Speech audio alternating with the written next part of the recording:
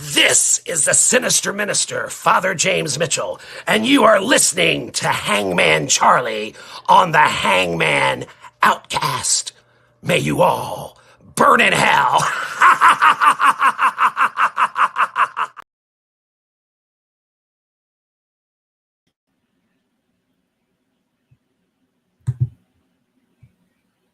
Wow. That was a classic. I forgot about that. I know. I forgot I still had it. Bear with you. I'm not used to doing. I've done too many lives recently, so I'm still getting back into the groove of things. But welcome, ladies and gentlemen. Who would have thought this would ever happen again? This is weird, right? Well, we aren't playing the Outcast characters today. We were just reacting to a past stream that we did in the past. So just so we're clear, but you know, who knows what the future may hold.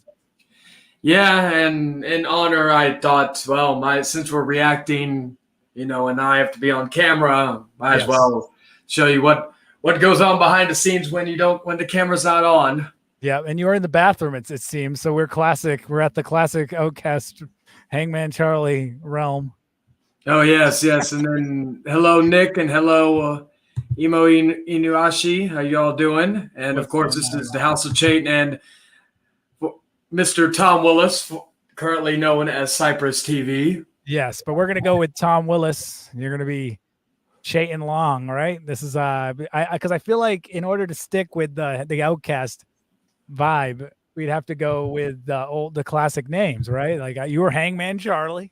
Yeah. I was Tom Willis live from the strip club. There it is. It seems like so long ago. It's so weird. But yeah. And some old viewers and some new viewers checking in right now. Shout out to everybody. I love the Tupac. Oh man, that Tupac avatar. Love it. So yeah, this has been a long time. This has been a really long time. And I want to say thank you for allowing me to come on and react to this. And we I don't know, we kind of went into how we got into discussions. We did all the background stuff on one of my previous streams. So I guess the people here that want to get caught up, you can watch the full story, but if Chaitin, you want to catch people up here, probably be best. Just the slower version, I guess, the quicker version. Oh yeah, I'll do like the quick version. Basically, in the last month or so, I would say, me and him gotten to contact with each other, and basically buried some hatchets and not in each other, thankfully. Yeah. And maybe a year ago, but not now. We had a we had a long conversation about things, and this was one of the things we have discussed since that time. Yeah. But if you want to check out the more longue version, then of course check out Cypress TV and the video about change. Yeah, change. That's all it was change. And honestly, it wasn't just about us. It was about change in general, community change, really. But I felt like this story between Chaitin and I, and then Chaitin within the last year, was a perfect example of that. And it was a perfect launch point to discuss it, which I got a lot of positive feedback. So, I mean, it was worth it in the end. But we're not talking about that here today. We were talking about Hangman Outcast. And we had a long discussion about how much fun we had during that show. And episode 50, of course, got brought up. And I recovered it from a source. Now, we don't have many of these hanging around and laying around. That's the problem here. We don't have like the Hangman Outcast. There's not many episodes, but episode 50 did exist. Luckily, it was one of my favorite. I would say it's on par with like our last 5 or 6 episodes were like really good. Like I felt like we were hitting on all cylinders, and we went out at like probably our hottest. We were pretty at that point. We were really figuring it out behind the scenes. We had a few storylines that behind the scenes. A lot of what we did on the Outcast was we already knew far in advance where we were heading. And it was like professional wrestling, where it was like we were filling in gaps. Like we knew the David storyline. We knew the Gay Cave's next natural transition, which we already knew these stories in advance and where they were heading to entertain people that were watching. But those stories were never told. And those stories were all based on situations and the people that were involved. And a lot of those people are no longer involved. So those stories will never be told. But that was kind of like where we were heading. So it ended at the worst time because we had a lot of ideas in motion, and they just never came to be. Yeah, and whether it was his personal stuff or anything else of that matter that happened, but everything happens for a reason, as I have learned over the years. Yes. Yeah, but after all this time, the only difference now, like besides the scenery, really is one has more hair than I. This is weird, right? Because in the beginning, you had the long hair and I had the shorter hair. Not as short as that, but it was pretty short. I haven't cut my hair since we did the Outcast. I mean, it's been a long time, so my hair's. Oh yeah, I'm planning on growing it back out. The whole plan was to just get it off.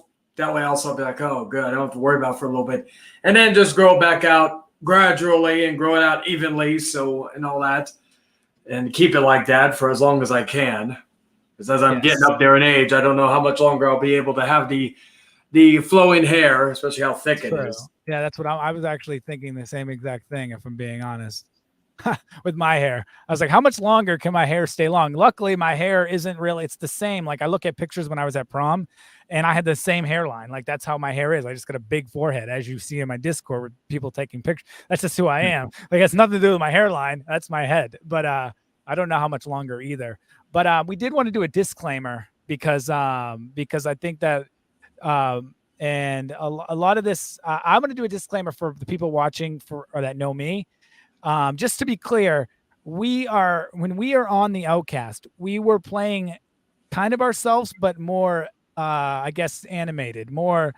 We're up 1,000, you know what I mean? Like, so I was very opinionated and sex was a big topic of the show. So that's where the comedy was driven. So I want to put a preface here. Like, yes, we're reacting to a show, but we are portraying certain characteristics that may exist within us, but we are purposely kind of overindulging in those characteristics to make an entertaining program.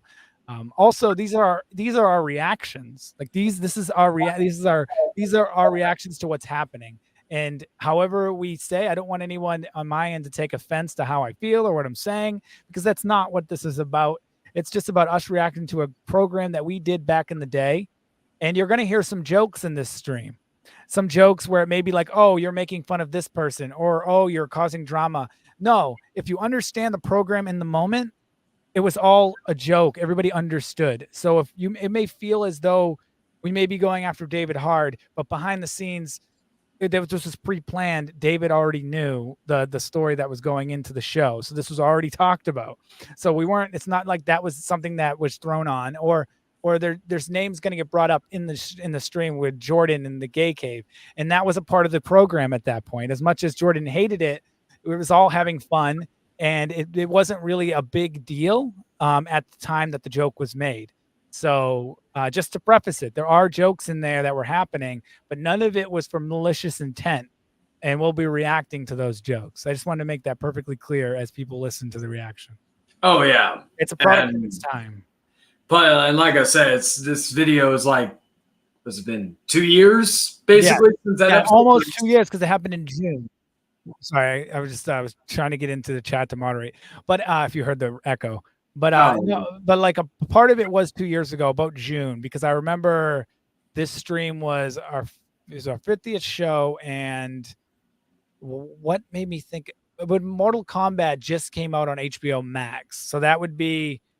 Not too long after that. So because I think the movie came out on HBO Max in April, I think. So yeah, it had to be between April and June, I believe. Yes. Yeah. So that's where we're at. Yeah. Because we did how many episodes after that? 2 or 3? I don't 2 or 3. I don't know. I know the next episode was Omegle Match Game, which I loved. That's another good episode we had, and that's lost to time. Yeah. We'll never see that one.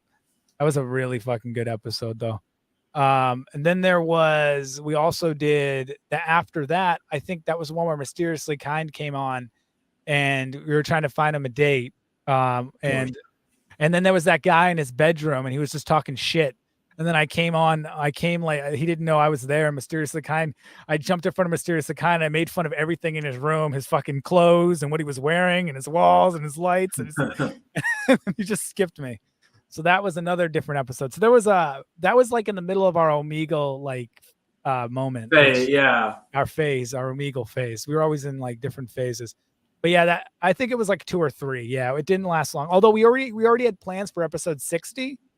Because I know you had talked about doing another debate on episode 60, and that never came to be, unfortunately. But we were again planning to do other stuff that never happened. Oh yes, because of the fact that of the events that happened in this. Yeah, which we can talk about once we get into the reaction, because there is a little bit of a there's a lot going on in this episode. There was a trial. I guess if you want to do the synopsis of the episodes, if you remember. If you don't, I can do it as I know. Yeah, there was like there was a pre-show, which there usually was every episode, especially during the infamous Thursday Night Wars. But it was it was a part 2 of a trial, and then of course the main topic of the show, the main theme was a debate over Mortal Kombat. Yes.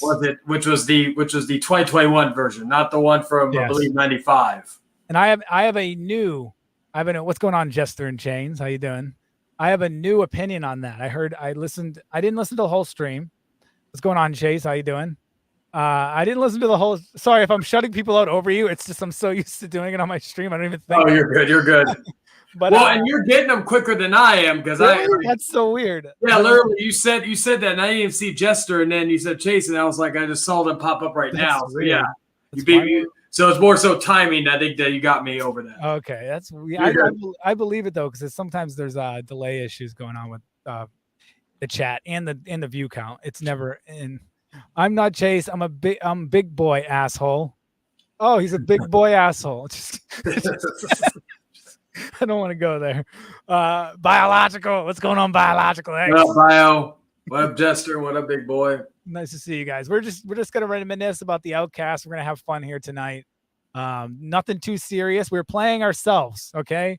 Tom Willis live from the strip club may come, and Hangman Charlie may return, but that won't be tonight. And what we do have a big announcement though later on. And if you stick around for the reaction of this stream at the end, we do have a big announcement that you teased on someone's stream the other day. Oh, yes. Yeah, that's pretty fun. We already have been talking about that. So that'll be announced later on. We have all kinds of stuff to really go into. So this is a 4.5 hour stream, by the way. So I got a 5 hour stream on Friday, and you want to sit here for potentially another 5 hour stream here tonight. No, I know. Thank goodness I don't go in till the afternoon tomorrow. Yes. All right. Well, is there anything else we should get into before we hit play on the? I think that's about covers it for right now. Okay. Is there anything else you want to add? I'm trying to think. Got COVID again. Oh my God, Jester. Oh shit. How many total episodes were there of the Hangman Outcast back in the day? So, 52 or 53. Yeah, we don't really know. They've all been lost to time. We don't know. I think it was 53, but it could have been 52. I don't know. Yeah, one of my biggest mistakes was delaying those episodes. I know. The movie reviews I could live with or without, but the other stuff, yeah. Yeah, that we had a lot of the last like 10 or 15 episodes were really good, especially the last 5 episodes. I was showing those to people all over, like as many people as I could. Everybody had good things to say. And well, it doesn't matter though. It's all lost. None of it matters anymore, because I know for a fact that we had a good thing going, and not because of the show, but because of our chemistry. And that's what I'm going on. So I look forward to listening to this and just sitting back and reminiscing, and our live reactions, ladies and gentlemen. That's the main thing. Someone will say big boy. He says, I'm a whore for the money. I took the vaccine, but I already had before. So that's one of the reasons why I started smoking in the restroom. But I think they paid me like $300. So I can't remember exactly. That was like 2 years ago as well. But yeah, I only took it for that never got the others, because I got the vaccine too, and haven't had COVID since. So yeah, and I haven't had it either since, which is good. I mean, I don't know whether it was the shot or not, but I don't think it's like the mask thing, but that could be a conversation for another time. I know, and we did get it. You said you got it, and I got it, so maybe there it is. Did you get it before you had the vaccine or after? I can't remember, honestly. I think I got it because I had it before the vaccine. I got it right before. I think I got it like part of the problem was I had scheduled it, if I'm remembering correctly, because my brain isn't working when it comes to the whole pandemic thing. So much happened. But if I remember correctly, I got it 2 weeks before my appointment, and I was worried that I wasn't going to get over it because I can't get the shot when you have it. Yeah. And I was like, whatever. I mean, I of course I get it when I'm about to get it. When I'm about to get the shot. It's so crazy. But yeah, anyway, yeah, there we go. Do you have it queued up, or do you want me to share it? I thought we would do it from your end for internet, because I even tried a green screen for joking purposes, but that one wasn't going to work with the internet connection. So I was like, okay, I'm not even going to try it. All right, so I got it. It's okay. I got it on my channel. It's unlisted, so nobody can see it if you don't have the link. But I'm gonna queue that up. Let me just find it because it's not obviously in the front. You know what? I have to go to the studio. It'll be there. Yeah. So this quality on this isn't that great. It wasn't ripped 720, which is originally what it was from. For some reason, it said same even on the stuff that for tomorrow. Same thing. Yeah. So it's just unfortunate, but we're gonna be looking at it smaller, so it really doesn't matter. If you want, like, basically I've said this, if you want the uncut version, unreacted version, that'll be tomorrow night. Yes. So, but stay in and watch us react to certain things regarding this thing. All right. Well, here we go. I'm gonna drag it here, so y'all are gonna see like double, but it is what it is. Then we're gonna present it right now. Share screen. Better share the audio. Share. And then everybody can say if we can hear us say, all right. And I can control the audio right here. All right. All right, here we go. It's a little quiet right now, but let me know if you guys can. Let me know if you can hear it first. Yeah, I can hear it. Okay.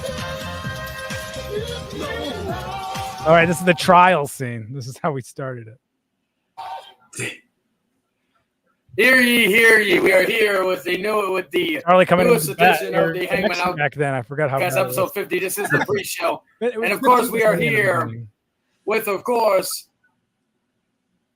the star witnesses here. But first, I am, of course, your unholy, your dashing, the greatest judge that you've ever seen on this earth. There it is. Judge Hangman. Next up, we have our star witnesses here. We have Mr. Legit. Hello. And then we have, of course, Mr. Canadian Destroyer, Mr. Jordan's avatar. Because you said that green lightsaber. I think he just transitioned to this logo. Oh, yeah. He's muted. All right. Well, if he doesn't show up soon enough to Holman could tend to court and have him arrested. Anyway, thrown in Canadian jail. And now we have, of course, Mr. I actually do have a new version of it.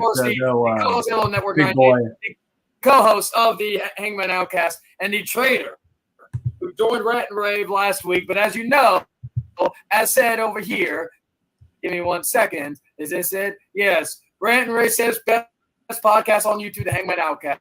Yeah, David actually said this. Has lowered himself. Brandon didn't say this. Which is okay because I've done that myself in his youth. That's why I tapped it on the thumbnail. However, give me a second. I'm getting a message because we are live and the phone won't stop ringing. The phone won't stop ringing because Hangman Charlie is here. I love the overindulging. Like, I love that. That's wrong. Can you? But the phone won't stop ringing. Everybody wants to get a hold of Hangman Charlie.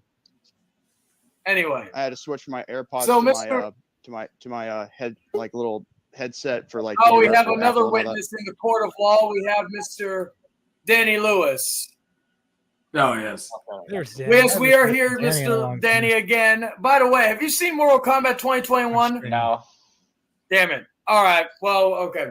Anyway, we were searching for a third judge. Partaking and watching and being in here during the shenanigans. Anyway, in touch with Dragon. So we are here with Mr.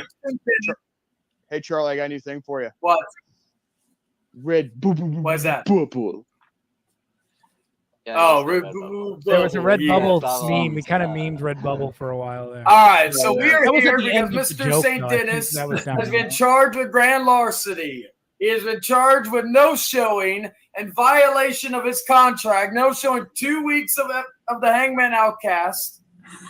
He is being charged with being a complete mute towards women. That is true. And he is being charged with being here. He's not a straight up He's taking pussy. I know. Let's see. Let me look at the rest of the things on my phone. What other charges that I have for him? Oh, yes. Charged for horrible choice of clothes and that hat and that glow-up sunglasses.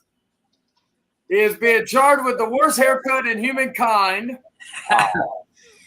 And he's charged with beating him once again because we got a call from his chair again and his pillow. Well, he has been charged with domestic violence towards his chair and his pillow.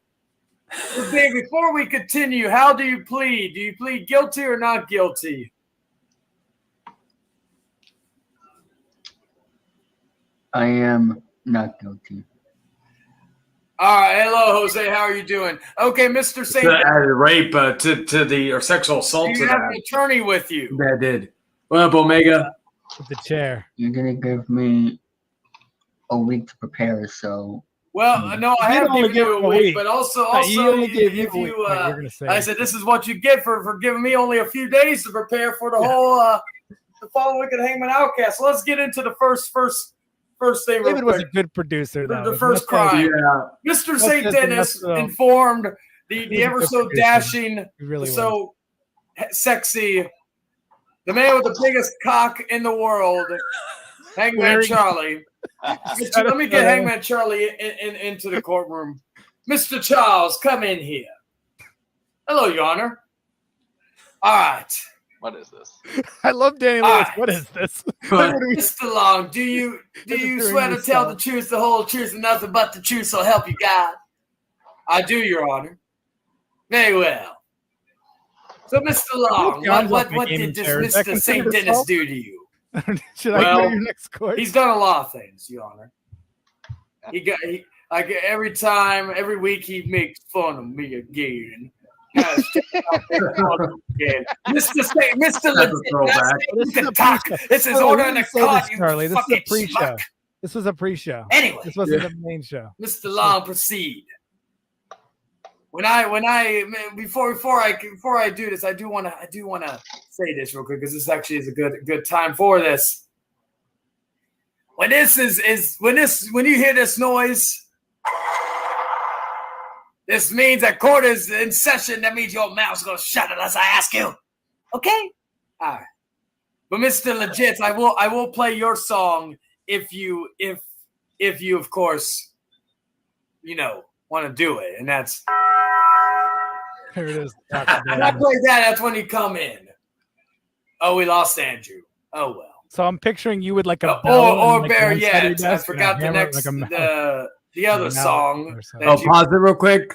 Right. Jordan, that's your theme song. Oh wait, I'm gonna pause that here. Sorry. I was gonna say maybe lower the volume a little bit because I could kind of hear yeah, I can't hear you too much. So like lower the volume just a tad on it. Let me see. That way people can still hear it, but also I can hear what you're saying.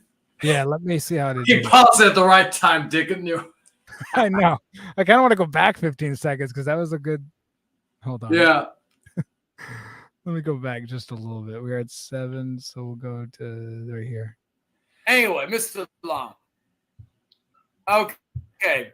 All right. Is it quieter? All right. So, and I want to say something. All right, hello. Hello, everybody. Yeah. Every single one of you.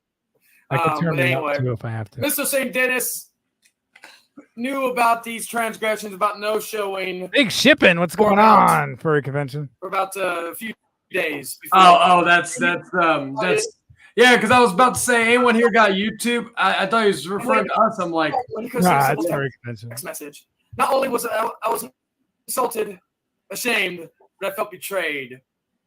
And Mr. St. Dennis also decided to not only tell me he was going to take a 2-week break and be very vague about, but also he said that by taking a break, by some of us we know in this courtroom, new to Nick. When we take a break, we take time off. But Mr. St. Dennis, he betrayed us by joining not only my good friend Lance Kitchen, by the way, but also we're not joined actually in sitting here Brent harassing Rave David. This is a whole bit. and made a mockery out of me. I don't know what to do. All right, I turned my mic up quite a bit. Somebody get this man tissue here. All right. Oh, yeah, I think, yeah. Our next star witness, Mr. J-Man's Legits. That's me. So, Mr. Legits, you've heard the testimony so far, Mr. Of course. Mr. Long. So, what would you say? Anything you could add to David no showing and being a backstabber when it comes to shows and being on some stuff? What is your take on all this? Simply put, I was just, Tom, pause it because I think your screen's frozen. Okay. I am frozen. Can you hear me? Yeah, I can hear you, but I don't know how long it's been frozen for. Let me stop my camera. Hello? I am frozen. Hold on. I gotta fix this. That's annoying. Technical difficulties, ladies and gentlemen. Yeah, because originally. For once, it's on my end. Yeah, well, I'll just shut this off. I'll just shut OBS off for a second and then turn it back on. Yeah, that normally I don't usually do it this way, but can you still see the stream if I play it? I mean, yeah. I think for someone who recently got over and helped the show recently, get over 1,000, views, would want to stick around just to keep the ball rolling.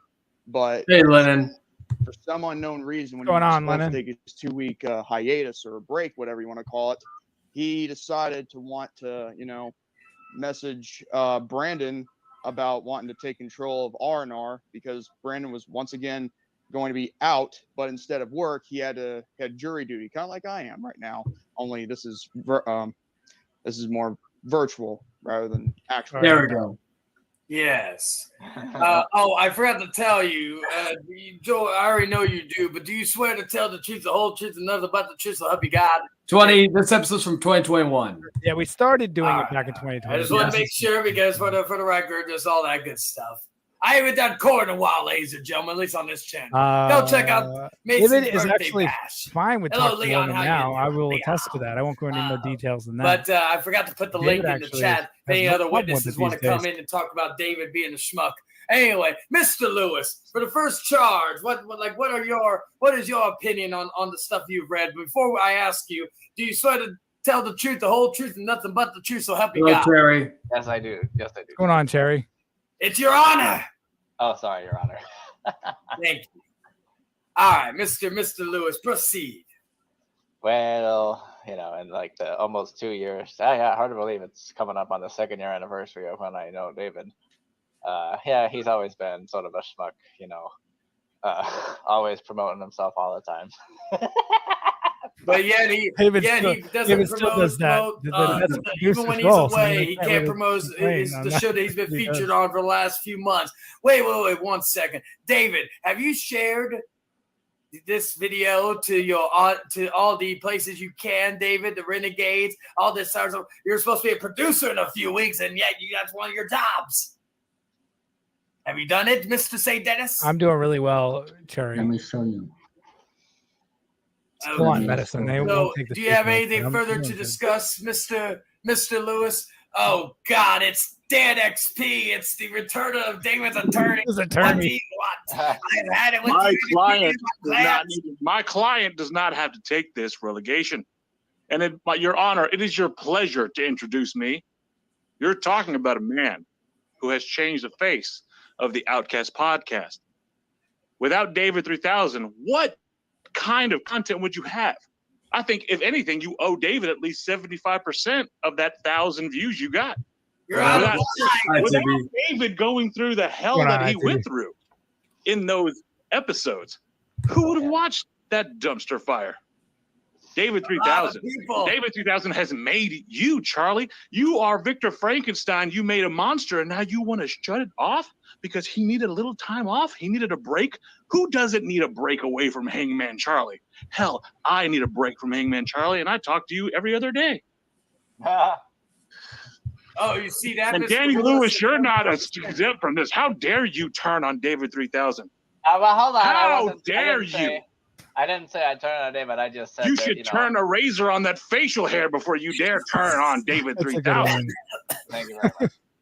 Well, no, that's all I got to say, Charlie. You know, David, he's so Mr. XP, are you back to being the attorney for Mr. 3000? I have never stopped being the attorney for Mr. 3000. And I'm doing it pro boner. All right. Pro boner. Let's go with the next chart. We'll find a verb for each one. But anyway, since that was your attorney, David, I don't need to grab a comic book while you. I think he's doing his own thing, from my understanding. Yeah, I believe so. So as he showed up on one of my the streams next not too long charge, ago. of course, is I being haven't a seen him on mute his towards stream. women.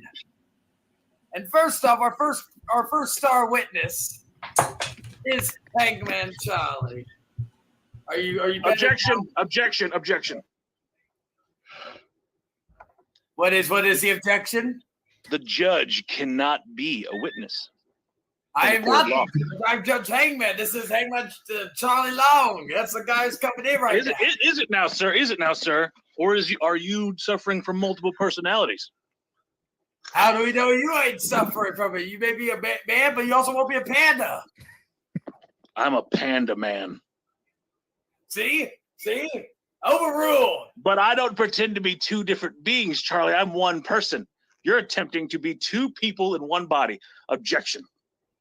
Overruled, Mr. Long. Come in the stream. You've already sworn yourself in. All right. So, what is? Oh, it's another star witness, Venti Mason. Don't worry, Mason. We'll get to that. That's David. I just want to say hi. My phone's about to die real quick. I love Mason shows. All right. Well, before we Mason continue, how do you find David during the stream? Guilty. He looks guilty. Strawson says guilty. Okay, that's one guilty. All right, Mr. Mason. All right, Thank I gotta you go. for that. I gotta Hey, go. Already an instant guilty. What is this fly-by-night guilt charges, Charles? That's People come in and say basically. guilty. Oh shit! It's Infinite Retro. Let me let him know something. Infinite Retro. We don't start the debate until 8:30, but or 7:30 my time. But if you want to come in, you're more than happy to. Just put some in the Okay, private. David, we're going to get you through this, David.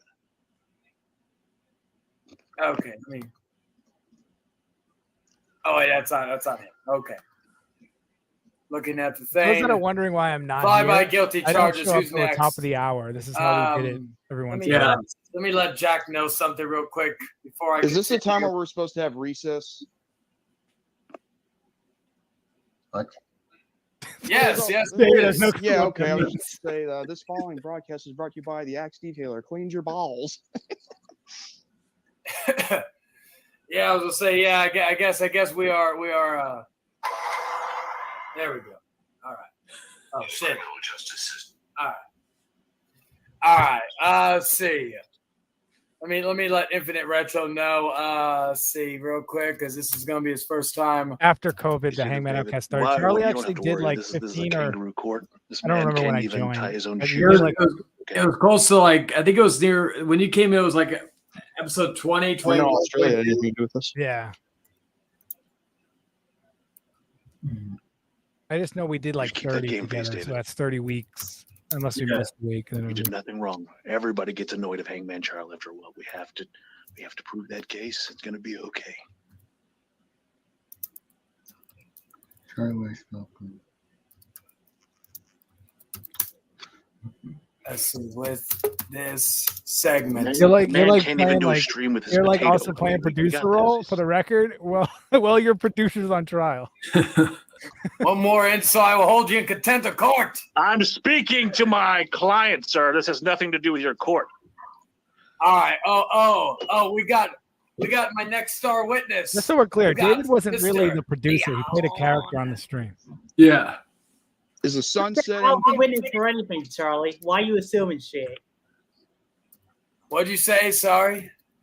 I said I'm not a witness for anything. Why are you assuming shit?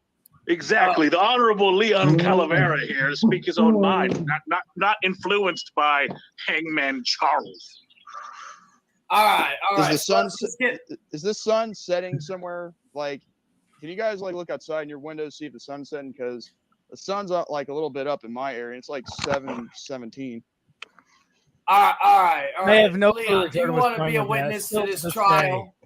I am puzzled by that. I don't know what he was getting at. I know, right? I'm gonna be witnesses of Hope that is the injustice you're trying to bring about David 3000 here. Wait a second. Leon, I got a question for you. Have you seen Mortal Kombat 2021? By the way, You don't have to answer that, Leon. You don't have to answer that. You don't No, have to I answer that. may need a judge. You see this, David? He can't even fucking pick the stream correctly. He's supposed to be in court now, but he's talking about Mortal Kombat. All right. Quarters back to session. David, of course. Whoa. I didn't hear that sound. I did think I was running a preschool thing with all a bunch of babies. I thought that you were a serious. I thought this was a serious court case. There we go. Follow your own damn rules, Charles. It's Judge Hangman, but anyway. So back to the star witness. We'll let go of that Mr. character. Charlie Judge Long. Hangman. No, So, what's the respect? Charles, you have discussed about David's ineptability to gain women. And you've tried your damnedest. Now, let me ask you though, what is your take on everything? Well, Your Honor. Pulse. I forgot about that. David, I have tried everything. I tried getting him some nice sunglasses. I got him a 5-piece suit. I got him a monkey suit. Objection.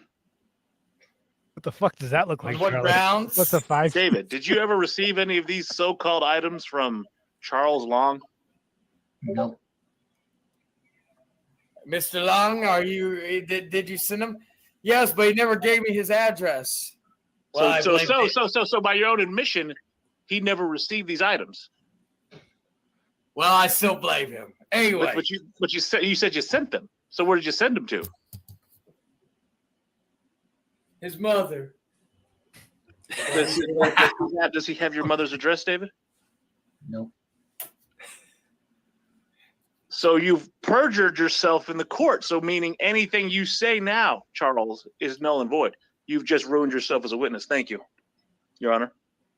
All right. Excuse Mr. Long. Told you, David. We got this. Mr. Little. Yes. All right, you're here to attest to David being immune to women.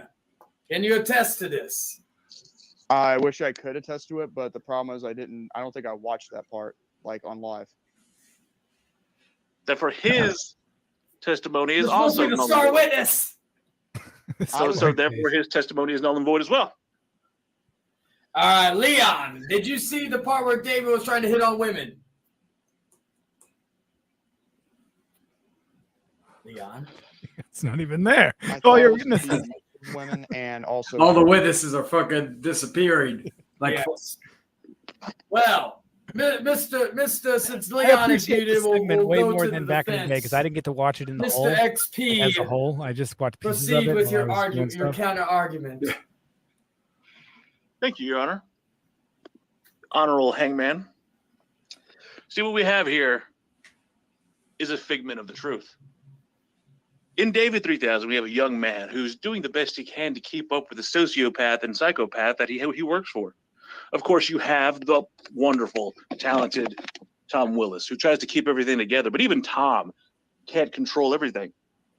You have David, who's doing the best to evolve as a human being, even going so far as to buy his own spectacles and hat to attempt to appease the never pleasable Hangman Charlie. He bought those things So, just to please you. If he Charlie. How decides dare not you. to talk to someone, not saying that's what happened, but if he decides not to, it's because perhaps maybe he's choosing quality over quantity.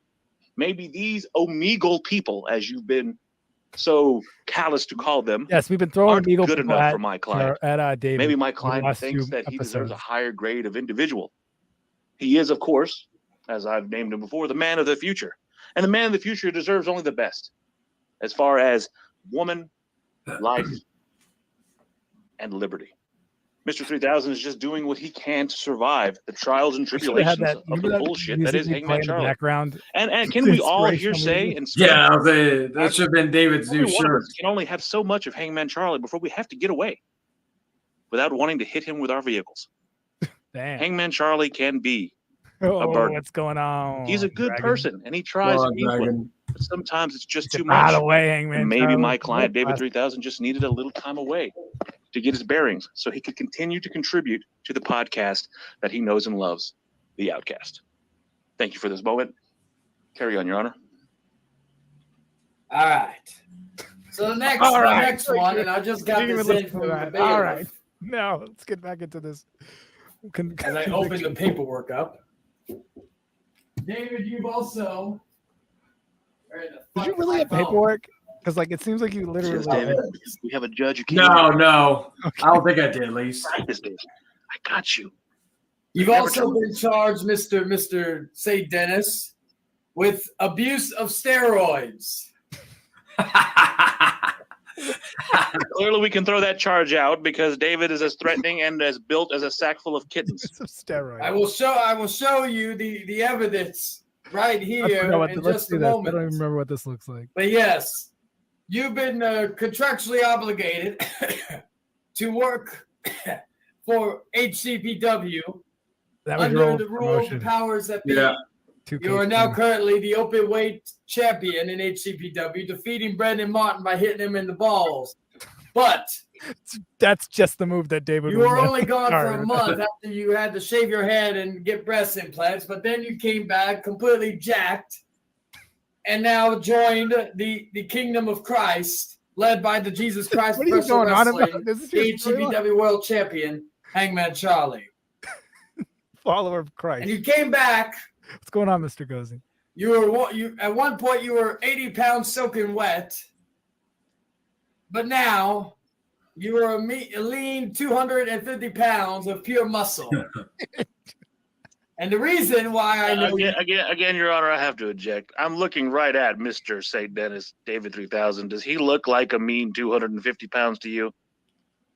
I'm looking at a live coverage, live video of Mr. 3000. I have taken bigger shits than this man.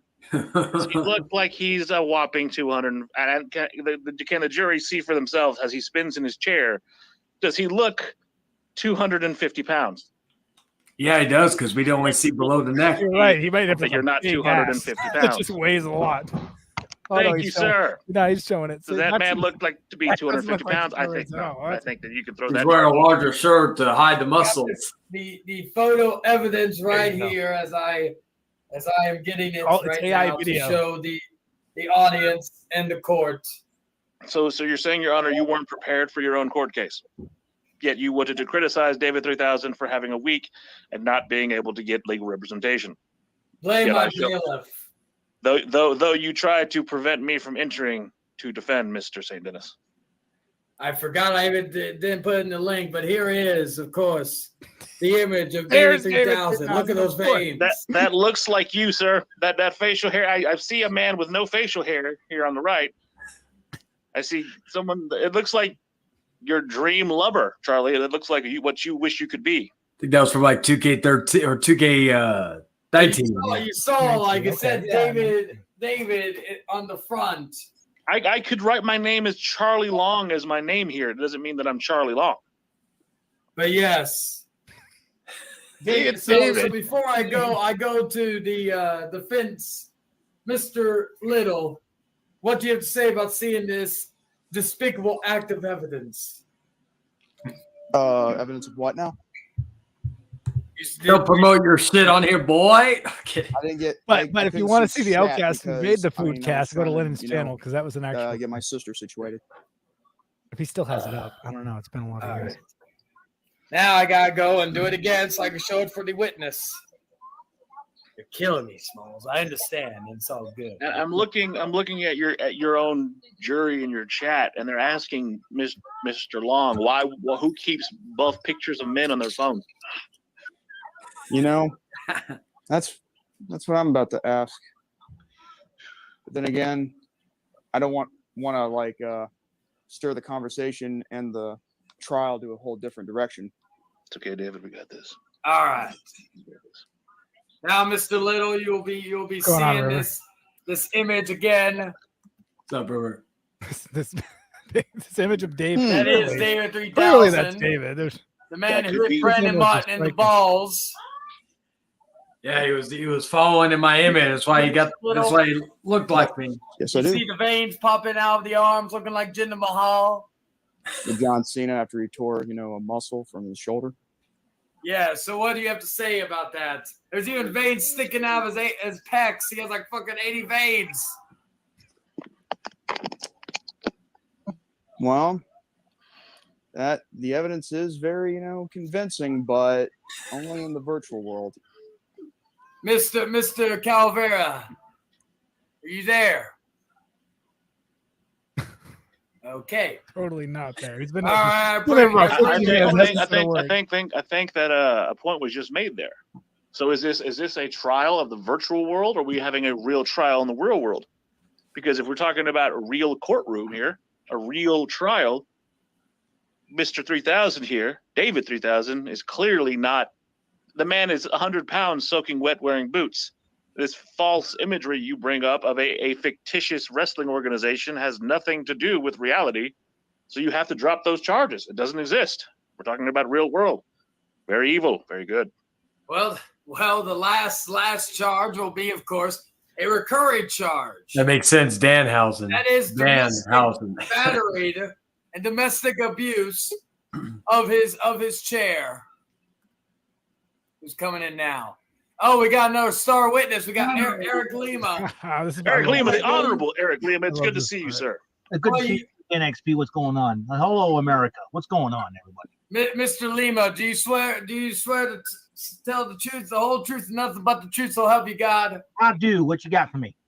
All right. What do you have to say about David no showing the Outcast for 2 weeks, but most importantly, the incriminate evidence of him on steroids? Steroids? Are you out of your mind, boy? That was a reaction. Have you lost your marbles, Mr. Hangman Charlie? This is not Hangman Charlie. This is Judge. I had to excuse Hangman Charlie from the courtroom. Yeah, you're a judge. Yeah, you're a judge of being a slap nut. That's what are you nuts? He's only 17 years old, dude. Mr. Lima, I will hold you in contempt if you continue. Oh, please. Sir, Judge Hangman, how could you hold a man in contempt for speaking the truth? This is a court of law, court of justice. I saw that little stupid picture. That does look like David 3000 to you. Look at David. He's clean shaven. The guy you put in there is a virtual, fully bearded dude with a six pack. David doesn't with look veins like popping out. veins popping out. No, I think your intelligence is popping out of your brain there, my friend.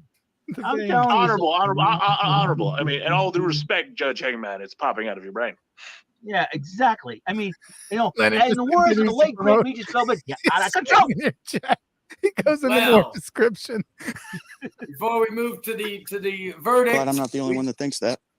We do have one guilty verdict from Mr. Vinty Mason, the birthday boy. Somebody's birthday a few days ago. Again, we're counting these. Oh yeah, so it had to be in June. Are we now? Are we going to start calling you Judge Biden? He came from the DNXP helicopter and dropped in and dropped out. No one flies in my helicopter except for those I consider worthy. Eric Lima, Mr. 3000. Maybe he had other obligations. Now the next charge. Order in the court. Next charge. A filet-o-fish sandwich, please. Thank you. Is of course. I don't know. I love that line. Domestic assault, glossed over domestic violence, and domestic battery of the chair and his pillow. It's a recurring charge that he's been charged of multiple times. Let me read the police report before I get to the star witness. Mr. St. Dennis has been told multiple times by his partner. What? The chair. Oh, the chair. Oh my God. To quit assaulting and trying to force him into his bed. Okay. I got you, David. It's okay. And there's possibly some sexual assault in that chair as well. David, go with me on this, okay? Oh, Your Honor. Wait. We got the evidence to present, witnesses, and then we'll give it to the defense. But I'm reading the police reports right here. There was also found some semen all around the bottom part of that chair, and more importantly, there was semen found on the pillow. Oh, David, just roll with me on this one. So I got this. With that, yeah, Jerome. There we go. The chair has seen some sexual assault, Jerome. Credit to Jerome with that. Oh, Yeah, did have sexual assault. Anyway, okay. Jordan, Mr. Little. We need some attest of his assault on his chair and his pillow. So you want me to speak? Yes, you've seen more than anybody of the assault of his chair. Well, yeah, I've seen a lot of assault when it came to Rant and Rave or here or maybe his own stuff. And can you even attest that he has tried to force the chair into his bunk bed when he had a bunk bed? Yeah, I was there. I saw it. No, Charlie was there, not you, Your Honor, because after all, I'm not the one suffering from multiple personality disorder. But anyway, yeah, I was there. But here's the deal. I don't remember any sexual assaults, just physical. Well, of course, the camera was turned off. This chair was silent for so long. So wait, Your Honor. You're saying that these allegations are based on assumption. There was no visual evidence. There was only. I do remember him found the chair and then smacking the camera. I would like to see you have all this other evidence. We have not been presented. The defense and the jury has not been presented with the evidence of this quote unquote police report. Plus, David, doesn't even know what semen is. And if we're talking, Your Honor, if we're talking about sexual assault, we're talking about sexual activity. Your key witness, Hangman Charles, has been known to do pretty freaky things himself. So who are you and or Mr. Long to ever accuse Mr. 3000 of anything? One must make sure their back door is clear before they go throwing stones, sir. Hangman Charles, your key witness at the beginning of this, has been known to do back alley indiscretions as you were, until he eventually found the lovely and vivacious Cody Yoda. He was despicable things. Cody Yoda. So for you Such as Mr. XP? From my understanding, there was involvement with lot lizards, sex in the house next to a baby, things of this nature. Oh yes. What? Derek's reaction. What? If he was still in the indiscretions with a supervisor, sir. Yeah. What? Yeah. Indiscretions with a supervisor from work. Yeah. Being a home wrecker. Yeah. Did his girlfriend was at one point his boss? So that is a good argument. Yes. Anyway, so what does that mean? Should Charlie be on trial now? No, that's for another time. I think perhaps that maybe, just maybe, you are the pot calling the kettle black, sir, and that you should have some indiscretion when making such allegations to one since Mr. David doesn't know what semen is, okay, David, I'm going to tell you what it is. It is where you start. Take his headphones off. I thought mic back on, otherwise I'll find you guilty of not listening to a judge. You're in court. You better listen. I thought Charlie was the one to make that education, not the judge, Hangman. Well, it's for the audience of the court. Put your headphones back on, David, you schmuck. Give you 10 seconds or I'll find you guilty. Ted. Maybe. Well, hold on. I'm his defense. My client is allowed to clear his head and clear his ears. We can only take so much of the judge, sir. Your voice is very grating.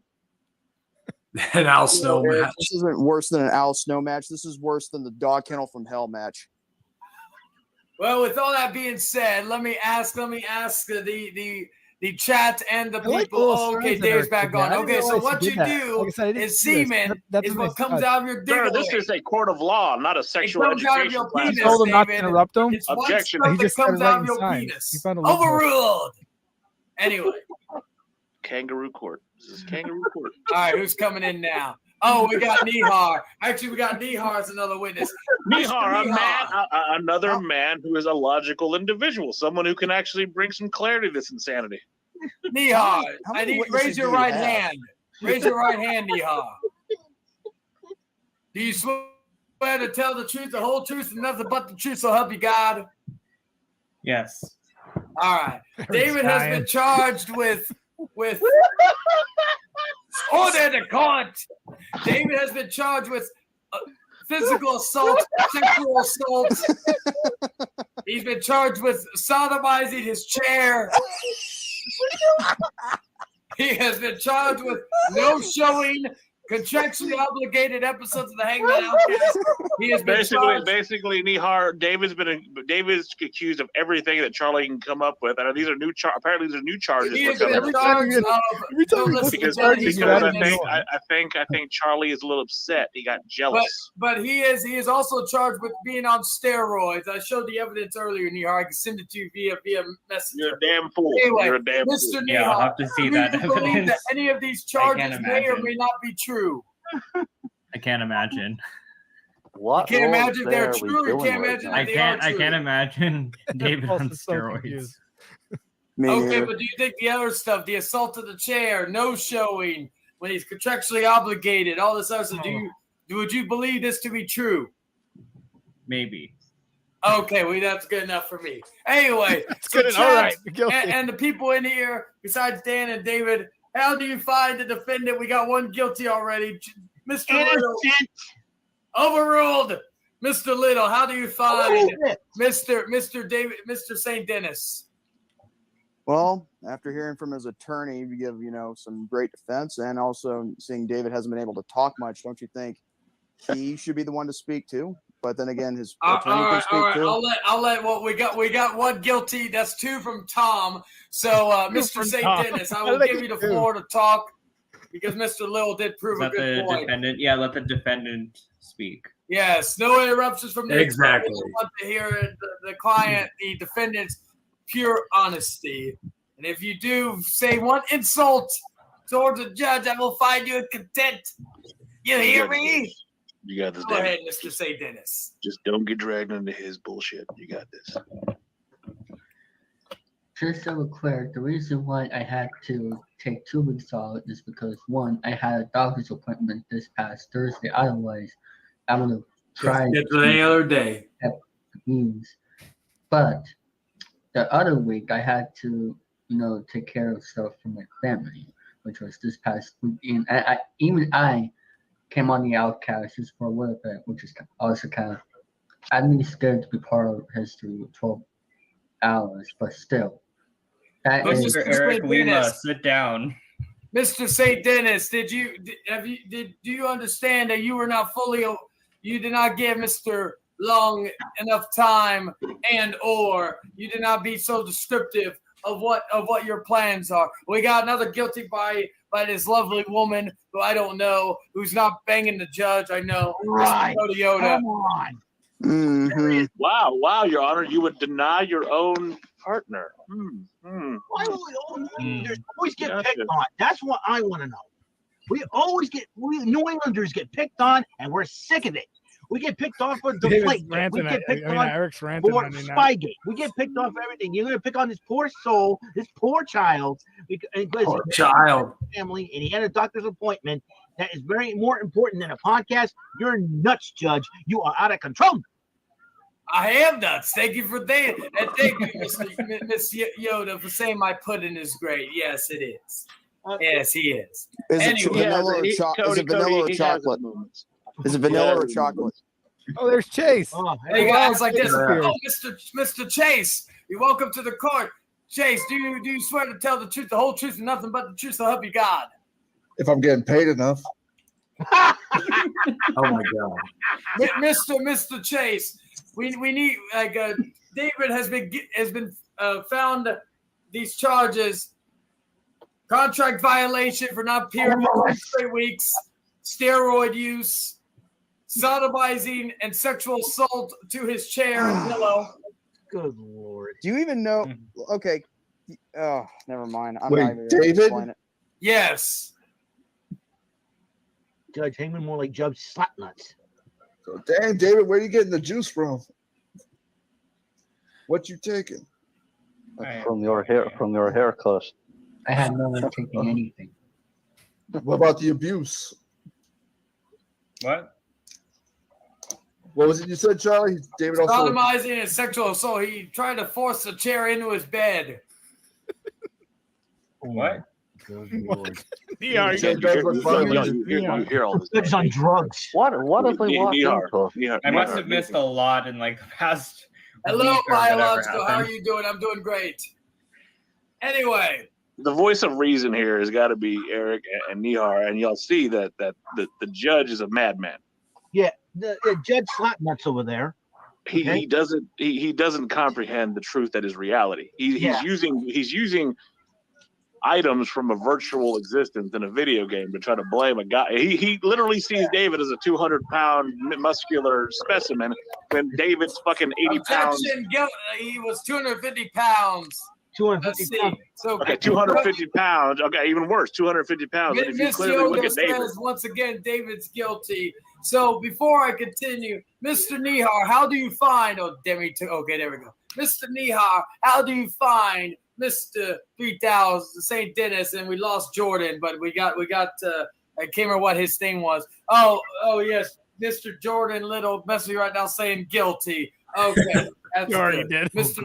That's I think 4 guilties now. Mr. Nihar, how do you find Mr. St. Dennis? I'll say Charlie's more guilty for not paying for his bus rides. Ooh! He has a freaking long pass. Without I can fix this. enough information. Objection, Mr. Nihar is saying his thing. Mr. Nihar, how do you find him? I would say without enough evidence, he is innocent. So that's innocent. Okay, Mr. Chase, how do you find Mr. St. Dennis? Until I see the proof, I ain't saying shit. So indifferent. Okay. Mr. Pulse, how do you find David? Guilty. Guilty. I expected better of you. Nigel, I expected more of you. Guilty. That is 5 guilties to 2 Nigel, not guilties. hold on 1 second. Nigel, is Nemesis out yet? No. He's guilty for the one purpose that we're on here. Yes, Charlie is insane. He takes that as a compliment. Sorry about that. So we've got 5 guilties to 2 not guilties. So therefore, I find the defendant David. I didn't get a chance to say guilty or not guilty. You messaged me guilty. You said no. I didn't. You're insane, Shirley. Who nominated Charlie to be the judge of this? Wait, now you're lying. Now the judge is lying about receiving random messages. How do you find David? Whoa. That changes everything. The judge just lied in a court of law. And by the same standard that you literally upheld less than 15 minutes ago about kicking Hangman Charlie out. So for lying, do we sentence the judge to Hangman? So now the judge Hangman should be felony contempt of court and thrown out. Making this judgment completely fabricated. And the winner of this case is David 3000. Congratulations, David 3000. The judge fucked up. Mr. St. Dennis, how do you find, or Mr. Little, how do you find Mr. St. Dennis? Well, you know what? Since you decided to lie, you're thinking that I messaged you saying guilty, which I didn't, and I don't associate myself with liars. I'm gonna say not guilty. You got Hangman out. All right, well that's 3-4. So therefore, I find him guilty. And you'll punish him, Mr. 3000. Wait a second. How does the judge say guilty and not guilty? It was a lunatic judge with a short so high they fell. Like a whammy. It was 4 guilties to 3, Mr. Legits. Actually, Brent, you know what? I'm gonna message Brent and ask him, if David's guilty or not guilty. It's already been decided. He is guilty. No. You're a madman. You're worse than Mike Kenzel, the New York Jets. Brandon didn't have a chance to be on here, so I want to ask him if he thinks that. Well, that's his problem. But David, you are sentenced to endure the rest of your contract on the Hangman Outcast. So this episode is not your last episode. You're here till June, the end of June. You schmuck. And then finally, we are going to play this video. And David, you cannot take your headphones off. You have to listen to the whole video. David. You're welcome to come on session next David, week. what you can do is you can take your headphones No, off. You don't can put tell them them right anything. I will reach you in front of you. I will Okay, reach David, you. David, you can come. Hey guys, did you know You muted in everybody. terms of male I humans still have that. Pokemon breeding, Vaporeon is the most compatible Pokemon for humans. Not only are they in the field egg group, which is mostly comprised of mammals, Vaporeon are an average of 3 foot 3 inches tall and 63.9 pounds. Now this means that they are large enough to be able to handle human dicks, and with their impressive base stats for HP and access to acid armor, you can be rough with one. Due to their mostly water-based biology, there is no doubt in my I love Dan's mind reaction that an after this. aroused Vaporeon Huh? I love Dan's reaction incredibly after this. wet. Oh, So wet that you could easily have sex with one for hours without getting sore. You can also learn moves like attract, baby doll eyes, captivate, charm, tail whip, along with not having fur to hide nipples. So it'd be incredibly easy for one to get you in the mood. With their abilities water absorb and hydration, they can easily recover from fatigue with enough water. No other Pokemon comes close with this level of compatibility. Also, fun fact, if you pull out enough, the face you transition can make a to like Vaporeon turn white. crude Vaporeon is Vaporeon. literally built for human dick. Ungodly defense stat plus high HP pool plus acid armor means it can take cock all day long. All shapes and all sizes, and still come for more. Dan's reaction right here. What the fuck did I just? Oh, what the fuck? What the fuck did I just watch? I don't know. I want to do this to myself.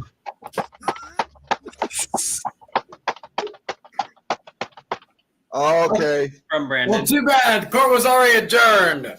Well, No, the you're thing, drunk. the thing is, I was you. burned. The thing This is is, the right You're thing out to of do. order, Charlie. This is went way off base. here. Everybody's mad at you. This is my court. Court is adjourned. Charlie, Court it is was, adjourned. it was invalidated because It's totally you unfair lied. because Frank King Phoenix, you don't even want to know what you just walked through. Leave me. if you put Hangman Charlie as the judge, he's gonna immediately say not guilty for people like Casey Anthony and shit. But Charlie, didn't you lie about Jordan sending you a message? Yeah, you lied, Judge Hangman. Yeah, and you got the Yep. Joker. And on top of said that, not guilty, but you're saying that J-Man said guilty, but he didn't. I didn't. Hold on a second. Don't put words in my mouth. No. I think Jordan believes that David's innocent. Well, Charlie said that J-Man said guilty, but So I'm going to J-Man take this put as a not win. guilty. Hold on a second. I'm not crying, Don't Cody. freaking assume me for thinking I said something when I really didn't. No, you just showed the thing. You just showed Stupid, it. stupid as Order in the court. You smart. Bitching about You're it. Sorry. your mother's a whammy. Oh damn. I mean, like, you want me to show you the message again of what Brandon's thing? David is cool. I showcased the What the evidence. fuck? What the fuck? Oh god, I don't know if I have this anymore. This is the voice of God. Hangman Charlie, you've done it again, Charlie. I'm getting upset with you all week. I said to myself after talking to you last week, if you make another mistake, this is absolutely getting out of fucking control. Hangman Charlie. You tell him, God. You listen to me, Charlie. This stream, first, I don't want to hear any cum talk for the rest of the stream. Thank you. Seaman is not what people need to be hearing on the Hangman Outcast. There you go. No more semen talk. David, I created David in my image. I created you in the image of my ass. That makes sense. By the way, Now you listen to me. God will speak now, and I will forever hold my speak. That was Listen, behind that Charlie. account, Nick. It's been revealed. This stream better Oh, I have mean, no God, what are you issues talking about? That was for the God. rest We had of God. tonight. Because come hell or high water, Great movie. if I have to come here next week and expose you for the sinner. The sinner! God, Charlie, my God. God, may I have a? Yes. May I? Could you ask Tom if he'll be on Session X later in the next couple of days? I don't know this Tom character, but I do know this Hangman character. Tom is built in your image, sir. Tom is. There's a lot of people built. I'm sure that this Tom guy's a great guy. But Charlie, if I have to come on this stream for the rest of tonight, which I can't, I have other stuff to do. You know, God was a very busy man. I'm going to make sure that Biden doesn't fall off a staircase tonight coming to kiss his kids goodnight. I have to make sure that everything runs smoothly. So I won't have time for this. But you better run this stream because I will be listening. I have angels above listening to you. And if I hear another word, you'll be done. You'll be done. Lightning strikes, you lose, Charlie. It's like on bullseye. Charlie, whenever you get struck by lightning, I can't tell if you're really getting electrocuted or you're having a seizure. May I interrupt real quick? Charlie. By the way, what happened to David's girlfriend? Or the one he chatted with like 2 weeks Don't ago? worry, we're good. Don't worry. Charlie, I never have got one there. question. You never got there. Since when were you into lollies? Oh, what? What's that? I don't even know. Wait a minute. Leon didn't get his chance to say guilty or not guilty, so therefore... Not guilty. What would that be? Ah, there's a turd already. Don't piss off God again. Don't you piss off God again. I don't care. He's gone. He's got to make sure He's Joe gonna come Biden back can and walk he's- down the stairs safely. He's going You to think come back pissing and off be pissed God off was again. bad? Try pissing off Odin. Odin. Leave David alone. When he's got stuff to do that's more important than the podcast. What does that mean? Does it mean I'm like just 4 happy to that 4? David's back on the show. Does that mean it's like 4 to 4? David brings all the girls to the yard, Charlie. And he's like, it's bigger than Hangman's. Ooh. No He was a disrespect, nice boy. Miss Cody, but I have a question for you. Who's trying about who? It's Cody. It's what she does. Well, guess Quit what? crying. Hangman Charlie's out of Yeah, that's control. what I was asking. I'm not- Who's hey, trying I'm about not- hey, who? look, Cody, I'm not the one that's crying every time. Oh, wait. They're having head.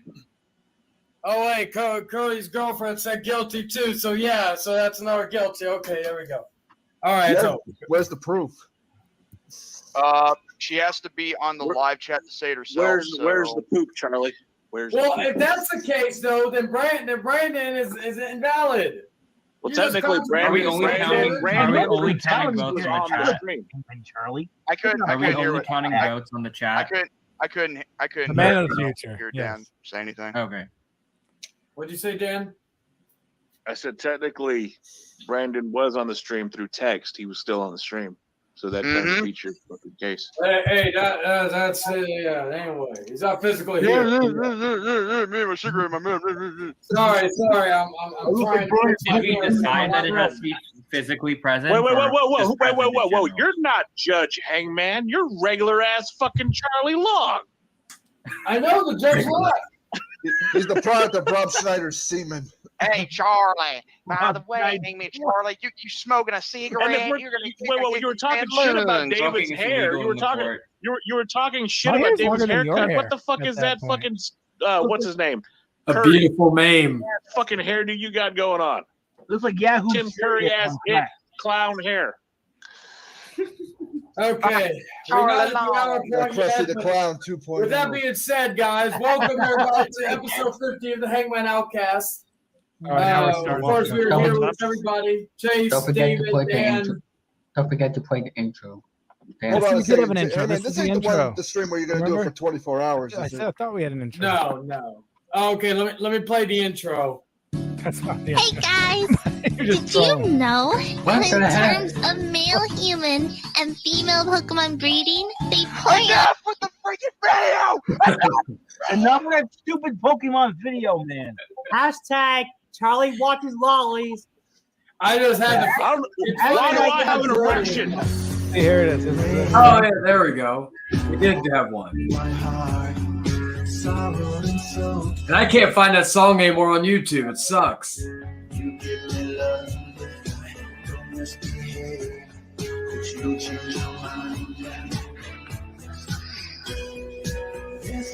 Hey, the old logo. I forgot about that. Wow, this comes back down.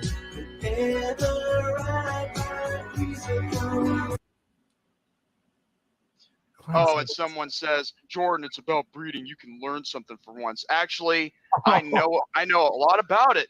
But apparently you can't breed because, you're fixed. Hangman's trying to say we'll learn more by catching a Vaporeon, apparently. But yeah, welcome everybody. Let me tell you all what the table of contents are going to be tonight. Of course, we've got of course the debate of Century Part 3 coming up at 8:30. Debate of the century. Or 7:30 my time, and we got the co-host Tom Willis here. So we got sexual IQ. We got the debate of century. Tom, the fucking setup is looking choice, my brother. Dan, are you good over there? How long more can you be on here? A little bit longer. I gotta fucking get in the shower, go get dressed. Oh, okay. I may need an extra judge for the debate about Mortal Kombat 2021, so I was like, we started at 7:30. All right, everybody. Welcome to another edition of the Hangman Outcast, episode 50, the best episode so far. We got a ton of stuff to talk about. I've been listening to the stream so far, and it's been interesting. I will say that. I'm this kangaroo court. I will say that. It was a great pre-show, though. What's up, Dan? How you doing tonight? Tom, God was here. God. That's crazy. I speak to God every night when I'm praying. But David 3000, I have a bone to pick with David 3000. And what the hell is Charlie doing right now? Charlie, can you please hold on. Let me put my lawyer hat back on. Okay, David, you don't have to answer anything. Just let him speak. You don't have to answer. All right. Well, first, let me address Charlie here. Charlie, can you please throw the towel in later? Now is not the time. The debate's a little later. But David, I have a real thing, and this isn't going to be one of these things, but David does know where I'm going with this. So earlier today, I am leaving work, okay?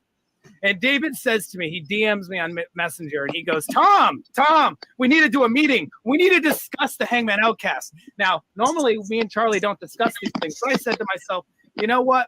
David makes a great point. Maybe we do need to discuss. Maybe this is the beginning of something great. So we sat there, and I said, okay, I called him. I got on the phone, and Charlie joined us. We had a great conversation. Next thing I know, as I'm driving down the road, I'm like, what is that siren? What? This is an actual true what story. The hell is going on? I'm like, what the hell? What is happening right now? My hands were on the wheel, and I'm looking around, and the cop comes up to me, and the cop says, sir, do you know that you're on your phone right now? And I looked at the officer. This is a true story, by the way. But I really needed to do this meeting with my friend David. David called for this meeting, and it really needs to be discussed. Now, David, what do you have to say about that? You basically almost got me arrested. Shame. I didn't know you were driving at the time. Charlie, didn't I say to David I was driving? Yes. Okay. Well, you didn't have to respond to the text, so clearly it was serious. It was so serious. David basically forced me. David forced me, if I remember correctly. Well, you didn't have. Well, David forces a lot of people. Yeah, you guys need to understand something. David is out of control behind the scenes. He is so bossy. He tells us what bits he's going to do, what bits he's not going to do. You guys have no idea. It's so true, man. Hold on. Tom, you didn't have to tell him. I had to. Hey, Tom, is he bossier than me? It's unbelievable. Like I can't even tell you. Like. It's that bad. It's that bad, huh? Yes. You're wondering how he's like with his new girlfriend. All those files in the top. We got some behind the scenes. We're in 9-7 here. David 3000 is out of control right now. David 3000 is absolutely nuts. What do you have to say to that, David? He's the only one with headphones on. All those files you don't have to answer that, David. That's all. Okay, the David. soundboard. All right, somebody's backing a truck up. That's part of the SWAT team. Let them in. Let them in. No, they're not. David, when they knock, you need to open the door or they're going to bust it down. David, open up the door. Don't you have that little thing that says screaming the door's breaking down FBI? Actually, it's the SWAT team. Yeah. It's the National Guard. Cody said she finds David guilty again. Yes. If I got arrested, David, you would be paying my... I'm sorry. Cody doesn't count because she's in the back room giving the judge sexual favors. That doesn't count. That's That's actually true. Would you like to answer to these allegations? Wait, who are you talking to? Charlie, would you like to answer to these sexual allegations that are held against you? Now... and there might be more proof. We see the picture on this thing. Now, who would make you say that? Oh. The fact that during a recent stream you even admitted to going down on said individual while watching the stream. Yes, you were on a stream getting head at one point. Yes. Hey, he should have been content because it was the other way around. The chick was giving me head while doing the long stream. No fist in your ass, Charlie. But hey, to each their own. Yes. See, this is what I mean, Charlie. No one really cares about like the fisting thing. Like, I mean. I get it. You fist a girl and you liked it, but you do not need to spread it. No, Tom. No, he likes it. Oh, he likes the fist. You took the fist, Charlie. The fist. I do it. More lies in the court. I have to ask. Charlie, I have to ask, please, in great detail. I'm sure that the fans are roaring. They really want to hear this. In great detail, please describe your experience of taking the smackdown fist, if you will. I thought it was going to be the Golden Glove because he's into Roman Reigns a lot. This is dedicated. I do have the Golden Glove now. I did. Hey, Jordan, in case the only thing that was on my hand was a lot of lube, but anyway. There was a lot of lube in your ass, Charlie. Look, it seems as if Nihar likes to eat invisible bowls of cereal. I too enjoy to eat invisible bowls of cereal. Jerome said, "I fist the girl and I liked it." Anyway, as I was saying though, so David, when you and your girlfriend get down and dirty for stuff, she wants you to fist. This is how I'll explain it. Okay. You take your hand, quit jumping fish, you pour lots of lube. Always lots of lube. Whether it's the ass or the vagina. Then you put the lube in and you shove it in there. But do it soft. Charlie. Yeah, David all scared. David gets scared of the sound of that. David's just smart enough to take his headphones off because he knew it was coming. It's better hearing that than hearing Charlie scream when he gets fisted. You know what, Hangman Charlie? You're obsessed with sex much too many times. You know what I think? He's got an over obsession, not just trying to have Jerome lose. He's also having an obsession of trying to teach David like everything that's sexual oriented. Exactly. This is the very true. But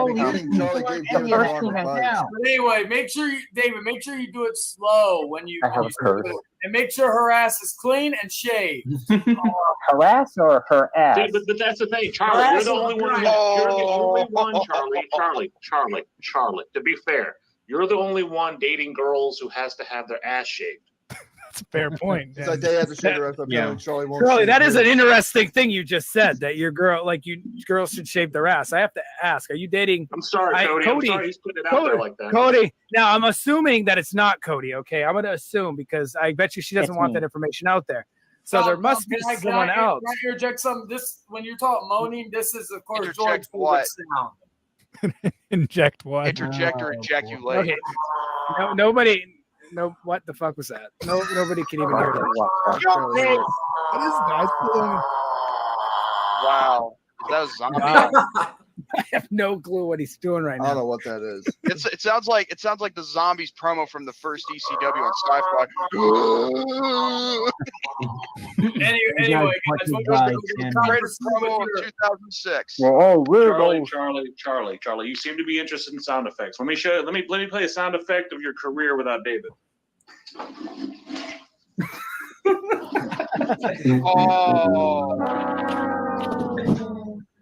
I do have to say something here. Besides Charlie, Charlie really didn't have anything to do with this. I made David a star. I made David a star. No. I made David 3000 a star. Who was that blue Muppet character that came in here a few minutes ago? Tommy. This is a fact. Eagle. I don't know why he showed up. I got David a girl, and he didn't have to say a word. I heard Is that you not guys true, Dave? wanted to talk to me. Yes. What is your take on everything with David? David, how far have you gone with that girl?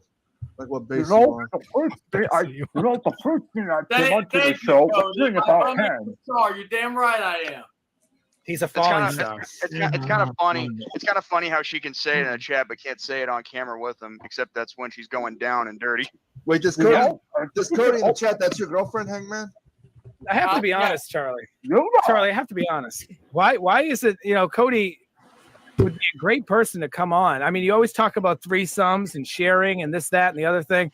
I have to ask, why don't she come on and date David for the night? Why can't we arrange that? I think there's a fear though, Tom. I think there's a fear that if she does, David might swing her off her feet and she'll never want to go back to Charlie. I think that's Charlie's fear. That's a good point. Now, Charlie, is there any truth to that accusation? Some people have already assumed his girlfriend was his mom, like in the picture.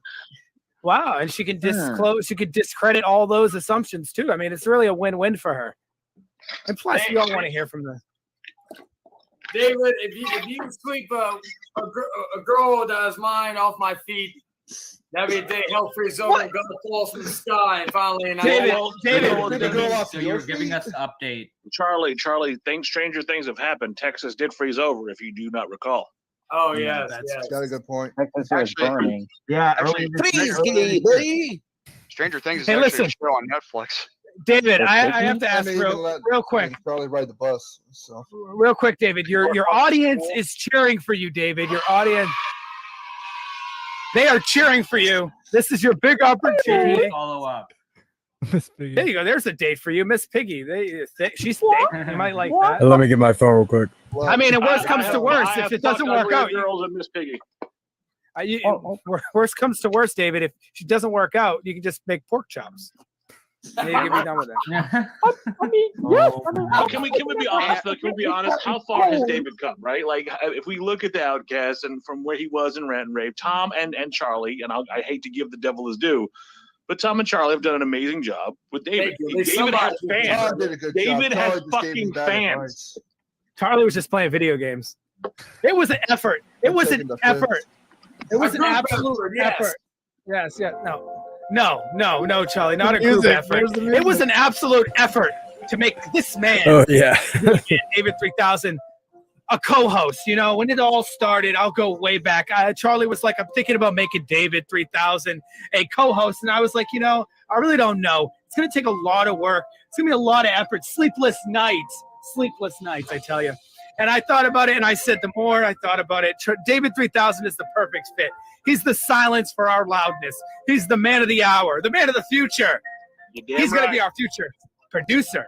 David 3000, you, my friend, have been a great addition. You're terrible at getting girls, but you've got the hearts of the Outcast fans. And forever and ever, you will be a part of history. In the future, years from now, when you're 30 and you're looking for a job, you could put down the Hangman Outcast. The Outcast that put you on the map, the Outcast that made you a star. So you go far and you achieve everything you can. But remember us, when you become a star, Cody, David does not suck. David is a great man. Please, David. I had a tear by. That was beautiful. Oh my God. Never ever stop, David. Never stop and continue. You reached the stars, David. You reached those stars. Hope you don't. Like, I hope my son turns out like you, David. I hope you don't get a false flag for that. There are kids watching this. We've already played it once before. We didn't get. I don't think there's kids watching. Yeah, we play it. Without talking. So that's We play it all the time. You shush your dirty whore mouth, bald eagle. Hey, I'm here to announce that kids are watching the stream, and you all should be family friendly. Then you should tell them. Fuck that. Not what the show was. Well, no, people have seen those kids have seen worse on YouTube. So they're watching time. This show is anything but family. Wait a minute. Hold on a second. She just said, "I hope my son is like my." Wait, what? Charlie, Honey? is there? Charlie, she has a son. Something? Honey? Is there something that? Hey, Charlie, is there something you need to explain to what Cody may have now? Because this is actually a new development. That was just talking about what Chase said about the. I hope my son, not. That's what I'm assuming. Yeah, sure. So Keep lying even more, Charlie. Yeah. Eric, Is this Cody your girlfriend, Hangman? Yes. Okay. When She you has get a a chance, son? Eric, Lima. No. Okay. Eric, when you get a chance, hit me up on Twitter. I love that. Don't look at me. I'm shooting blanks. What's your Twitter handle? Friendly, please. I gotta look it up. Hold on. I'm old and decrepit and senile, so I forget things. Hey, you're not the old one that's who's old. Hey man, We give Tom Infinite Retro tried to come in earlier. I had to let him know that the debate didn't start until about an hour. So I'm hoping he comes back as one of the judges. I'll give you my. That's fine. I mean, you could have let him in. Now but, it's like. Well, it would have been his first time in the show, so he would have walked in with the court date and said, "What the fuck's going on about sexual assault in a chair?" All right, David. I have to say you've done a great job. All jokes aside, David's going to be our producer. Steroids are going to take effect. I have to say, everybody, that David is going to be our producer coming up in the future. It's going to be a very big role for Tom, him. Before you continue, Bora, did you see that part of the show where I played a certain video? Oh God, certain video. That certain video. You didn't see a Pokemon themed video? The Pokemon. Oh, you came did. in later. Okay. Just want to make sure.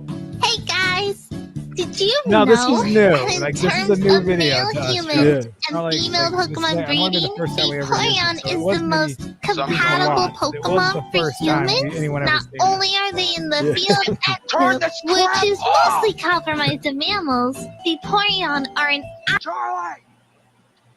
Wow, that's very, very information. Not only can you get the Pokedex information you hear on the stream, you can get David 3000 in all of his glory. When are we gonna introduce our judges, though? I mean, we got 15 minutes till this debate gets underway. No, but who's the actual head judge? Because Charlie's. Who are the judges? Everybody wants to know. Charlie, will you please tell us the judges?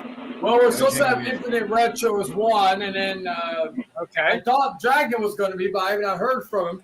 Chase, have you seen Mortal Kombat 2021? No, I have not. Ivora, have you seen Mortal Kombat 2021? No, I can't because I need people to be unbiased towards both combatants. Is Paige still? Is Paige That's going to not be a fair, host? Charlie. Ivora, have that's not you fair. seen? Ivora, have you seen Mortal Kombat 2021? I have not, but I do know someone that actually saw the movie, and he thought it was not that great. You can get his butt in here, be a judge. I wouldn't mind it. Back down accidentally. Okay, Dan. Great. By the way, Dragon, he was active on Facebook an hour ago. You want me to message him? Yeah, message him. Eric, do you want to possibly be a judge? Well, I haven't seen the movie, but you haven't seen the movie? Okay, we have to have people that. Yeah. I was going to watch it, but I heard negative reviews about it. Nihar, have you seen Mortal Kombat? I have not. No. Anyway, all right. Well then, I'll have to message the only person I'm. It seems though we haven't talked in a long time. Nihar, how are you doing, my friend? I'm good, thank you. How are you? Oh man, Ivora was just. All right, Dan. Sorry, the nonsense. Well, while we're waiting, I want to promote something here. So later on tonight, we're gonna have Garcia. I talked to Garcia in the chat earlier. If you guys didn't know, we're supposed to have an IQ test, but this IQ test isn't gonna be like a normal one. And I'm gonna tell you what kind of IQ test it is later. Let's just say that this test is gonna be not just about your IQ in the head. It might be a little bit of the IQ in the bed coming up a little later. So Garcia better be educated, or we're going to educate him. Garcia, if you're watching, we're going to find out how much you really know about the sheets. It's summer school. Or it's going to be summer for him all night long. Summer family. So, well, I mean, you guys think it's been hot outside? Wait till the IQ. Wait till the IQ test. Everyone's gonna be hot right All now. right, Dad, I sent you It's the freaking best hot outside. It's location. like 103 outside. We had a huge heat wave back It's then. like 100, like 99. Look at Arizona this Tuesday. And Jordan, by the way, how was the gay cave last week? I mean, we kept visiting you, but you really didn't know what was going on. It was very weird. It's a bunch of weird stuff happening. Any thoughts on? And want to clue us in on that? Would you like to clue us in? This video is gonna be demonetized. Not mine. Oh, yeah. Well, yeah. Even the one for tomorrow's gonna be. Jordan, Good thing we don't make money off of this.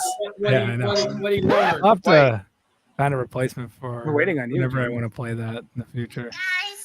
Sorry, I couldn't. Guys.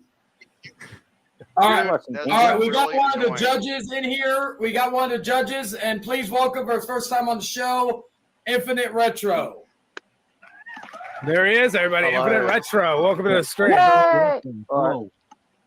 Hang on, let me bring in the official mascot. Hang on. You know who Infinite Retro? Infinite Retro really reminds me of. Oh, it's too late now, Jordan. We'll get into it a little later. We got some great guests here right now. So, Infinite Retro, you remind me of Kevin Sullivan, like circa '80s. The way you look right now. Am I wrong to think that?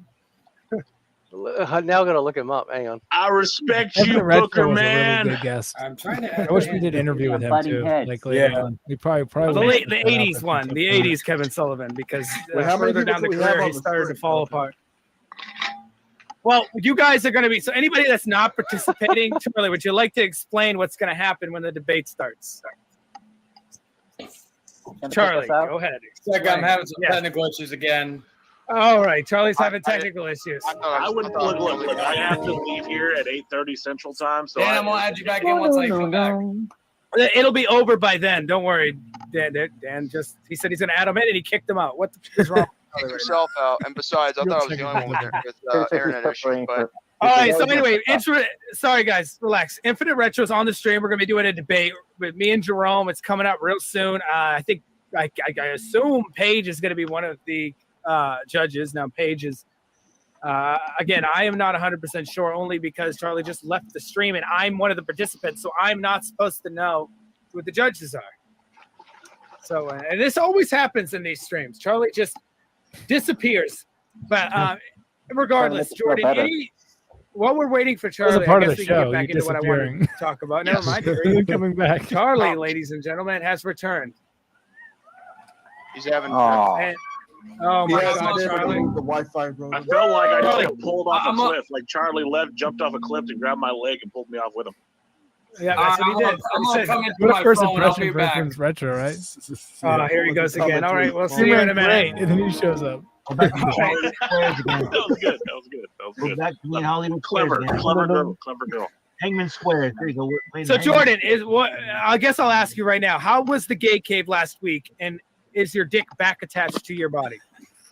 That's right. I don't That's what we know. all wanna know. Last week. I don't know.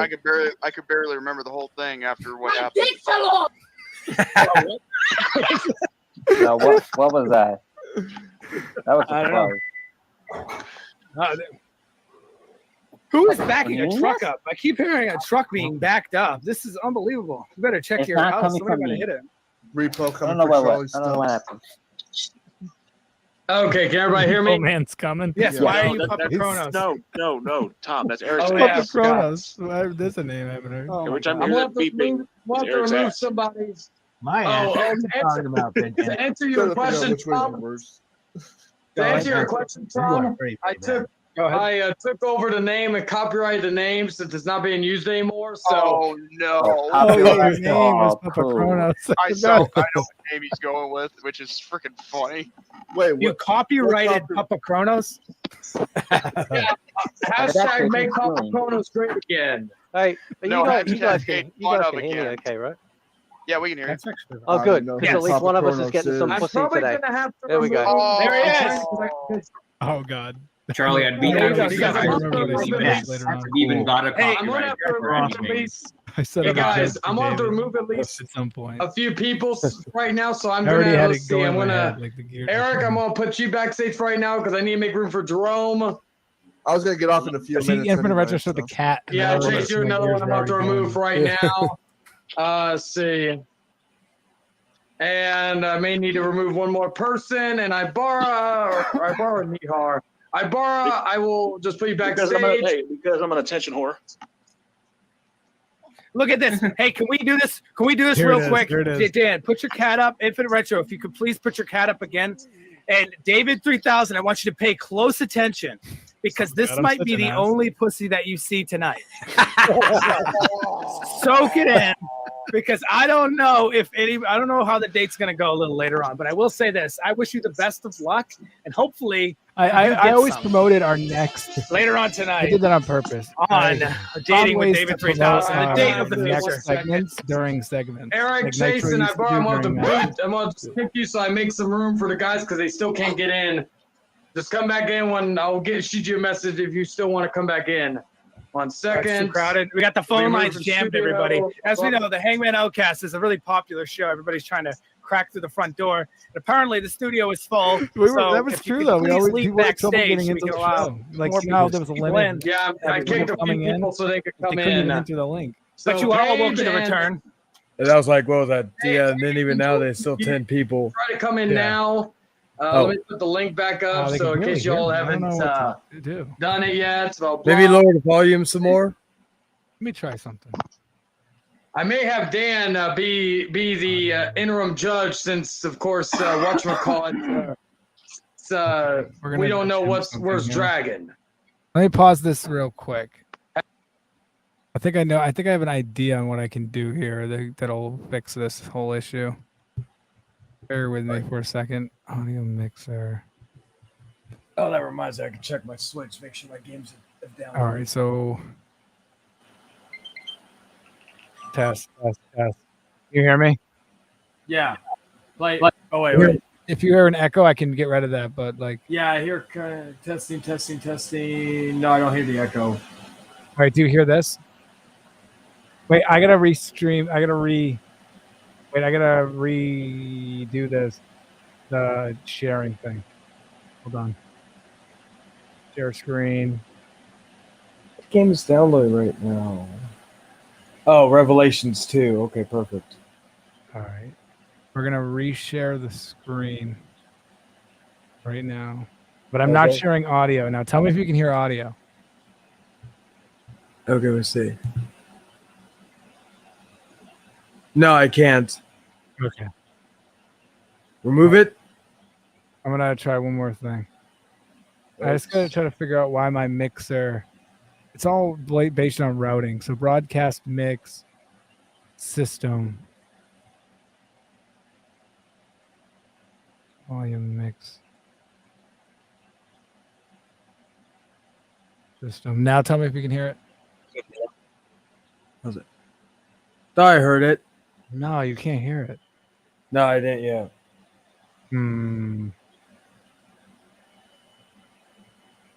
What's the timestamp on it? The timestamp right now is at 1:23. Let me see. I'm going to check something myself. All right. Well, bear with us. Yeah. Bear with us. And All right. we'll figure this out. See if I can do it from there. Our camera quality looks way better, or we watched a really bad quality video. Like, 'cause we, like, I don't know. All right.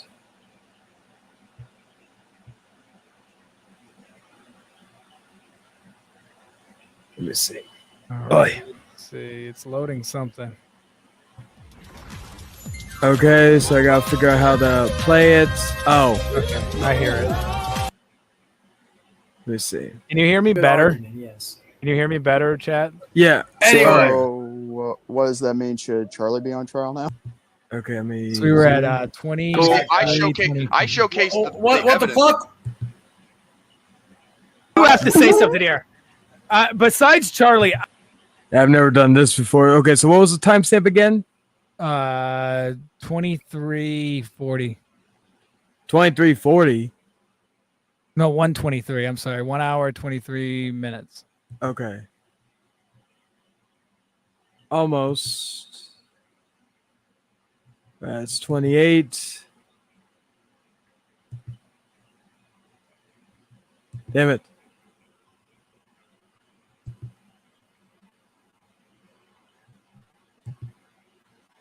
All right, almost. Oh. Wait, can I do it through here? Oh, perfect. Okay. Okay, 122, close enough. Yeah, it's fine. Everybody, as we know, the Hangman Outcast is a really popular show. Everybody's trying to crack through the front door, and apparently the studio is full. So, if you could please leave backstage so we can allow more people in. Yeah, I kicked a few people so they could come in. So But you are Paige welcome to and- like I was saying, back then there was a ton of Paige we had and a lot of Jerome, people if you watching. try to come in and now. Trying to join the Let stream. me put so the our link streams would back often up, get so in case you all jammed. haven't People couldn't even click done the it link to yet, join. blah blah. Let's see. I may have Dan be the interim judge since, of course, whatchamacallit, we don't know where's Dragon. Dragon was missing. Have you Dragon. heard from Dragon? Let me check my Have you message. heard from Dragon, Jordan? Okay. The messages were sent. I Dragon, sent the we're gonna streaming put link out and told him the Hangman Outcast episode 50. I don't, Oh. and it's only sent, not What's up? sent like delivered. So I guess he must be out for a Search while. and I mean, rescue. and I guess it probably could be because of work. Okay, we got phenomenal. Building. Is that Paige? Is that Yes, Paige? it is. Yeah. Paige? Oh my god, it feels like it's been forever. I miss your face, Paige. Look at this. We bring people together here on the Outcast. Hold me. You guys. So right now the judges are going to be Infinite Retro, Dan XP, and Phenomenal One, and now we're waiting for is of course Jerome. All right, Jerome. you see my phone, so when the guy This is a big debate. Jordan, we Yeah. do not need to see. People We still do talk not need to about see a it shower for a while scene. after. Not really much anymore. I wasn't trying to show anything. I was trying to show active 2 hours ago. Oh, okay. So who's the debate between, Charlie? Tom and Jerome. Hey, All right, and I've quick. seen both. I've seen the movie. So what is the argument? Tom Yeah, is what in is the favor argument? of the movie, and Jerome is against the movie. Okay. Okay. And Okay, so real quick, I have to ask. Well, we're in.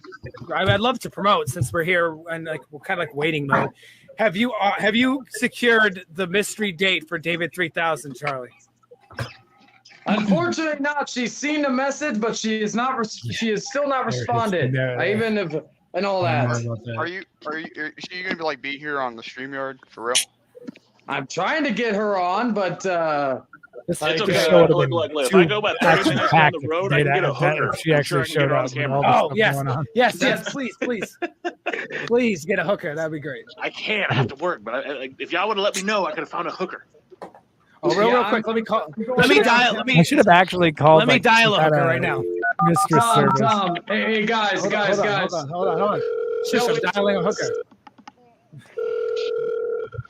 1 second, Joe. 1 second. Hold on, I'm dialing a hooker. I was looking for a sound. No answer. No, hookers aren't picking. Apparently, they're not working tonight. Sorry, David.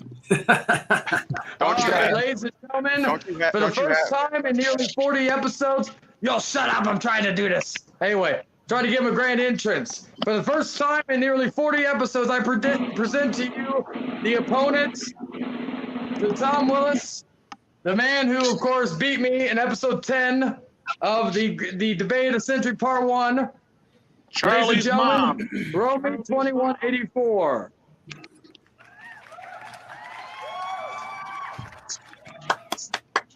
Am I the only one clapping? Wow, what a bunch of douchebags, huh? The three judges are here. The three judges are here. It is Infinite Retro, Dan XP, and Phenomenal One. And of course, we still got 4 minutes till showtime, but we can talk trash for a few minutes if you want to get the anticipation even fuming more. Well, I don't really want to talk trash, but I want Romy to introduce himself to the audience. So how you doing, Romy? Welcome to the stream. He's got one big smile on his face. He's like, This is the first time I've ever interacted with him on a stream. So many people. Well, technically, only one person now that we know who these people were was messaging me. What are you saying about that, Jordan? Well, Jordan's very loose inside the gay cave. Yeah. Well, the thing is, I'm always. He was occupied. Let's just say that he wasn't the giver. What do you say to that, Jordan? I say, what's up, Romy? Romy said, Romy, your mic kind of sounds distant. I'm not 100% sure. There we go. There it is. All right. Okay. Tom, I gotta say this as the coach. I'm gonna be the announcer too, but I'm gonna be the announcer this too. But Tom, as the coach, I just want to let you know, I wrote my suicide note. Don't make me sign it. All right, Charlie. Last time, I don't want you to be my coach. Last time we did a debate, you melted. You melted like ice, and I had to like pick you up from like the dead. And I think Dan XP and Paige were here to witness that. Am I wrong? Oh, it was on Paige's show. Well, of course it was. It was on my channel. So well, we all know who's the king of debates, right, David? Oh. Oh. Hey, David, how's those loss levels going? Why are you gonna bring up bullshit, Charlie? You're the one who got creamed today in your own fucking courtroom. I want to hear the answer to that question. David, for my ass. David, you're awfully quiet. I mean, here's your opportunity to show everybody your IQ level or something. I don't know. Well, if he opens up his mouth, that explains the stretch marks. Oh man, pussy. I mean, cat's got his tongue. But anyway, Charlie, I think that we are 2 minutes away to go. We should probably get into the debate. Why don't you run the introduction? I'll get the announcers going. Okay. Ladies and gentlemen, I present to you the challenger, representing the Hangman Outcast, live from the strip club. Hold on, Charlie. Charlie, I think that's unfair. I think because you have an unfair advantage. I think that if anybody should do announcing, it should be the advocate for one David 3000. Myself. You're a judge. You want to do double duty? I would damn sure double duty. Make sure double duty. Live from the strip club, the one and only, the incomparable, curly-haired fuck himself, Tom Willis. And from parts unknown, a man who knows more about Charlie than his own mom, Romy. So does that make me daddy? Who's playing the street fighter music? Charlie found there's your dad, Charlie. I never knew I had it. David, that means Romy's your grandfather. David, that means Romy's your grandfather then. You learn more about Charlie on the Hangman Outcast than you ever wanted to know. Probably too much. Yep. Anyway, guys, I want this to be a clean, fair fight. No hair pulling. Oh wait. No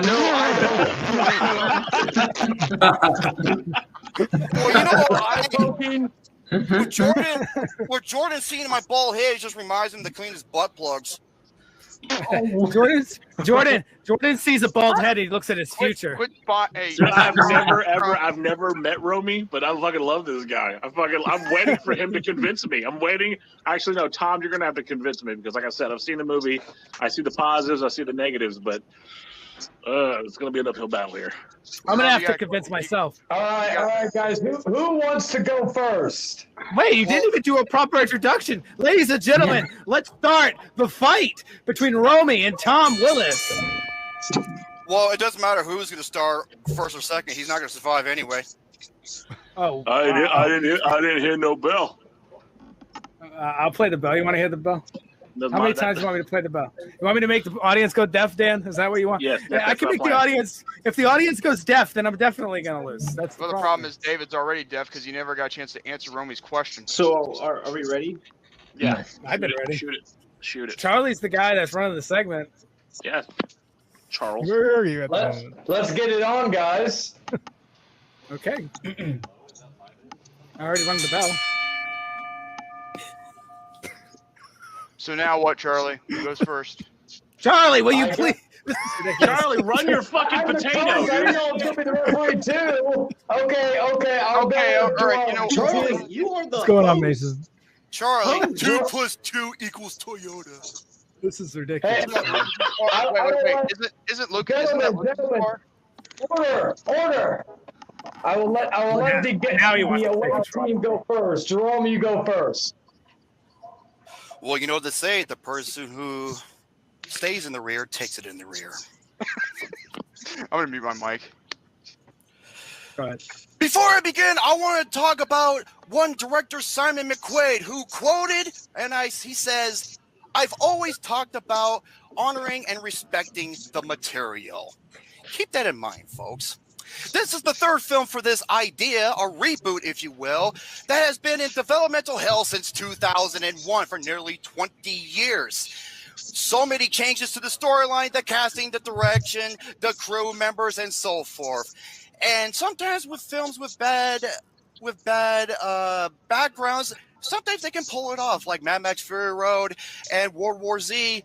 Not the case for this movie. I will give you 5 reasons why this movie sucks more ass juice than fucking Martin Scorsese when he talks about Marvel films. Here we go. Number 1, awful visual effects, production design, and settings. Now, when it comes to Mortal Kombat, everybody knows when Shang Tsung, he lives in an Emperor Palace. In this movie, his throne is barely hanging in the balance in the middle of bumfuck nowhere and Outworld. When in fact, Outworld is a heavily populated world. It's the reason why they have to win 10 tournaments in a row in order to achieve Earththrone, because they have that advantage. That's why they have a huge, dense, populated system more than Earthrealm. But you know, he just sits in a throne in the middle of fucking nowhere. Makes no sense. And then you have Raiden's palace, which is coincidentally in the middle of nowhere, since the filmmakers wanted to be so lazy as to film the exact same areas, but just place a color padding over it, just to save money. And the majority of the film takes place in either an underground cave in the middle of bumfuck nowhere, or in a broken ass shed you would see in Iowa. I should know because I am from Iowa. And then you got some of the worst visual effects known to man. You have Goro, a horribly looking CGI monster who is pretty much a shameless cameo. It's the same thing can go to Reptile, where his visual effects and fighting could come off like it should have belonged in the Sci-Fi Channel. And you have garbage green screen effects, for example, with Sub-Zero, after he meets Shang Tsung and acknowledging he's no longer Bi-Han, he's Sub-Zero, when in fact it's the same fucking person. And when he's walking across that bridge that looks like it's about to collapse like a toothpick, you can obviously see the green screen effects. It's kind of sad when a movie like 300, which was released 15 plus years ago, and it still holds up today, yet this film came out in 2021. I digress. And you have the finishing designs of Scorpion in the Nether Realm, which couldn't be so horribly bad, it looked like it was done by Mario Paint. Liu Kang's fireballs looked like it was done by Adobe. The reptile kill. Folks, there's a sequence where Sonya Blade pretends she's M. Bison from Street Fighter, and she does the Psycho Crusher, spinning 360 horizontally, and then the next scene, she stabs Reptile. If you all seen Mortal How Kombat, the hell does you'll that know happen for a by minute there? now. I mean, thought it's there been a was something while. wrong with You'll my know screen. exactly what he's talking No, about. this was actually edited in the movie. And one thing you do when it comes to rated R movies, CGI blood and CGI gore. There's a reason why when horror films and action films do this, it gets shit upon because it takes away the believability. And for a movie that costs $55 million, you know what's funny? See that Scorpion? That actually looks better than the costume design in the actual movie. And speaking of that, yes, the movie cost $55 million and it looks like shit. Other than a movie that came out in 2009 called District 9 cost $30 million and it was state of effects, visual, and capture performances. And you got another movie called The Raid 2, one of the best martial arts and fighting movies or action movies you will ever see. It only cost $4.5 million, and everything was actually legit real connect blows. They had to trust their partners to make sure that the choreograph was right. So if a film like that cost 12 times less than what this movie cost, yeah, it's pretty sad when the visual effects and the practical effects in the 1995 version is actually superior, which is sad because it's from Paul W.S. Anderson. Number 2, inconsistent, incoherent, and convenient plot. The movie is called Mortal Kombat. What is Mortal Kombat? Mortal Kombat is about a tournament that pretty much has the Earthrealm on the edge, and if they don't win, they will be captured by Outworld. Guess what, folks? This movie isn't about the fucking tournament. It takes place way before the events. Somewhat misleading, huh? And here is Shang Tsung's plan. Get ready for this, folks. Since Earthrealm lost 9 out of the 10 tournaments in a row in Mortal Kombat, his plan is to go to the Chosen Ones for Earthrealm and kill them before the tournament begins. Conflict is one thing, but to fatally wound or execute another champion from a different realm is forbidden by the Elder Gods. It just seems that these writers just want to make up shit as they go along, which is kind of funny because the same writer who did this, he also did Wonder Woman 1984. And you wonder why that was a steaming pile of elephant shit? Yeah, he had nothing to do with the original, and it shows. Now, oh yeah, he also admitted towards Melina, we'll get to her in a little bit, that Earthrealm followed the rules the 9 times they've lost. So basically, he stated that the 9 times they cheated.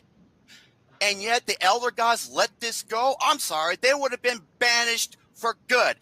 There is a reason why they have the tournament in the first place, to prevent stupid shit like this from happening. Plot holes galore.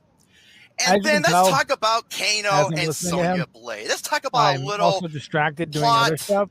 So this is the first time I'm actually able to focus and listen to exactly what he's saying in full detail. Kano conveniently knows the location of Raiden's temple because it accidentally got burned up when they're trying to kill Reptile. We'll get to that in a little bit. Sonya offers to pay $2 million to Kano if he will bring her to the temple. Kano laughs in her face and states, "There's no way in hell you have that much money because you live in a shitty trailer." And then we're good.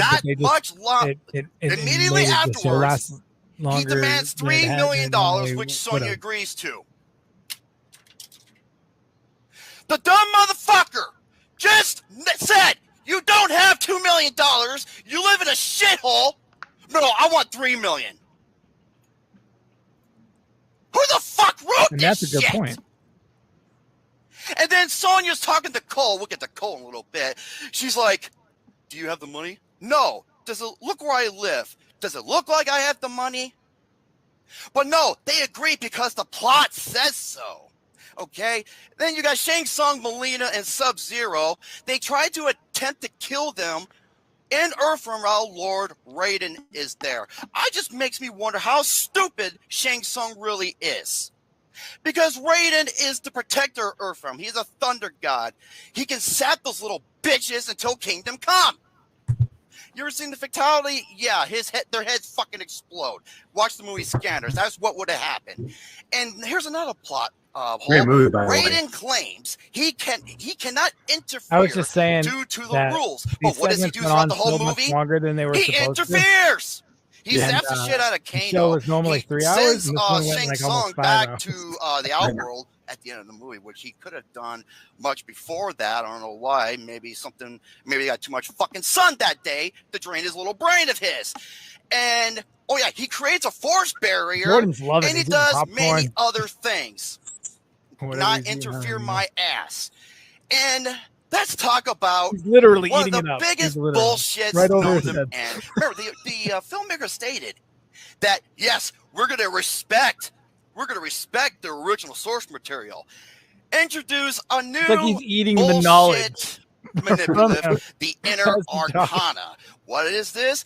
It's people who are born with this symbol are the ones to fight for the sake of Earthrealm. In this film, you must be born with this mark, or you can take one from someone who already has it by killing them. Thus, the marketing gets transferred. Where the original, that's not how it works. Lord Raiden selects which champions he wants to fight for the sake of Earthrealm. Yeah, that's not really respecting the original so much, is it? And, oh yeah, Liu Kang, you wonder how he got his? He killed a child trafficker. Liu Kang is the champion of fucking Earthrealm.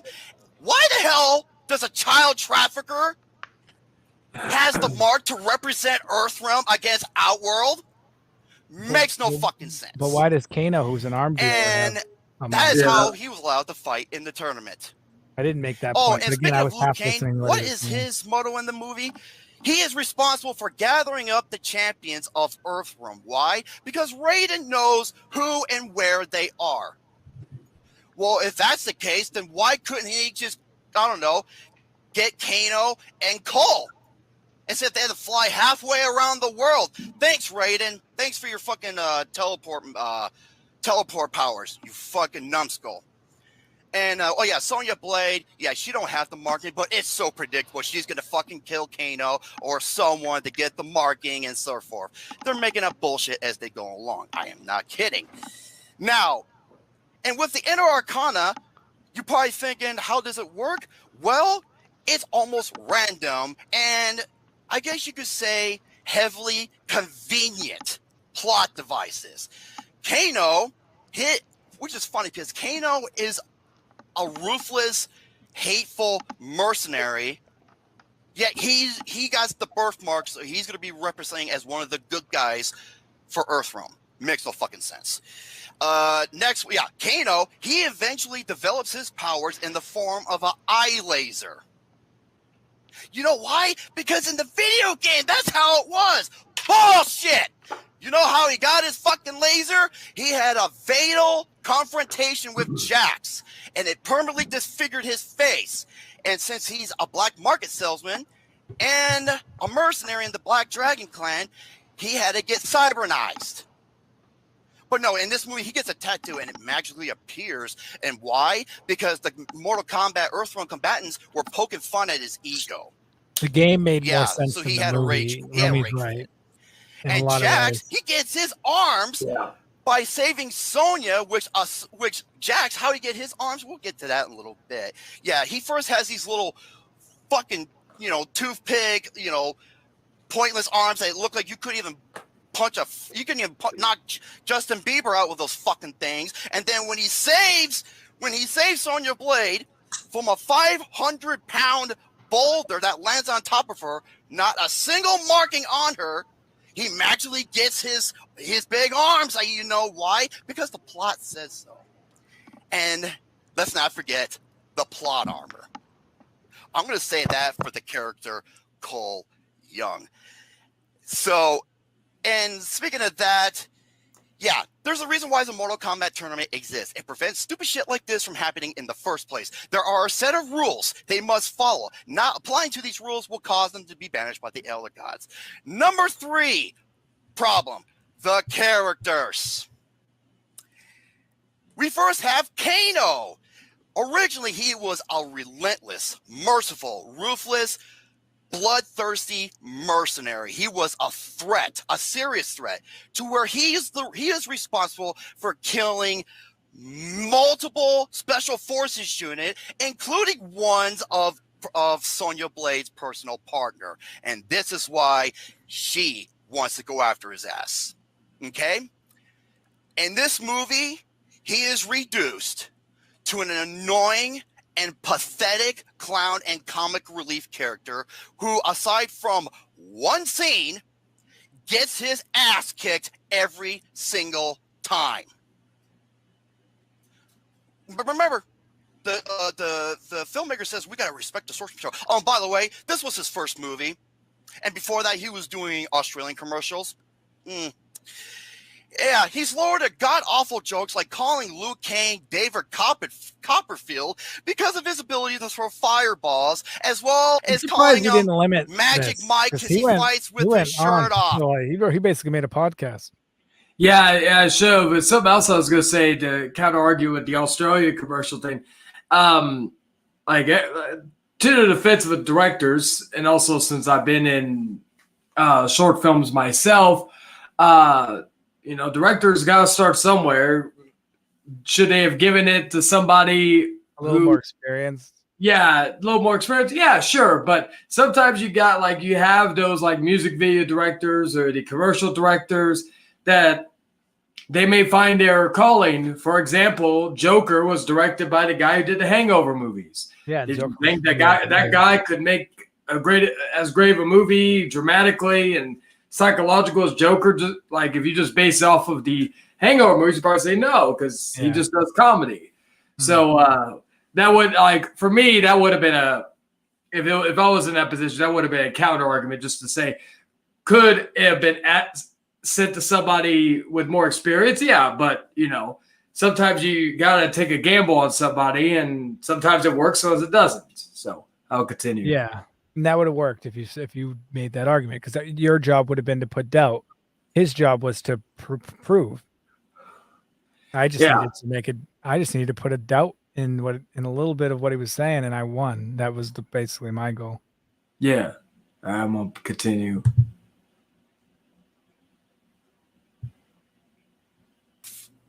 There we go. This is the type of humor we have in this movie.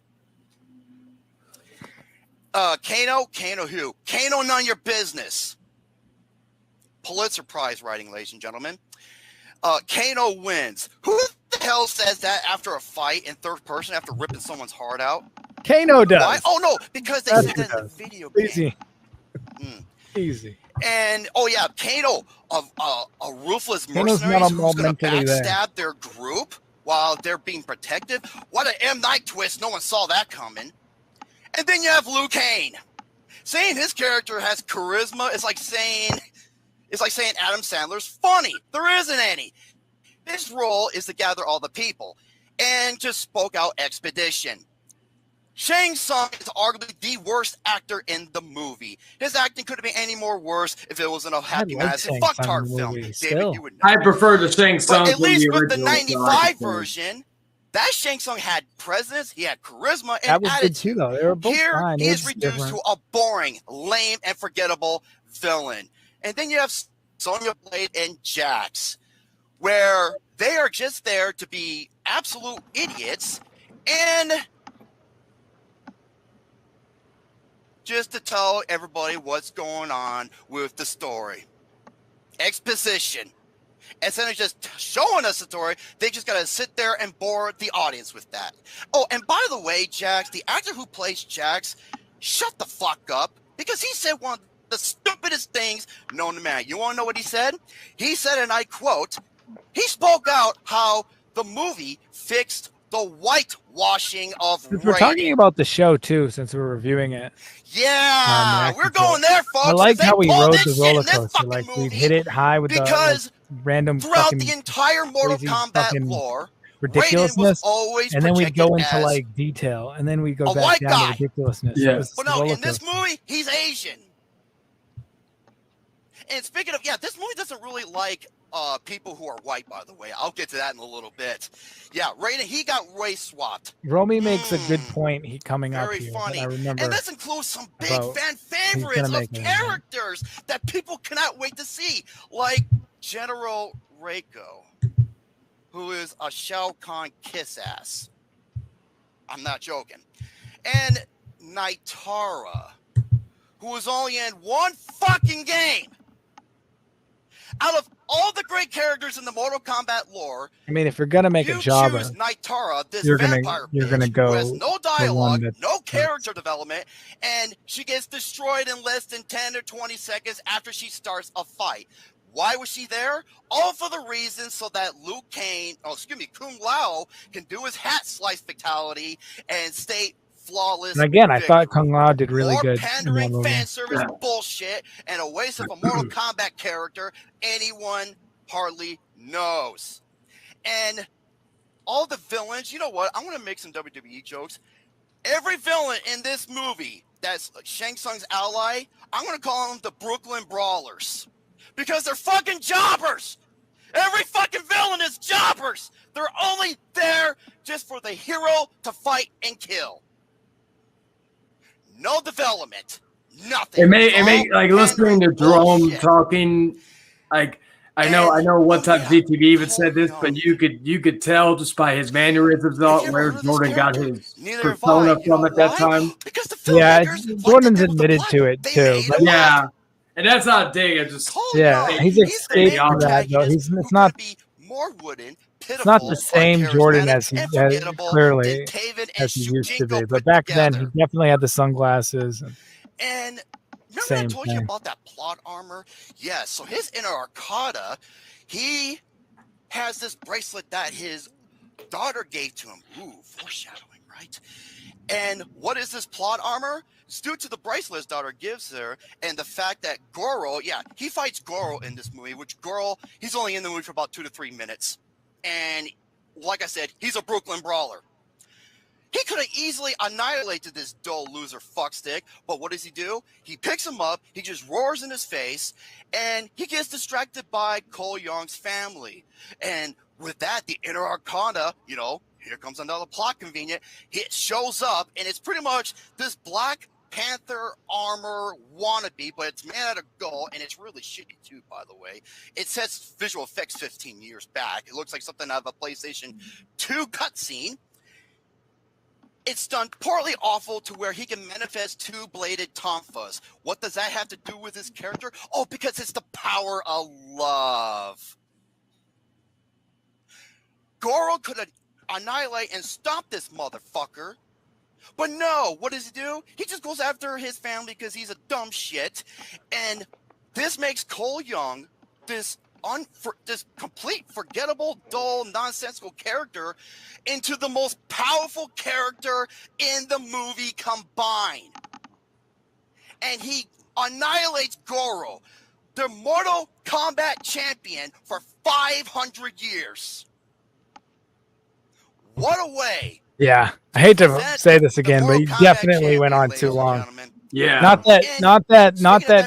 I mean, I would have done the same thing he did. So it's no big on him. They made it to Raiden's temple, and Kano, he's up to no good. What were we just looking at on your screen up there?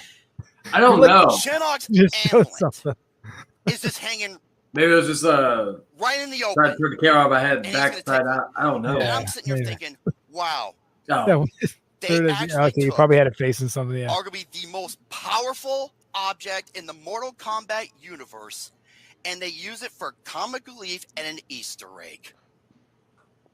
Wow.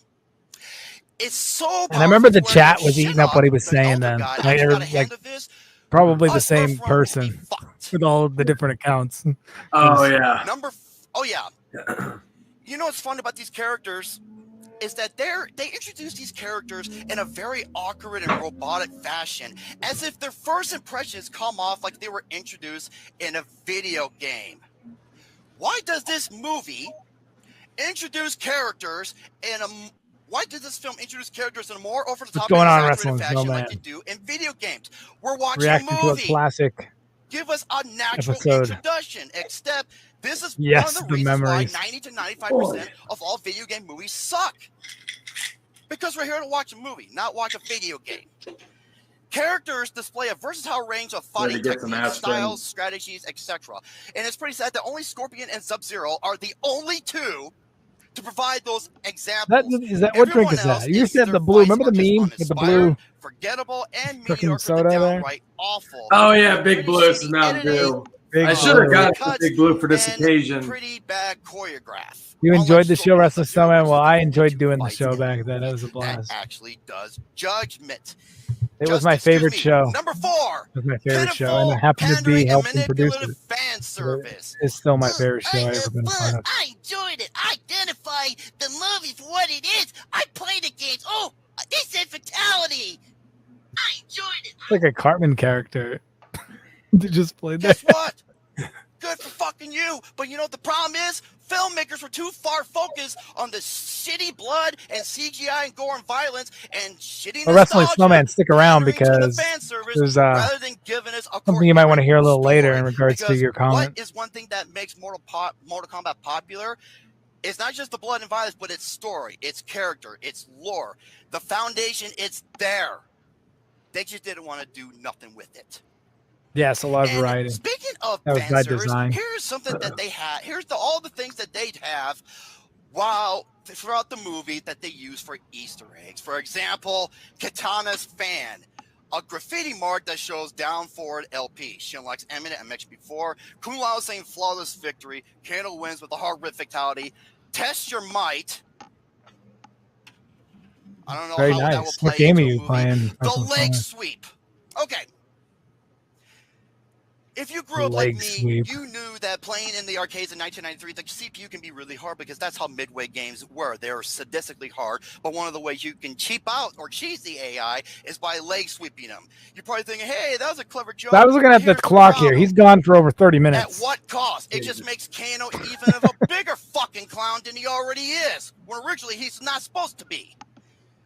Then you got the Nightwolf photo, the Toasty, the get over here. It's funny when Scorpion says get over here, yet throughout the whole movie, he's speaking Japanese. But hey, the plot says so, right?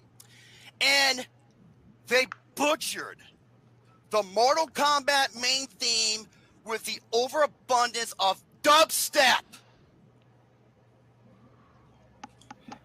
Well, to be fair, the original was electronic anyway. Yeah, it was. You're right. They changed they definitely. So really, it was like they just modernized it, and what modernized it from electronic would have been dubstep. So honestly, that's not really. And I didn't mind the score for that. For all of its faults, and it's not a good movie, at least Banjo that had Kazooie. actual That's a good game. I played that when I was backstories and legit child. reasons to fight. Number 5, the woke bullshit. I have a story about Banjo Kazooie. Maybe someday I'll tell it. Wow, it's funny when Mortal Kombat is one of the most diverse rosters you could ask for. Because I like his point here. This is the reason That's a why good point. Johnny Cage wasn't in the fucking movie. Exactly. You want to know why? Because Johnny Cage is a white man. Hey, Carl Urban's going to be playing him You think in I'm part 2. bullshitting? I'm excited for Here him. is Todd Gardner, producer of this lovely gem, and this is what he said. Oh yeah, we'll word do for debate. word. He said, A and I debate quote, too about the second I movie. early on felt uncomfortable having a white male lead kind of lead. Johnny Cage ain't even a lead. First of all, I agree Johnny with Cage that. is the main lead. It's Luke Kane. Dumb shit. Moving on. Yeah, shit. uncomfortable having a white Dumb male. shit. Yeah, the same reason why you're uncomfortable having, I don't know, Melina as Asian, where in the movie she's black. Yeah. Oh, and by the way, Melina, she had the chance to kill Sonya Blade, but she doesn't. Why? Oh, because she don't have the symbol that she's going to get later on in the movie. Like I said, Brooklyn Brawlers. Anyway, back to this stooge McFucknugget. I early on felt uncomfortable having a white male lead, kind of lead, that charge in the first movie. It just felt Hollywoodish to me. Really? Which is weird because he's an actor which is also weird. Motherfucker, this company claims they respect the original. I was going to. This is kind of like Jean-Claude Van Damme. you could take a nap for the amount of time he's talking. Yeah, it went too long. Not because he did a bad job, but because it's just a really long time for one person to talk. Yeah. On a show that has a ton of people. Did you forget about that one? Like on that one episode of Rant and Rave, I could be doing something else while the. I could have because I wasn't even a judge. I didn't even listen. My bias of No. it just feels Yeah, no, it's weird just a if I'm long trying to do, time and I for was one person to talk in any type of situation. The amount of people that were on that This panel. is Mortal Kombat. You can't get any more fucking diverse. I agree with him here, though. Yeah, Mortal different, Kombat. yet Everybody's different. The filmmaker says, That I'm was all the about respecting the base the of Mortal original source Kombat. material. Let's go over some popular characters that are diverse. You have Scorpion, Sub-Zero, Katana and Melina, Liu Kang, Kung Lao, Jax, Shang Tsung, Nightwolf, Jade, Fujin, Quan Chi, Boraicho, Kenshi's Japanese. He's right. Like, there's so diverse. Like, that's not even an argument for like other people to say like, oh, you couldn't have a white guy play Johnny Cage. Like, what do you mean? Like, every single person is different. That was the beauty of it. Oh, you're good, Terry. You can always watch the and you're probably thinking, who is this Tar Gardner? Something. Let's look up the fucking resume of this son of You a have a bitch, good night, shall we? Terry. He Good night, Terry. producer Thank you. behind Bye. projects such as Paul Blart Mall Cop 2, Jack and Jill, Into the Storm, Here Comes the Boom, Jack and Jill, Night and Day, Paul Blart Mall Cop 1, Are We There Yet? The Fog, Triple X2, State of the Union, The Master of Disguise. Would you want this motherfucker to be behind your project with all the bullshit he's caused? But the thing is that some of the movies were successful. Plot holes, plot conveniences, That's true. horrible writing, what cringeworthy we think of acting, them. and it's pretty sad when Paul W.S. Anderson made a better Mortal Kombat movie. I'm going to repeat that again. Paul W.S. Anderson, the guy who destroyed Resident Evil, is one of the worst filmmakers known to man, made a better Mortal Kombat character, a Mortal Kombat movie. Pause that for a second. I disagree with the Paul W.S.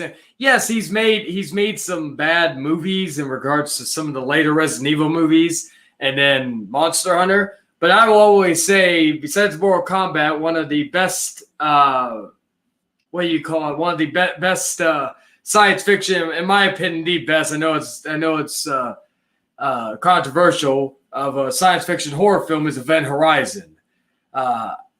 I just think sometimes, he needs, it sucks with Event Horizon because that movie got neutered a lot, but he has a talent. It's just either laziness or whatever else that is going. And the first Resident Evil movie was not bad.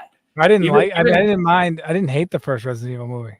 I didn't. I actually liked it. I would say it didn't get really bad until, in my opinion, until like part 4.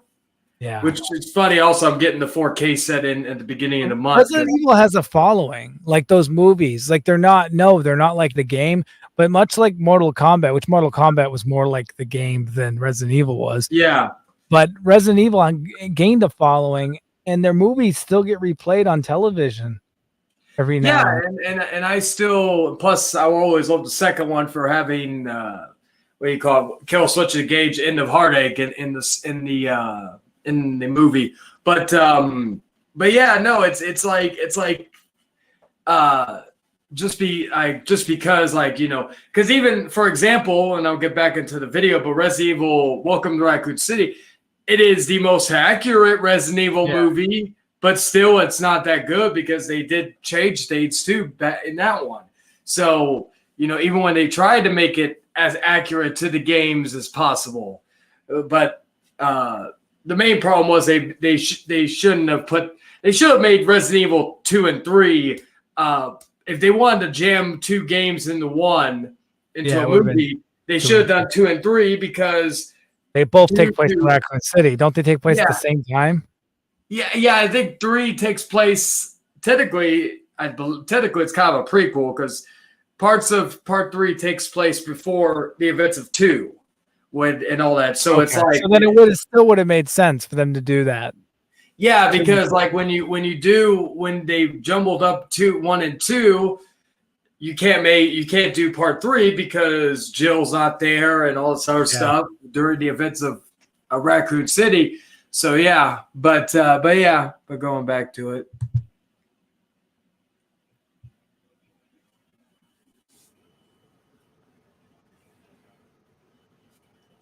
There we go. Instead of just showing doing service to all the fans and being pandering all about that, why don't you focus on building a convenient story with logical reasons and characters we can actually like? I rest my case. Like them. Wow.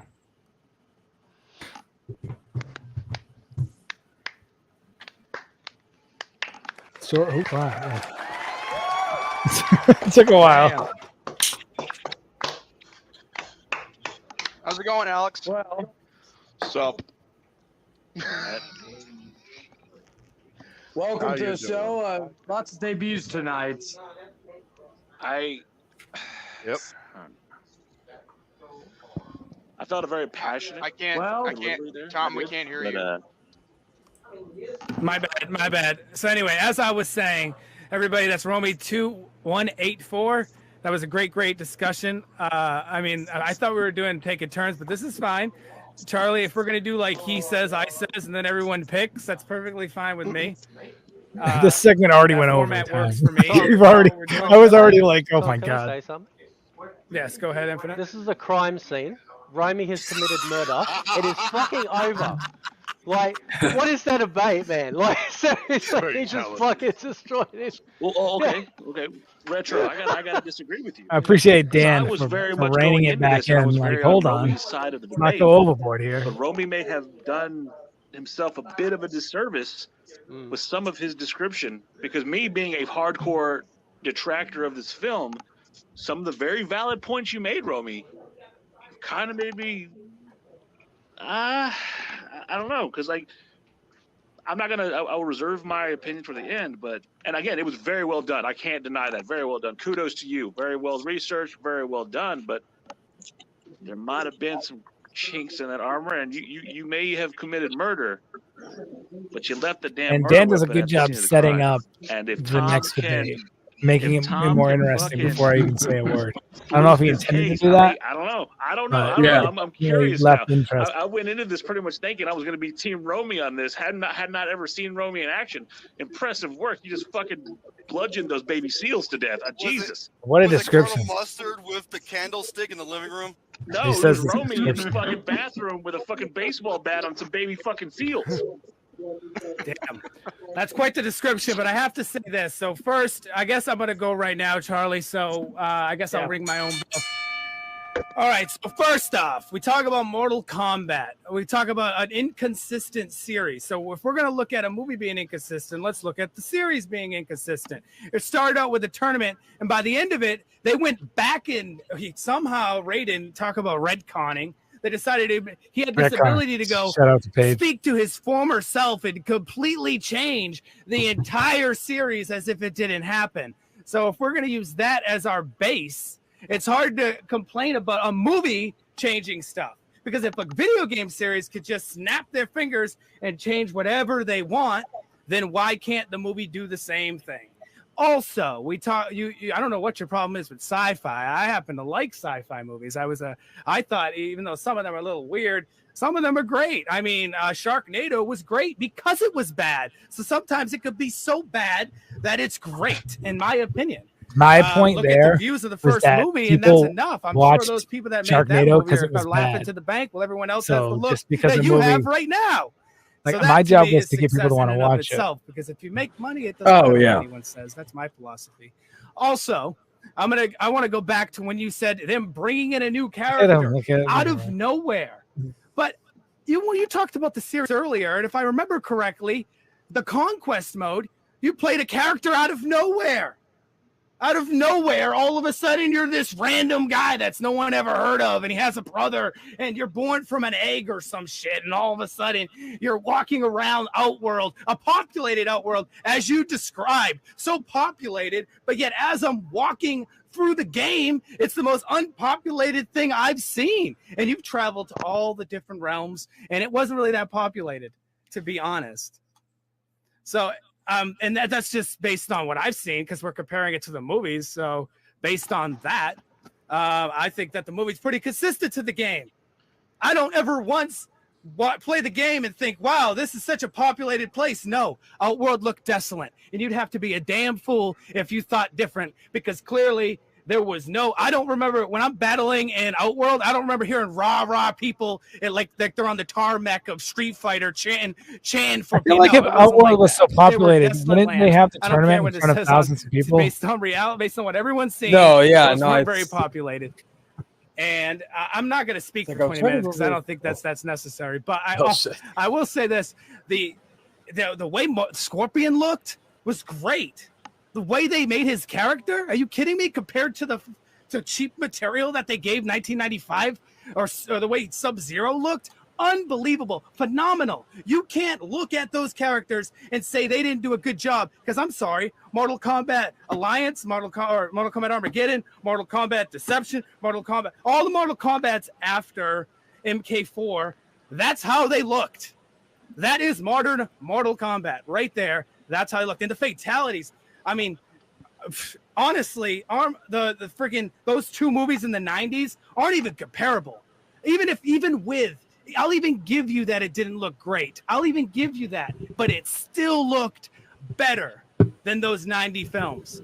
It is the best produced looking Mortal Kombat movie to date, bar none. Goro looks like an old redheaded stepchild. I'm sorry. Those 90s movies, David wouldn't touch Goro with a 10-foot pole. Looked like a claymation, honestly.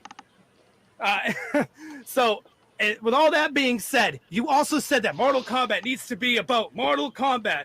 That it's in the name. It needs to be wait a minute. Didn't they have a Mortal Kombat Sub-Zero? I don't remember a tournament in that. What about Mortal Kombat? The fun Shaolin monks. What about that? Or Special Forces? Oh, none of those were about the tournament. In fact, let's not even think about the tournament, because just saying based on that it needs to be about the tournament, because it really doesn't need to be about the tournament. The series has proven that it doesn't need to be about the tournament. And based on everything that the 3 games that they came out with, just because you put the Mortal Kombat name on in front of it, because it's a recognizable name, and you know people are going to watch it, because that's marketing. That's what it is. That's business, baby. And that's showbiz. So that's what they did. They did what everybody else does, because Mortal Kombat, what are you going to call it? What's the alternative name to get people to watch it? There is no alternative name.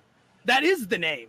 Mortal Kombat. People know what it is. They watch it. And as we all know, for people that watch the movie, by the way, Charlie, you're supposed to say spoiler alerts. I'm sure that half the chat might not have seen the movie, and you just came in here and told everybody what was going on in the movie. But here we go. Because more people you asked said they hadn't seen it. And I will say this. The odds are most people didn't. I'll give you one thing. That movie, the new Mortal Kombat movie, wasn't what people expected. But by no stretch of the imagination was it terrible.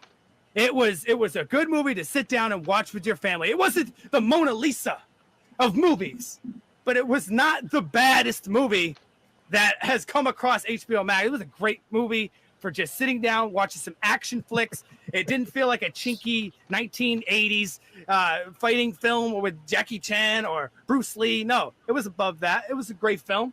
And Kano with the laser eye, they needed to give it some substance. They needed to give each character something to work towards. That's movie development. They didn't just, it wasn't Raiden sitting there playing God, because we do have God on this stream, by the way. We can talk to him if you'd like.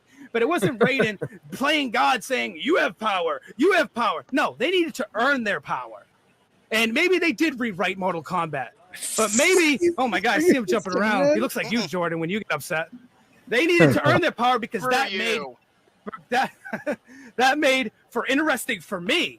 And I will say this, when I played the trailer for people who didn't even know what Mortal Kombat was, they were actually interested in seeing the movie. So as far as I'm concerned, that's pretty much of an achievement for them. I mean, if people that aren't even seen the movie are wanting to give it a try, I mean, maybe it's COVID speaking, but regardless, they went to go see it.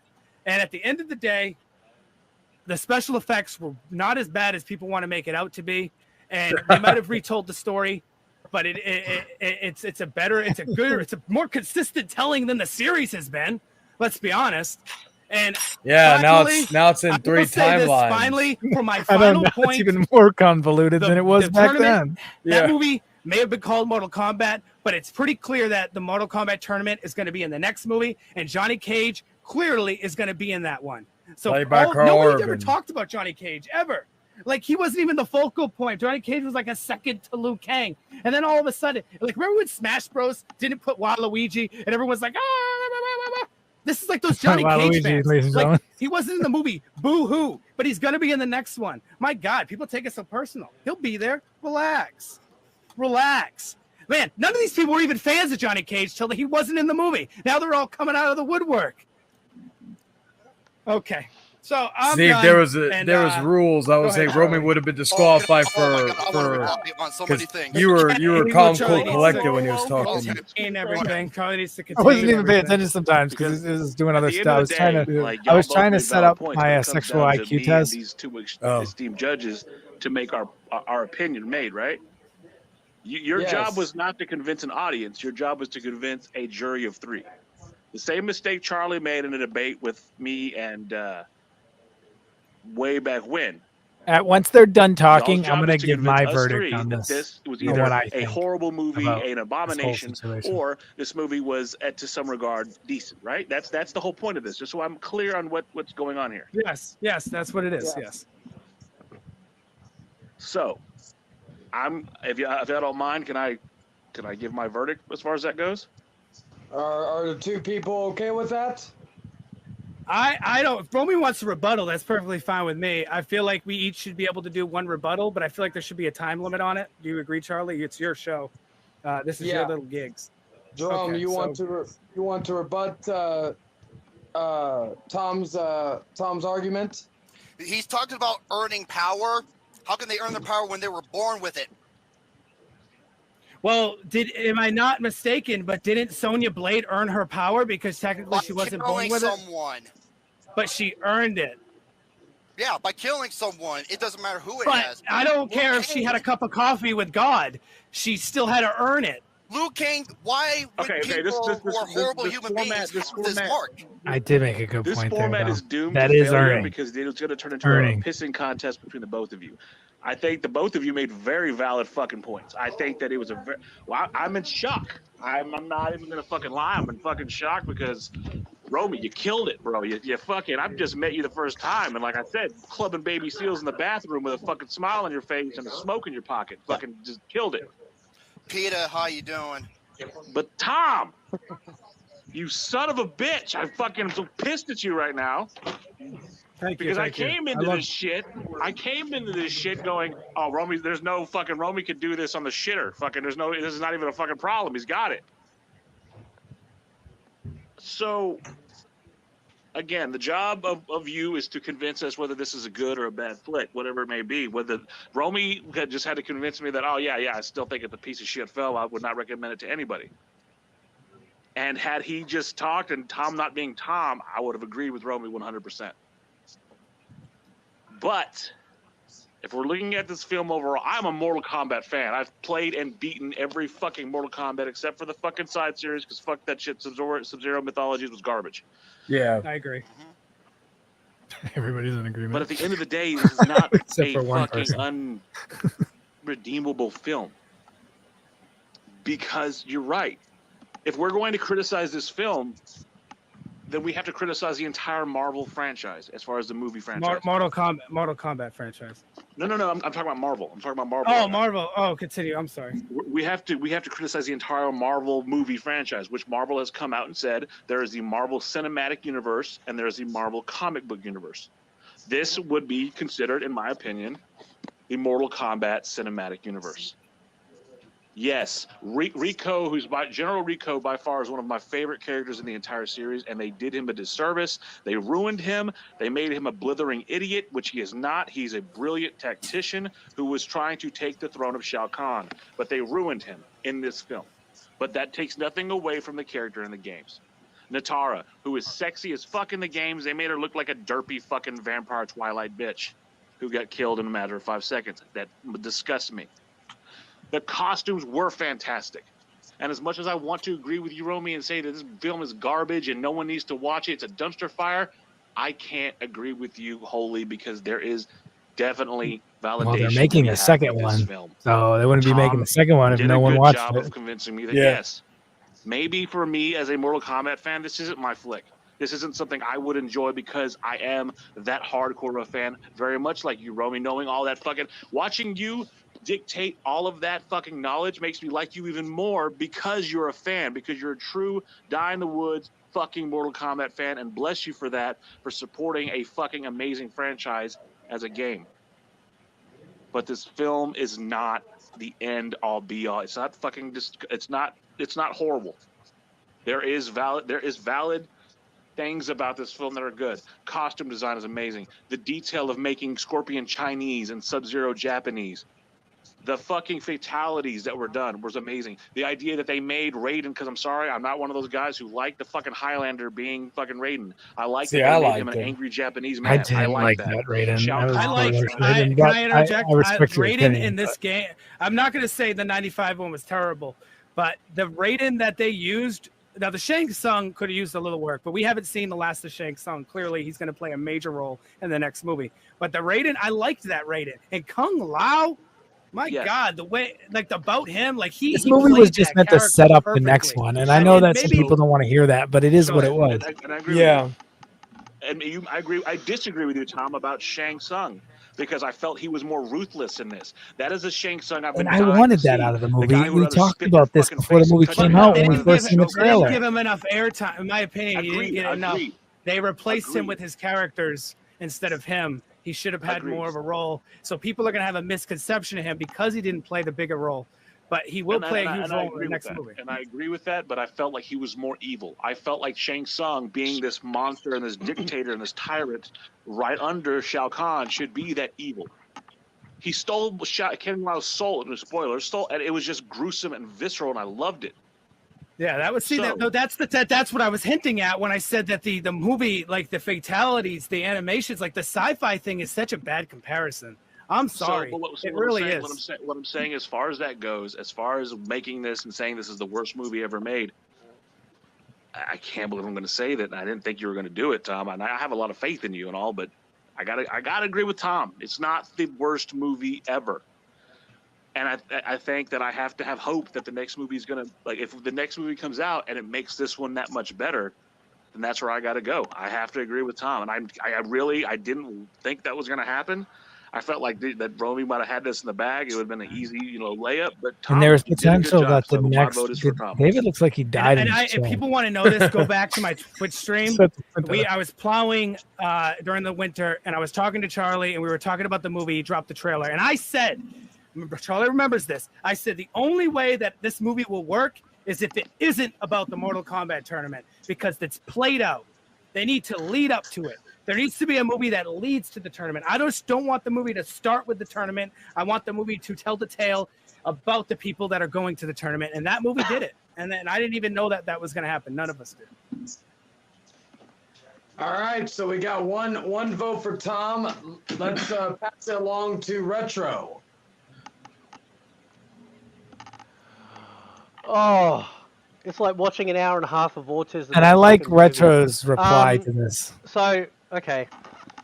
I understand Tom's points. Like, Romy, you get my pennies, right? But let's do. I understand Tom's points because this is not the first time I've heard this, right? I understand exactly what he's saying. The problem is that because I've been playing Mortal Kombat, I think the issue here is I'm going with the Mortal Kombat story. It's hard for some people and if you want to talk about to Mortal Kombat, understand you want to have good that predisposition and separate themselves from a fan of Mortal Kombat and looking at it as a movie. May I direct your cock? That's where the difficulty comes. When you've got hardcore Mortal Kombat fans, as far as I'm concerned, judging the best the movie and all they have live to back up are Mortal Kombat You want to facts. talk about a great Kung Lao? It's difficult. Let's talk about Mark the and plus, as Kung plus Lao, with like there's the only been two canon films since then. Like even with Resident Evil, you have like 6 or 7 films before even Welcome to Raccoon City that you could place everything off of certain Mortal Kombat. There's not enough. There's not enough body of work to be like. And then the games are so you end up burying yourself when you compare it to the games because the games just keep changing. By the way, which is a fucking web series, right? Did a better job at portraying Mortal Kombat and introducing tech.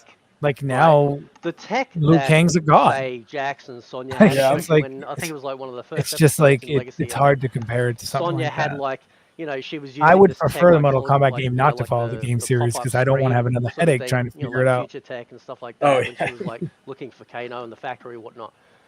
That sort of stuff, those tiny little introductions that don't make a massive point of it, is what is great about introducing for example, like special moves. You guys talked about earning the powers.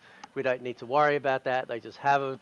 But you can do that through the visual representation or showing in a film or a show without going, oh, that's how he gets his shit. That's fantastic, bro. That's awesome.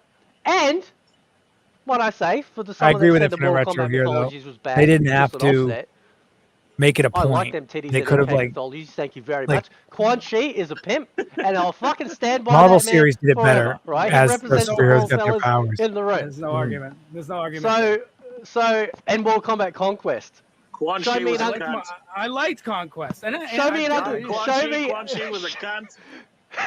Show me an ugly Iron bitch in Man had Mortal to Kombat figure out his Conquest, powers. man.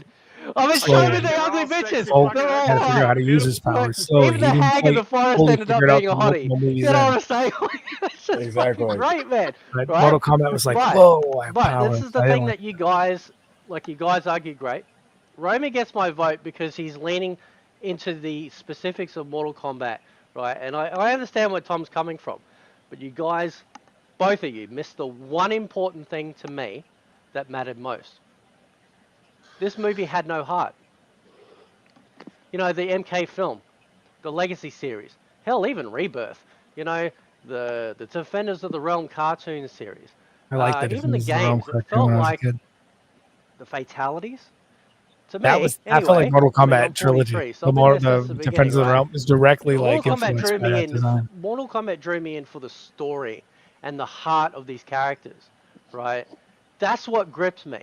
That's why, despite the cheesiness of the MK, like the '95 film, and even MK Annihilation, and I'm going to flop my cock out right now, and I'm going to say MK Annihilation to me felt more Mortal Kombat than a new film, right? Because you can slap on armor that looks like it's from the games. You can make the fatalities look like it's from the modern games. But where's the heart? Yeah, but the problem, Right? Within the the first problem fucking with that, because the minute or two comparison in that he MK said was them Annihilation, getting their powers. Cage Well, I'd gets argue that wiped out. Annihilation did that, but Killed. with their character Instant presentation. character. He was killed by the Every wrong guy. He was character supposed felt to like be a wrestling Motaro, entrance. But Yeah. there were stakes that were raised. There was no stakes raised in this MK film. There's no heart, man. Right? And to me, that's what I missed the most of when it came to this film. It just, I don't know, it just felt cold. You know, maybe I'm just grizzled. I don't know. I don't fucking care. But that's how I felt. So I vote for Romy because he's hitting all the points. But the one most important factor for me was the simple notion of the fact that this film had no heart. And maybe it might change. I don't know if I agree with the film don't had have no much heart, hope. though. I feel like that's that's a stretch. And I apologise Yeah. on my behalf for the Australian director, who's a fucking cockhead. Maybe it didn't have a heart for the Mortal Kombat and, concept, like, you know, but the movie just, as I a don't know, movie. man. Like, it's just, I was think hoping that- they wouldn't screw it up, and I knew from I think the only get-go people that when would they have that started opinion leaking are that Mortal they would. Kombat fans. Yeah. And you just get a In my feeling, your opinion. instincts just kick I in and agree you with get a that. feeling. So my vote goes to Romy. I do understand Tom on every single point. I absolutely do. But the Legacy series does it better. If you want that, that layup, right, for the characters, watch the Legacy series. One season, Retro, two season, I feel perfect. you. Hey, can I feel you. can I interject real quick? I do like the Legacy series, but the Legacy series is great for Mortal Kombat fans, and the Legacy series is always going to be there for them. Time out. I don't want there to be any influence on Paige because this is coming down to the wire. I don't want, with what y'all said, I want Paige to be able to give. I don't want it to be tipped into anyone because I. Well, Paige can speak for himself. I trust Paige will make his decision he wants to make. Paige is the holder of the winner here. Paige is a holder of the cock right here. So Right here. one vote for Dan, one vote for Dan from Tom, or one vote for Tom from Dan, and one vote for Romy from Retro. So Paige is And again, I don't want it to be like misconstrued. Romy did a fucking fabulous job. Yeah, I can't fucking deny it. agree. Fabulous fucking job. Yes, I agree. But Paige, you hold a fate. Mm-hmm. Choose. So I give it to you. Both of you guys did really well, honestly. But you guys both gave very much different sides. Romy was more kind of analytical with everything that he said, basing more by facts, and Tom kind of has more opinions and makes you, and perception, I think, is Tom's biggest thing that he uses to his advantage. And I think he used that really well because he does get you thinking on certain different things. Because I do feel like, if I'm being honest, I do feel like that Mortal Kombat is trying to reach a new demographic. I do feel that. I don't know if anyone else was that, but I do feel that with a lot of with just by watching this movie and watching a lot of these different effects, a lot of these different things that are going to be used to attract different people. I do feel like Mortal Kombat is trying to go into a different direction, and that it is trying to reach a new demographic. Now, do I think their new demographic kind of conflicts with the long, hardcore demographic they have? Yes. Yes, I do. Do I think that's necessarily the way if I had to should be in go? Romy's side, I would have avoided Probably any Mortal But like I Kombat said, lore both of you guys comparisons. did really And I would have well tried in to terms totally of focus on the stating, movie as a movie stating your points and stating your and facts. other But anime, honestly, just that would have been my main focus. I gotta give it to Tom because Tom's really got me thinking. So what you're saying is, Hello, Anthony. we won! We won! I won, Charlie. I won, Charlie. What is No, this? Charlie, hold on. And I want to make it clear. It wasn't like it was a fucking landslide here. No, Romy, I was So you want to pause it for 1 second because I can add to what I think. I'm only real quick because I don't want this to go too late. But so after hearing that, and I heard this earlier too the other day, just to listen back to wonder how it goes. And I feel like hearing that Romy had the better argument than me. And I would have picked Romy to win if I was on the panel, mainly because my arguments were, and here's why. Everything I did was just to counter what he said. I didn't come up or present any new things to support my claim. And even though he went really long, he did have more facts. He did bring more to the table. All I did was squash the bugs they brought to the table. I didn't bring anything of my own. So in my opinion, I think he won just on that. Now, I'm not saying that discredits anybody's opinion. And I'm not saying that means that I didn't win rightfully. I'm just saying, in my opinion, if it was me as a judge, I would have picked Romy purely because he brought more to the table than me. He had more tools than I did. But that's my opinion.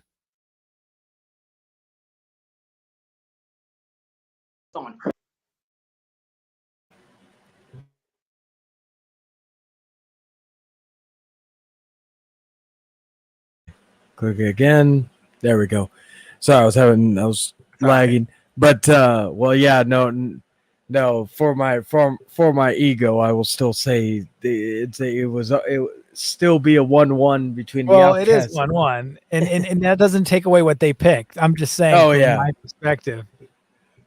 Yeah, even as the judge, like my only flaw with the like, at least for mine, the one thing I wish I could have done differently was give a time limit for both. I should have just put it on a timer and said, hey, you've got so if ever I do debates in the future, I'm gonna do that. Be like, hey, you've got like 5 minutes or 10 minutes just to sell us, and then give you a 2 to 3 minute counter argument. That way, it could be done in less than 30 minutes for both parties instead of that. That's one thing I will do. And if you can't get all your arguments in place, well, there's time for the counter argument. But that'll be something exactly. Well, we had a lot of, so it's hard to get into that mind right now because we're almost 2 years later.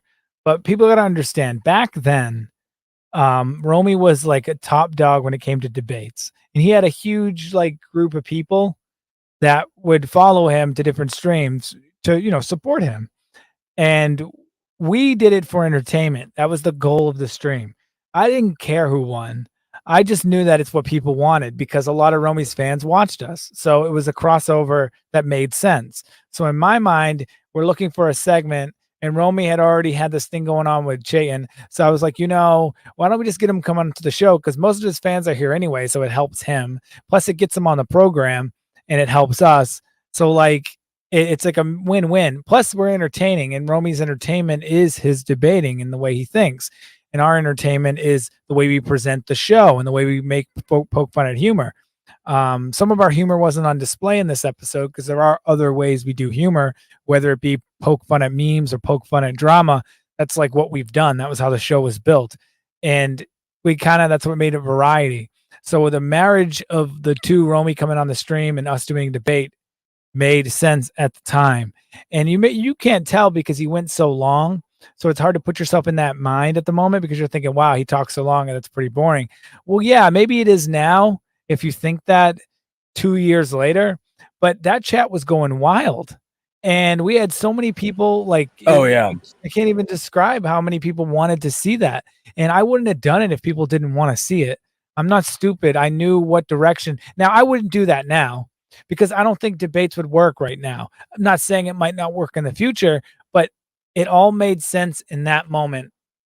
These need to happen because Charlie had his debate, and then there was a debate on Paige's stream. Debates were all over the community at that point, and there was more anticipation on, like, Romy had already established himself as unbeatable. It was just like a wrestling program. It was just building, and this wasn't even the climax of the build, as we all know. And I might as well go into it now because this is where it's gonna pretty much end. As we all know, there was a setup for Romy and I to face each other in a part 3, and then there was a setup for Charlie to take Romy in episode 60. But that never ended up happening. We know why the episode 60 didn't happen, but that never would have happened. That never would have happened, even if the show didn't end, because there was a disagreement, and me and Romy patched it up. We're cool now. We're totally cool now. There's no hard feelings there. But I'm just saying that there was a miscommunication in what we were trying to achieve here. And from my perspective, I just wanted an entertaining segment. And I was already annoyed going into it because the segment went on way too long. And we had 3 other bits that we needed to get into. And we were already at almost the 3-hour mark. And that's the end of our show. And we still had like more to get into. And I had work the next day. So I wasn't mad. I was just a little like, we got to hurry up. We got to hurry up. So my brain was like already there.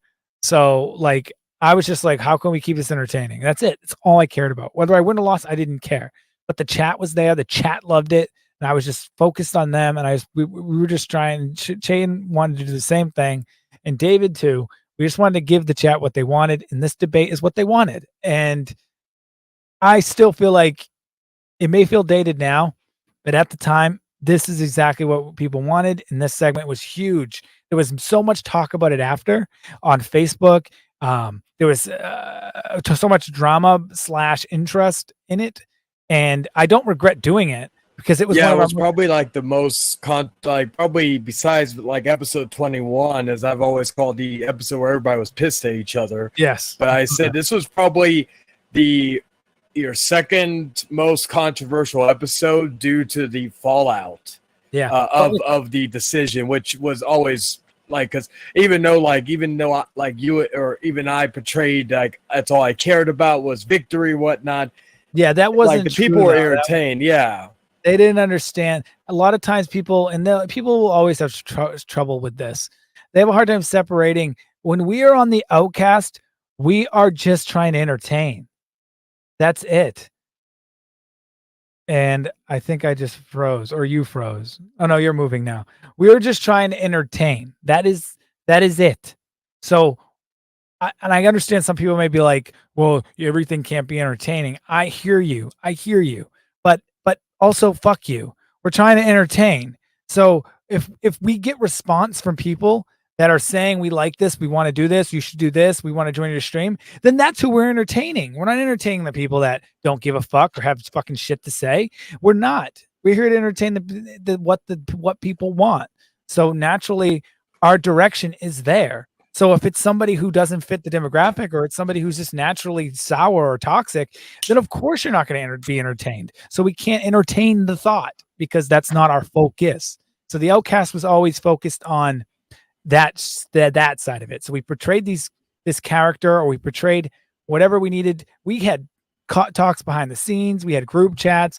Everything that we did was for a reason. We had shows planned far ahead. Like we knew what was going to happen episode 60. We knew what was going to happen episode 55. Like we already had, we didn't know the entire show, but we had pieces of the puzzle on each episode and I was just like laying it out, and I was trying to put together the puzzle so that it all made sense. Like I said, we already knew where some stories were going that will never get told. It's kind of like with the Exiled Outcast nowadays, is that like, with how it is like now, like some people think when we have certain topics and people think that we're seeing something going on around like our communities, they go, well, they're seizing the opportunity of something going on. No, we literally planned it out like weeks before anything, because you film episodes weeks. You're right. You told me like you've already filmed episode like 2 episodes ahead or 3 episodes ahead? Yeah, we're like right now, like episode 6 will be premiering on Friday, and then we those of you who don't know, we literally recorded, myself and Dan recorded episode 7 already. So that episode, all I gotta do is I'll schedule it up on Saturday, because it will show because that way we usually reveal the logo and all the other stuff. So that will be I'll schedule it probably for Saturday. Can I be fair Friday. Though? Let me just be fair. There's repeated drama that has been happening for 5 years now, and some of the stuff we weren't even a part of. So anything can be linked. You know what I mean? Like it always happens again and again and again, over and over again. Like making any type of video based on, I mean, it's not like exactly throwing a dart blind. Like, that it's going to be topical, because there's certain things that are always topical in this community. You know what I mean? It's like if anybody has an issue with me reacting to this video, or even posting the video, because some of the people you own the video, and it's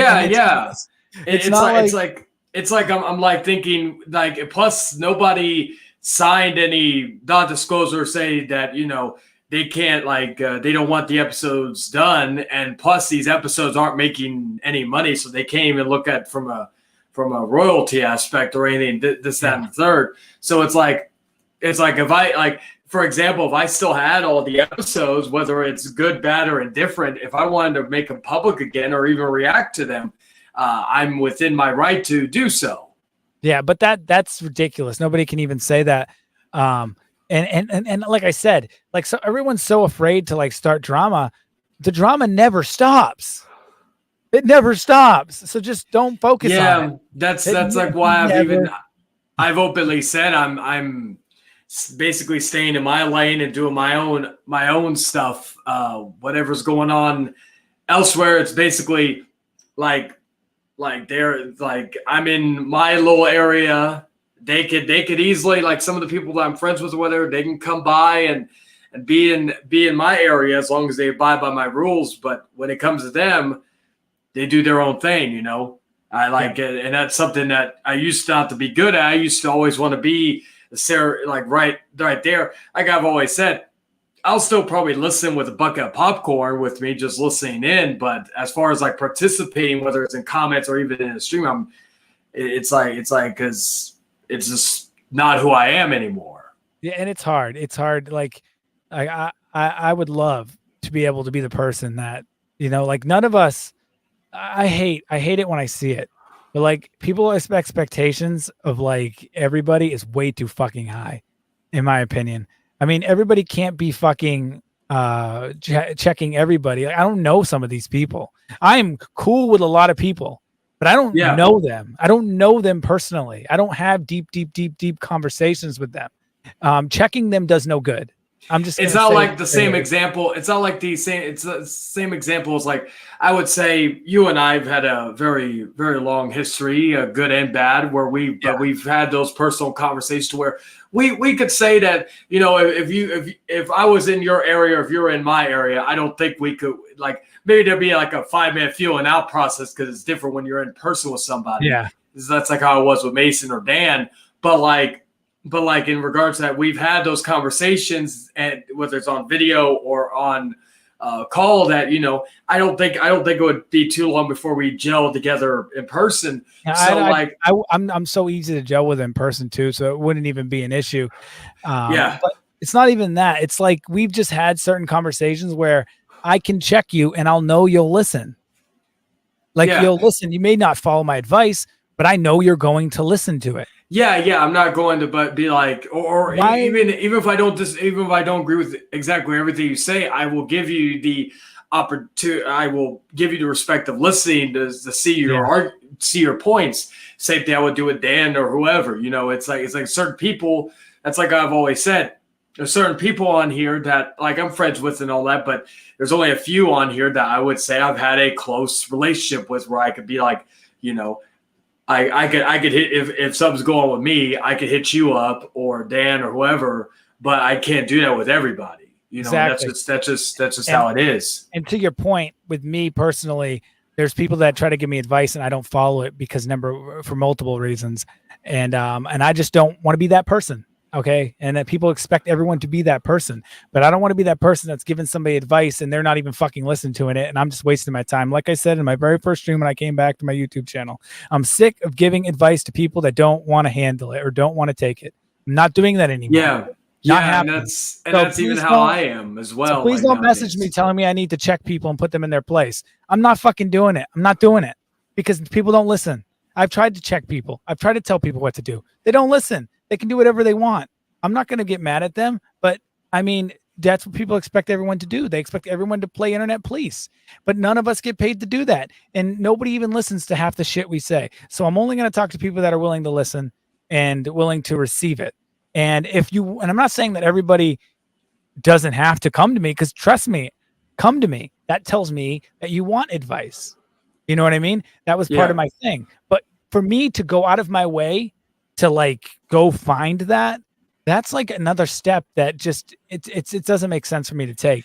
And even with me, sometimes I've always said I guess the thing sells up too nice for my own good with certain people, and that's something I've been trying to because like there are certain people that I just like, I know they won't listen. It's not even like they're not like, and all that. So I'm just not even going to bother with it, because it's like, they're not going to listen. Why waste my time? Now, and maybe something I was going to. But just to add to that, maybe their justification for not listening is legit. You know what I mean? I don't know. Yeah.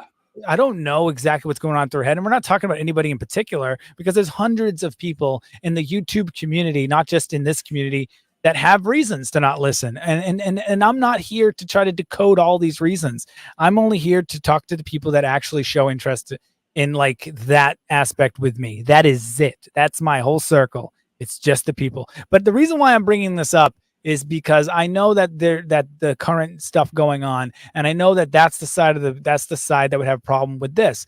But at the end of the day, that's not the side that we're trying to feed. You know what I mean? This is not the people that we're feeding. And even if we still did the show and the show never ended, you and I both know that there's certain people that didn't like the show then. So why would they like the show now? Like there's just like it's not like there's a certain group of people, without saying any names, that hated on the show then when we did it. Yeah. So they're going to continue to hate on it, whether we do it now or not. Like that doesn't change. And we're always going to have like people who critique the show and all that. And which is fine. I welcome that. I do too. It's just like watching a review of a movie that maybe I liked. Yeah, and seeing what they say about it, or vice versa. If I hated the movie, as long as they're within our demographic, like I'm not going to listen to somebody who's clearly not the person we're making content for. Yeah, and that's the other thing. It's like certain audiences, like like even with go ahead. For example. Because I know people are thinking maybe I'm talking about one thing, but I'm talking about multiple things.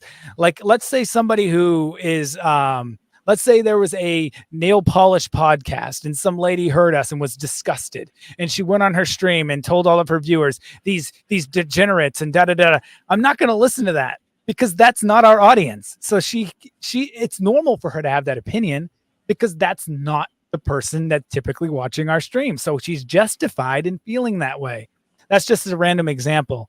A lot of, so like, that's what I mean. Like, it's not a target towards one person. It's just a normal thing. Like, if somebody criticizes your show and there's somebody within your demographic, then you should probably listen because maybe they make some points. But if it's somebody that's so far from your target audience, then you're wasting your time. And that's just being business. That's just how you run a program in any type of program, not just a podcast, a television show, or a movie. You got to look at your focus group, and that's how you create a show that's better. If you don't, then you're going to make a fucking fucked up show, because like, you might have something and then you hear somebody that's totally not within your focus group say some shit, and then you change your show, and now you've alienated the people that love your show just to appease somebody that hated your show, that wasn't even fucking relevant to the fucking audience. But so it's important to find the target audience. This is, again, I know what some people say, don't give advice. I'm going to give advice, and just don't take it if you don't want to hear it. Like, this is, I don't know what to say other than that. Like, if you're going to make a show, then you should probably find a target audience. That's number one.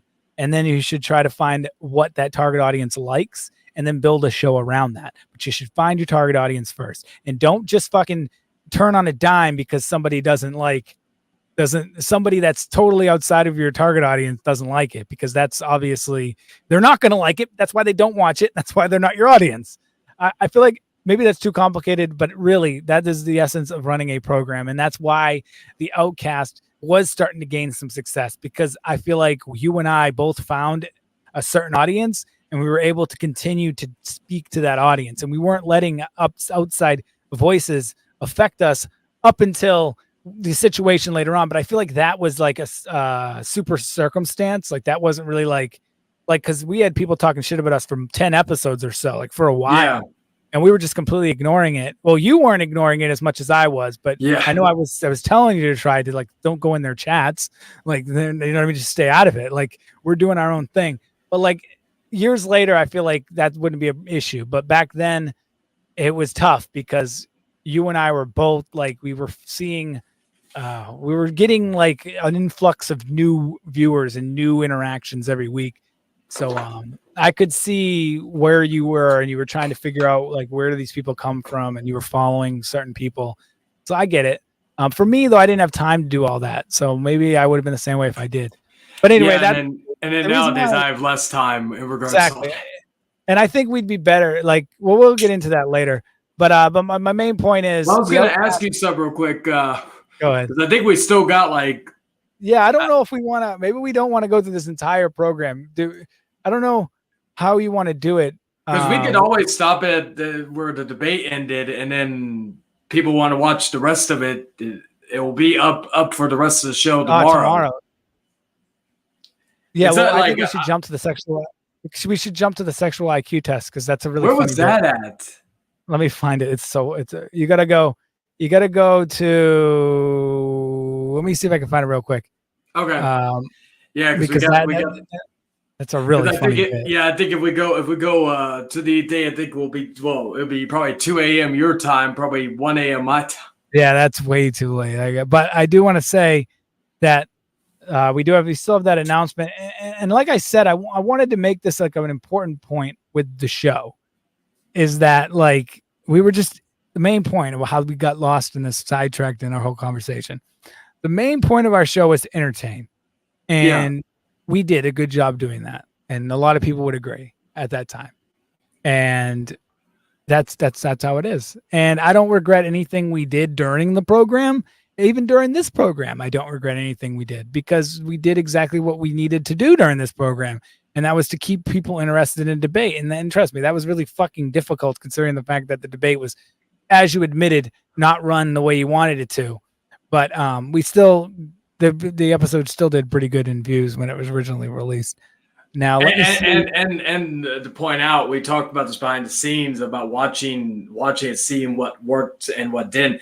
Like right now, I think because the trial went pretty smoothly. I said I would think in regards to it built as far as a pre-show, because I try to have something to get people to come in and all that, and all that, because like I said, it was like, sometimes it was hard to do a pre-show because you had to get people to come in and just to, keep interested, and that was like one thing I was trying to do. Some people thought it was overdone, but like going back and rewatching the trial part, I thought it went smooth. Oh yeah, looking back, I agree. The trial part was pretty good.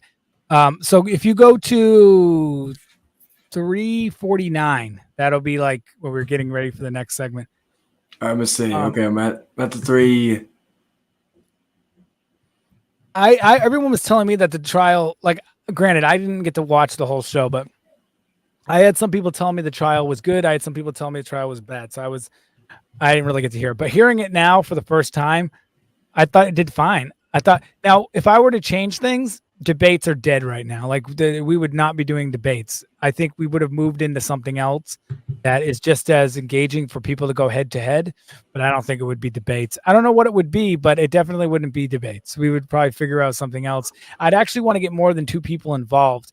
I feel like it would be better if we could because we got so many fucking people on the panel and we only have 2 people talking. And the promos wars would have been better. If we could get people to cut promos on each other, I feel like that would have been fucking funny. Like if you have 4 people and everybody has to cut promos and basically, because we kind of experiment with that early on in the Outcast, but I feel like we were on a rhythm where that would have really worked.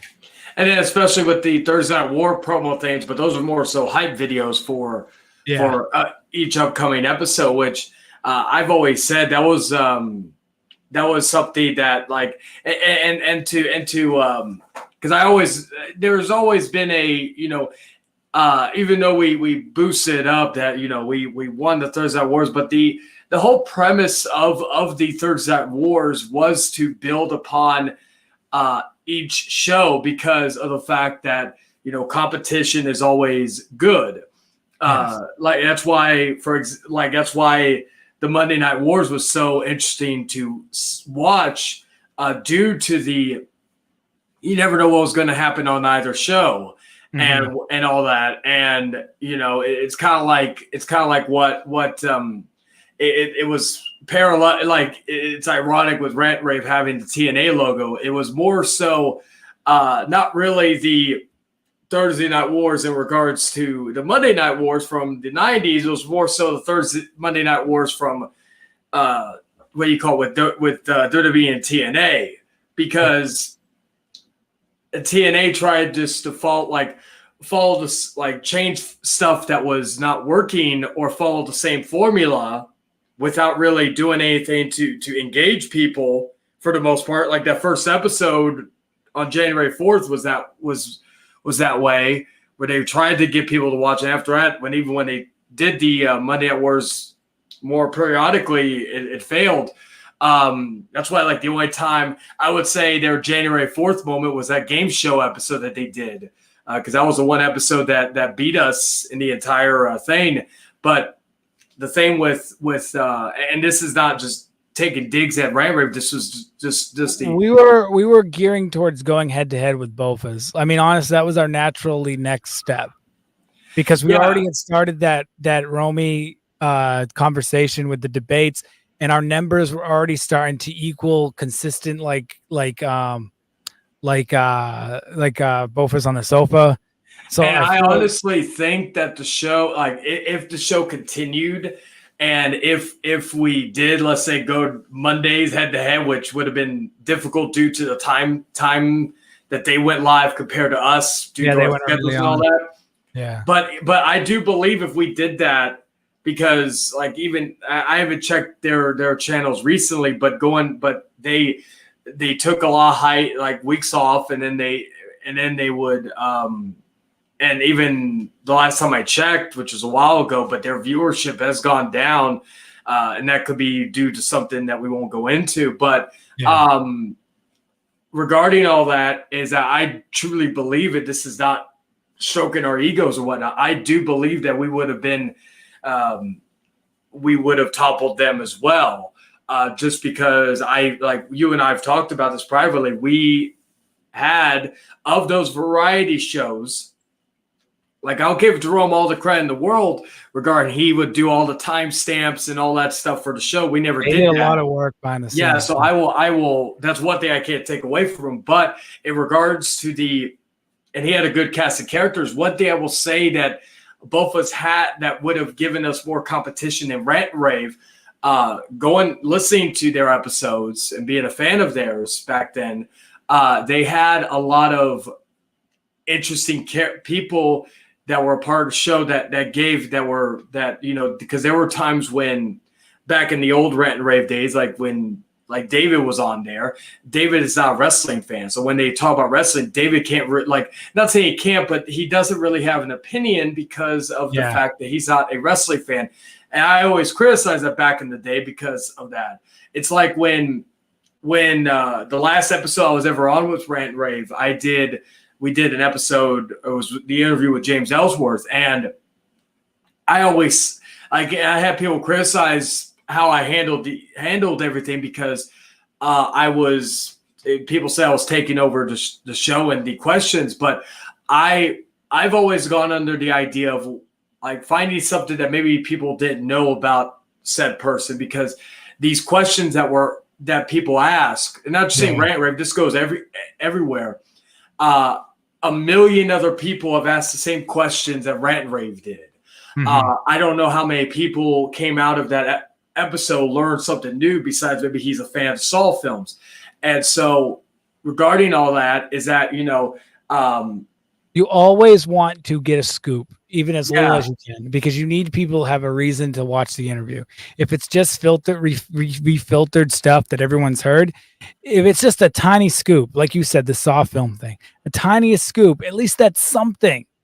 Yeah, and that's who knows, 10 years from now, somebody could be like, hey, we're a horror movie fan. We heard that Jabadabla is a fan of fucking Halloween movies, and your clip we want to use to prove that. It could be anything. It's like you see interviews with wrestlers and you find and they'll clip certain parts where they'd be like, oh, I'm a fan of this movie or I take inspiration from this movie for the character I'm portraying, or music or whatever. It's like those things. Those will be clipped because of the fact that they are something that maybe not a lot of other people know about. Yeah. And all that. I think one of the better interviewers especially with wrestling is Chris Van Vliet. We were about to. This is another behind the scenes. The show was about to do more regularly scheduled interviews I think it was every other episode, because I had just created a Instagram account because a lot of my contacts were on Instagram. So I created a Outcast promotion, or what was it? Outcast bookings. Outcast bookings, because I was getting people that were messaging me on Twitter, and they said we only do business on Instagram. So I created that account, and I was going to transfer them over. And I never had anything set in stone yet because we had just got the account established, but we were about to embark on getting regularly scheduled interviews too. And we would have had no problem doing it, but the problem was the show didn't last much longer into it. But that was the next thing that the show was going to head towards. So we were headed towards more structure, but we weren't going to leave our base. And our base was just fucking wacky, ridiculous bits and our moments. I always said that we're creating moments. That's all we're doing. Yeah, and that was the thing, because even nowadays, I have a lot more connections nowadays than I did back then. And I had a good amount of connection, but nowadays, whether it's through the acting scene or through even wrestling, let's say the show went on into the summer of 2021 and then into the fall, I would have, I became friendly with Maddie Winkowski, and I would have actually liked to get her on, and no disrespect to Rant Ray, but have a more respectable interview that's not just making fun of a nose or an injury or something, but be like all that, or a few other people that were in Ring of Honor, this, that, and the third. So that's another thing. Like a few Ring of Honor guys are from my area. Some guys literally 10 miles down the road. I met Mike Bennett at a Patriots game. So there was different avenues we could have taken, but again, that ended up not falling through. And again, we would change a lot. This is all, again, watching this now, a lot of this is dated. A lot of this, the show ain't dated. The concept still remains, but a lot of these bits wouldn't work nowadays. And I've messaged you behind the scenes about what bits would be work nowadays, certain bits that are more relevant to today. But back then, these were the bits, and we were getting, and people loved it. So we just kept dishing it out. And I don't know. I still get people asking like, "Where's God?" and all this stuff. So like, I know, obviously, right? they stuck around. Like these things, people still remember. But yeah, we can continue if you want to hit play. Yeah, and then also to people like that are in, because I know some people are watching this, even the reaction. This is their first experience watching the show, and so like I said, for anybody who wants to see the full uncut version, definitely tune in tomorrow at 7 p.m. Central Standard Time, and it will be Which is our old start time, Thursday, 7:00. Yeah, and it'll be set for premiere on. So you can chat. I'll be in and out of chat too. I'll be in and out of chat if people. Yeah, want to same. talk. Because I'll be working tomorrow, so I'll be the same position where I'm just going to be kind of in and out depending on how busy it gets, and it'll be busy tomorrow. I know that for a fact. Yeah. But anyway, I'm going to hit play. If I keep getting interrupted, I'm not kidding. What? Oh my God! You can't participate in the bit. Oh man, rewind a little. You missed that whole Jordan bit. That's the bit. That's the. You got to rewind like I don't know 3 minutes. So we'll probably have to do the date another time. Don't you agree, Tom? Yeah, because David can't hang, and we don't have anybody to take the place of the date. So next week, hopefully, we get a date. But David 3000, the producer 3000, man of the future. Future Kevin Dunn. Future Kevin Dunn. All right, David, you may go. Look at my phone quick. I think I got an idea. I was running this in reverse. I'm gonna go sleep soon. All right, later, David.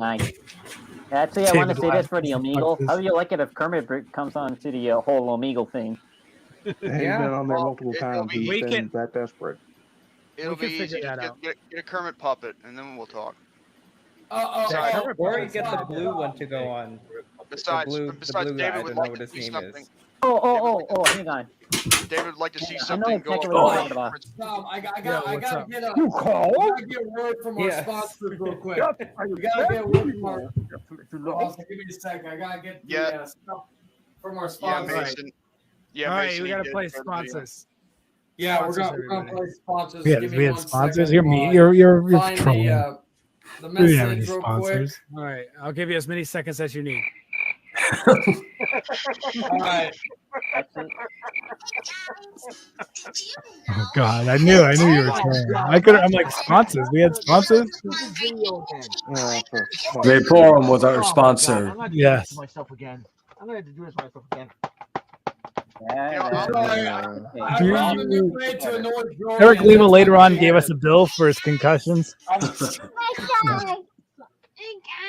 guys. Hey Carl. Got any cheese? Charlie. No, that's not the worst part. I want to ring your scrawny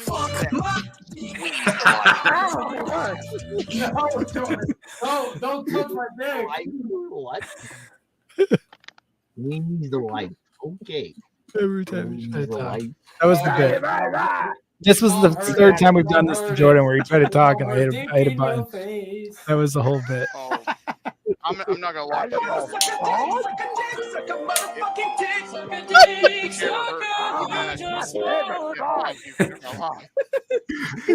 Too nuts.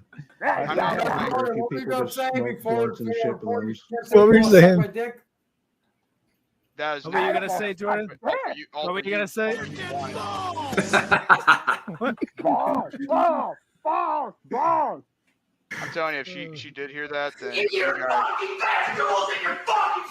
you know what? I'm gonna leave if I keep getting interrupted. I'm not kidding. What? Oh my God, you can't participate in the bit? Well, Jordan, you got nothing. I keep getting interrupted. That's So, the bit. That's the bit that's happening right now. Then I don't want to be a part of a bit. Oh, hey, Raven Powers, how you doing? All right, Jordan, if you must. Yeah, I showed the video. I showed the video. I showed it twice, 3 times probably. I love how he's in the middle of us, and we're just like, you're just like trying to get him to talk, and every time he tries to talk, I'm pressing the button. Get her on the stream. Get her on the stream right now. We got a new guest. We got, hey guys. Hey guys. Hey guys. Hey guys. Hey guys. Oh, Hey guys. Hey guys. On the screen. Hey guys. Jordan, we found a date for Jordan. Cue the music. Cue the music. It's kind of sad he has to raise him to get to like him. Go ahead. Go ahead. We found a date for Jordan. No. That ain't happening. Never. Hey guys, everybody. Hey guys, introduce yourself. I'm ready. Come on, tell Jordan how you really feel. Tell him all the ins and outs. Tell him the ins and outs. Jordan, I want you so badly. You don't know what you want me. Y'all don't get your problem, J, man. I feel sorry for you, dog. You just get roasted all the time in these streams. They always joke about you and everything. I feel sorry for you. Hey, Shout out to Jonathan, man. I hope you're Story doing of my well. life. I'm surprised I'm not. Mouth still remember the taste of these nuts. I'm surprised I'm not in a freaking a psych ward because of these people. I'm surprised you people haven't been smoking blunts shaped like wieners this whole time, given how much talk about them. Hey, Tom. So who is the worthy candidate for the sexual IQ test? Jordan. I knew you were going to say it. I knew you were going to say me. Look, no. Jordan, no, it is time. It is time. It is time. You got like for Jordan to participate in the sexual IQ test. You got like 10 minutes of the century. Jordan, my Pokemon really wants you, so you better not keep her waiting. I'm still dancing, even though the music stopped playing. David, I want to play that song till the thing to the entire. I'll call you with the music play. Hey, my future co-host Imoashi. We got 10 minutes. We got 10 minutes, and I have 10 questions.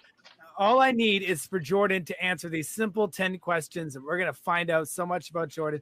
But everybody wants to know. I want to give a shout out to Jordan, by the way. Jordan was this is going to be he was a crucial part of the comedy on the show. I don't know if you realized it, but he definitely was. Am I right, Charlie? It's like I'm talking to a wall over here. If you don't want to do it, I'll do it. I got nothing else to do. Okay. I'll do it. No, it has to be Jordan. It has to be Jordan. And Charlie, I really don't want to talk to a wall. Zero. I agree.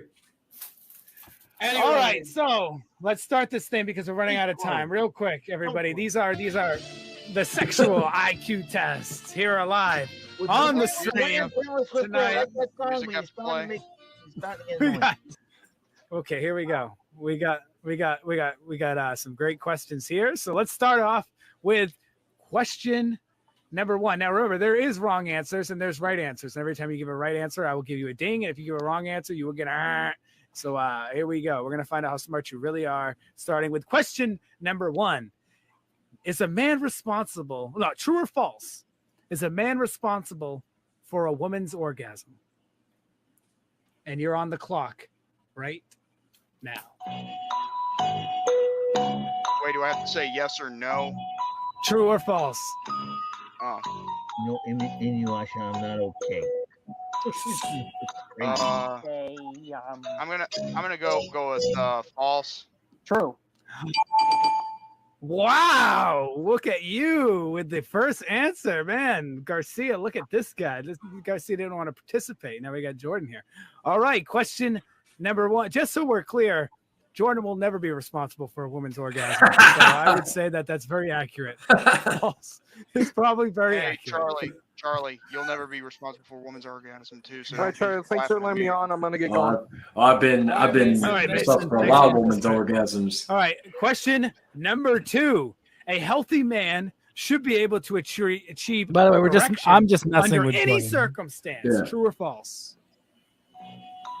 False. Don't help him. That's not how this works. I would say true. Let's see. Let's look at that question. Is it true?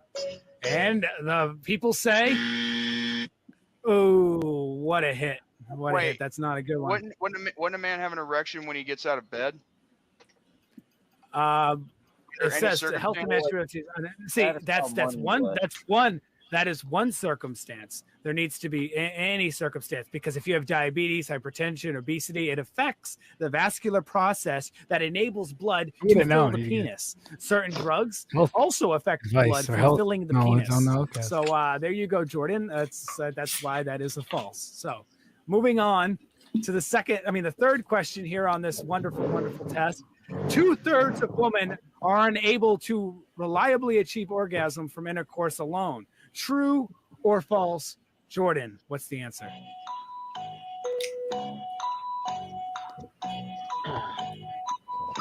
I'm gonna go with false. Oh, that is a rough. I call BS on that one. I wasn't helping. So 2/3 of women unable to achieve intercourse alone was true. The sobering truth is that only 80% of women, the truth is as many as 80% of women are unable to reliably achieve orgasm, which is a fact. And that's actually true. People with experience would know this. It's actually true. It's very hard for a woman to do that. Some women can never do it at all, no matter what. Oh, yeah. Trust me. There was one chick that we would I think Charlie probably would go agree. in for the entire time. There's a lot of fake ones. She didn't finish, so I had to finish finish her off with my hands. So yeah, that's exactly correct. So far, you've gotten 1 right and 2 wrong, but that's okay. Nothing to cry over. I had a girl that used to. We got a only girl I dated that could do this. But she could have an orgasm on top without me doing anything. 1/3 of men achieve orgasm. Oh yeah, there's some girls that can't. They go into a certain position. True or false? Go ahead. Can I go with false? Can you go with false? Well, you can go with false, but that's wrong. How is that? I win. The mind is different from I thought it wasn't even playing. The more stimulation the body has, the more it automatically reacts to it. Your mind doesn't have nothing to do with it. Most men will probably have multiple, and usually can't control it. And especially if you're or young and inexperienced, you usually probably blow your load before you even get in the bed. But anyway, we'll move on to the next one. Don't worry, there's no big deal here. We're getting halfway through here. We're at number 5. It is abnormal for women to experience fluctuations in their sexual desires. True or false? What was the question again? All right. Normal for a woman's sexual urges. Wait. It is abnormal for women to experience fluctuations in sexual desires. True or false? True. Oh man, there was such promise going into this. I think you're doing this on purpose, just to screw with me. All right, I will fully show everyone. Look at me. I will fully go through the list once this is done to prove that these are not fixed. I will prove that this is an actual test. I will prove it. So don't worry. Look, anyway, let's get we got this 4 more. over with, okay? Because we do have to wrap it up. My mom needs me soon, so. All right. Well, I got to be honest here. It really doesn't matter because at this point, you only can get it. Well, actually, if you get 1 more wrong, the test is over. Because at that point, you failed out of it. It's like the driving test. I'm only gonna let you answer so many questions before you achieve the lowest number. So let's go with 1 more, and this one might be an easy one since I could choose one. Here we go. The vast majority of those who commit infidelity are male. True or false? Go ahead. This is why we got in trouble for the songs. We keep playing it over and over again. Oh, yeah. Well, you failed out of the IQ test, and unfortunately, I'm going to have to tell you what you are. So let's look at the results. Let's go to the board, and let's find out exactly what you are. And the answer is you need major enlightenment. That's basically basically what it is. I mean, that's fine with me. I could care less because after all, I didn't want to do this, but you forced my hand because I don't know anything about it because I don't know. I've never had it. You're already. All right, well, let's say something here. I am sick and tired of this. Y'all pick on David. Y'all pick on Jordan. Jordan's already had a rough week as it is already, and y'all want to dump this on him? I'll tell you one thing. Everyone's IQ is 0 right now. All you slot nuts, all you slot nuts. Whoa! I never said he was a 0. I said he was a 2. I don't care. That's rude. How dare you? I don't care. You've been sailing with me a long time freaking ago, okay? I've been through a lot of crap in my life. I had bad luck with women, all right? And y'all gonna pick on poor Jordan about this? Okay, you need to. It's a.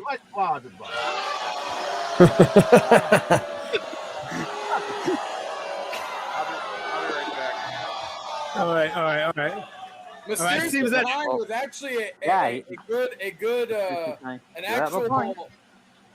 Yeah. Well, I guess we could stop it here. People could check out the aftermath of that if you want. Yeah. But it's pretty interesting, the stuff that happened. But basically, that was a bit. I know that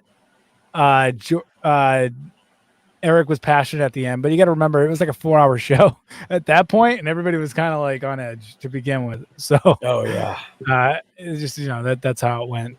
But that was pretty interesting. Definitely fun. I know that when we did it at the time, it was cool. Shout out to Dragon. Thank you, Dragon, for that comment. We got a big announcement if you're still here. Oh yes. You want to reveal the picture, and then we'll talk about it real quick. Oh yes. Give me 1 second. This is one of many teasers coming in the future. All right. Ready in 3, 2, 1.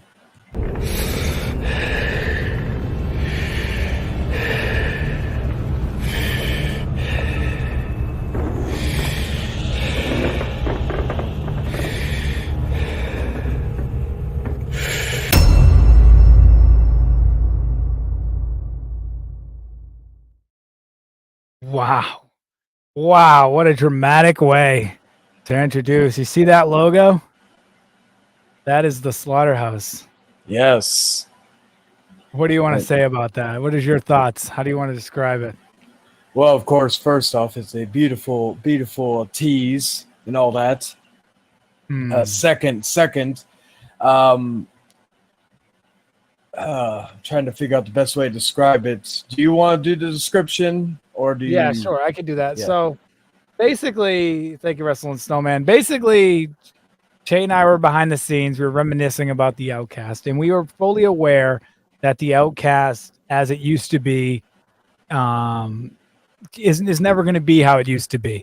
But that doesn't mean that we can't. We did it before, and we're going to do it again. The Outcast became what it was because we were working together, and we found out what worked, and we just worked off of that. We also both know each other very well on how we wanted to present certain topics, and we both have we agree on certain things, and plus we communicate very well now.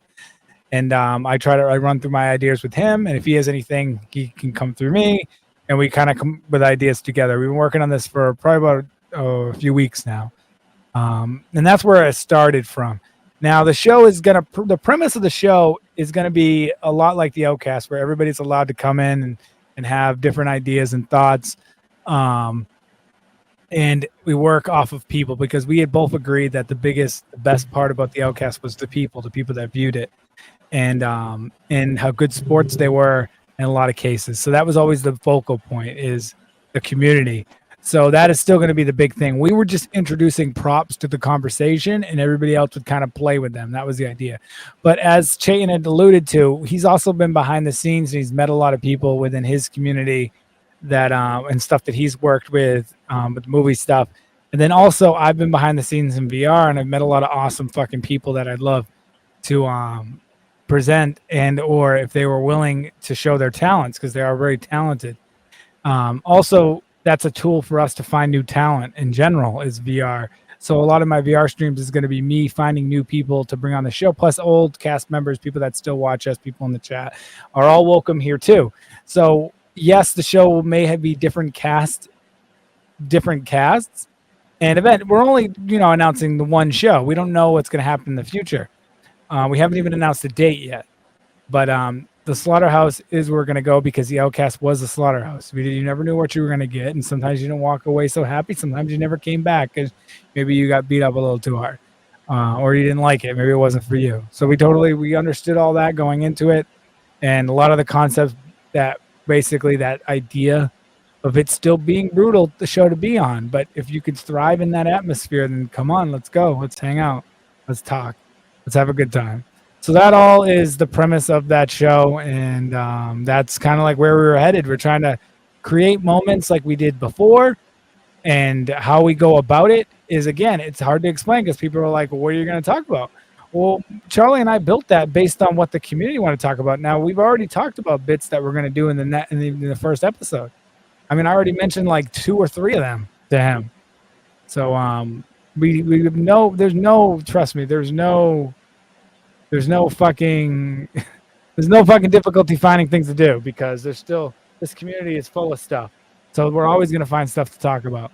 But not only that, a lot of times what we did is we created topics and conversation based on how we communicated. So all that's going to return in the new show. And it's going to be right here on Shane's channel for YouTube. And then we're going to do it on my channel for Twitch. We figured it was fair because I have viewers that just don't watch me on anything else but Twitch. And this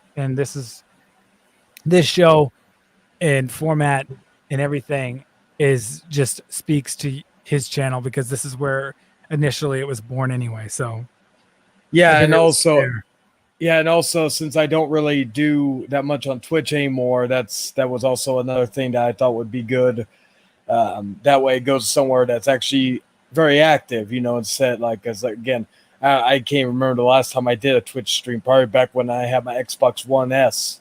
Yeah, and the way I looked at it too is like it opens up our avenue because a lot of people on VR watch Twitch, like in general. Like if I go in VR, like this Friday, I'm going to be doing a VR stream, and I'm going to be one of my things I'm going to be doing is looking for talent to come on to the Slaughterhouse. Oh, so you're doing VR on the during the 5-hour stream? Yeah, during the 5-hour stream, we're going to go into VR, and we're going to look for talented people or interesting people. That's part of my goal. Is I'm gonna find people that are gonna be interesting and want to come on the show and present whatever they can do, whatever fucking thing they want to do. And again, all I can guarantee you is it's gonna be entertaining. Can't guarantee you anything else. Just promise you it's gonna be entertaining, just like we always did. And that's all I can guarantee. And everybody's welcome on, just like we used to do it. It's no different. But at the end of the day, if it's something that you like, then just show support. If it's something that you're indifferent about or you don't like, then talk shit. It doesn't matter because at the end of the day, that's not our focal point is to try to please the people that do like it. And we can't stop people we can't control what people do outside of that. And that's my perspective. And also the stream will be this Friday, right? Yeah, my stream this Friday. Starting at, I gotta check my thing, but I'm pretty sure it's 8:45 is when I have it set, and that's a 5-hour stream, and that's gonna be way easier than this. I'll tell you that because I'm gonna be running around VR, and when you're in VR, it actually feels like 8:45 is when my stream is. It actually feels like you're running around. Tom's Fire, yeah, thank you for linking that. Yeah, that's gonna be this Friday on YouTube and Twitch. And we're basically, I'm a part of my plan is we're going to go to B Club. We're going to try to, there's a lot of interesting people that are at B Club. Let me just leave it there. We are going to actually, and I know this is going to be weird, but we are going to try to go to the Lolly Police Department because there's a bit that I'm working on that, I'll just leave that hint there. We'll see what happens there. And then there's a few other things that we're going to do and you're going to meet some people that were here tonight, and some of the people that you see like on my streams and stuff are going to meet up with me too. And we're going to have our own little adventure trying to fucking navigate the world of VR. And again, the VR is a breeding ground for talent for this new show. So if you want to see behind the scenes on the people that may end up on the show, watch VR because my main focus in VR is not just to meet interesting people, which is one of the bonuses, but it's to find fun, interesting people that I can then bring into the slaughterhouse. And it sounds so fucking brutal, but it says what it is. Like it says what it is. It's the slaughterhouse, so people know what they're getting into. So there can't be any fucking surprise there. I mean, you just entered a slaughterhouse, bro. If you can't handle it, you shouldn't have came in. So it's very clear cut. And the tagline of this episode is running with the devil. And if you pay attention to either Chayton's Discord or my Discord this tomorrow, There's going to be a little promo for that too. Did you want to mention another thing we're working on in the coming weeks to promote this? Yeah, and also I wanted to say I'm gonna be putting the video that I just posted. I'm putting that for tomorrow. So if anybody who did watch the stream the whole way, if they want to see the promo, I'll put it like basically I'm gonna put it like an hour before the Hangman Outcast, the uncut version goes live on at 7 tomorrow. Yes. I originally put it for Friday. I was like, wait a second, I keep forgetting today's Wednesday. Yeah. My schedule's all out of whack this week. Yeah, Friday. And, oh yeah, by the way, to my charity stream, the charities for the Children's Hospital, the people that are wondering. And you can charity, and it's legit. Like if you go to my Twitch right now, next to my name, you'll see donate to this charity. And you just click the donate button and it directly takes you to the charity. So there's no fucking weird shit going on there. You know your money is going right to the charity. And I encourage if you want to put it in the chat, I believe you're a mod, so you can't do that if you want to do that. Yeah, let me see if I can link that right now because that's an important thing. People are like a lot of times skeptical on charities. I made it very easy for people to do the charity. I'm going to post my link right now in the chat and you're going to see right next to my React, right next to it, you see donate to the charity. So that's again something that I want people to kind of take notice of because I'd rather you donate to charity than subscribe to me. So click my Twitch. If you don't follow me, and then next to that, see the charity. And I just want to say that's important. Now VR people are like, why do you go to VR? Well, if you all remember. When I left YouTube a year ago, I had about 170 or 165 followers on Twitch. I now have 234, and about 50 of those or whatever came from VR. Just within the little bit of 6 months, the last 4 months that I did it, from November to now, I gained that in VR. So VR is a huge. That's why I was telling you, VR is a huge Twitch audience, and that's where I could pull people from to introduce to the show. And drop a stream link, and then they become indoctrinated into the show that way. Because the show is going to be different because the people make the show. As I said, like I know the perspective is going to be, well, you're missing this person because they're never going to participate again, and you're missing that person because they'll never participate again. But they drove the show for what it was. But that doesn't mean that we're not going to find somebody else that takes a show in a different direction. The direction's always navigated by the talent that comes on the show. So that's why it's hard for me to sit here and say what direction the show is going to go. Well, I can tell you the direction that it's going to start, but where it goes is up to the type of people that we end up getting onto the show that make it what it is. And what I discover within somebody, like Jordan's whole thing made sense at the time because we could read what he was, and David's thing made sense at the time because we knew what he was. Joe Schmo that we're going to find from Twitch may join the stream, and they might be a totally different personality. And it's up to me and Chayton to go behind the scenes and be like, how can we make this person stand out? And we might come up with a whole different thing that at this point in time, I can't tell you, but we're going to figure it out because that's what the show was good at. We were good at making people that struggled in other programs or were uninteresting in other places, making them interesting. So whatever the fuck we end up doing, I can't tell you because that's what we do. We pull people in and we find ways to make them shine. That's it. Sometimes they don't think they shine in certain ways, but we beg to differ because we tell, like, maybe you don't like to go in the gay cave, but it's fucking entertaining and people are responding to it and people are interacting with it in the chat. So we're going to the gay cave because it's interaction in the chat and people enjoy it. As much as people say we hate it, well, you're still talking about it. So you didn't hate it at the time. So like, that's how we looked at it. That's how I looked at it, I should say. And well, yeah, it's just like the whole the shower thing. Like, you know, people still talk about the shower from the intro to this day and all that. So that's another point. You know, whether they were talking negatively or positively about it, they were still talking about it. Yeah, and David's character was to gain pity. Like some people were like, well, you know, you felt this way about you guys treated David like this, but that was the point of his character. Like y'all fell into it. Y'all knew it was like he was playing a baby face, and y'all were right into it. And that was the whole goal. Like y'all didn't say anything we didn't know. That's exactly the response we wanted you to have. So like we'll figure it out with other people. Like whoever we meet in VR that want to showcase. There's already some people that already want to come on the show. I'll just put it that way. Before we even talked about this, because back in the day, like early on, before I even streamed on Twitch, people asked me what I did, and I still had clips from Outcast episode, and I showed them, and few people actually were like, one guy's a talk show host on VR. He said to me, I want to be a guest on your program. And I was like, I'm sorry to tell you, but that program's probably never coming back. So we still had people that were interested in VR, that were interested in joining the show, that unfortunately there was no show for them to join. So I'm confident that we're going to find new people. Like Dragon said, it was a work, and some people fell for it and some people didn't. But at the end of the day, it was a fucking work, and it was fun, and people enjoyed it. Some people knew it was a work and they still enjoyed it, but it's not always a work. Sometimes it got real on the show.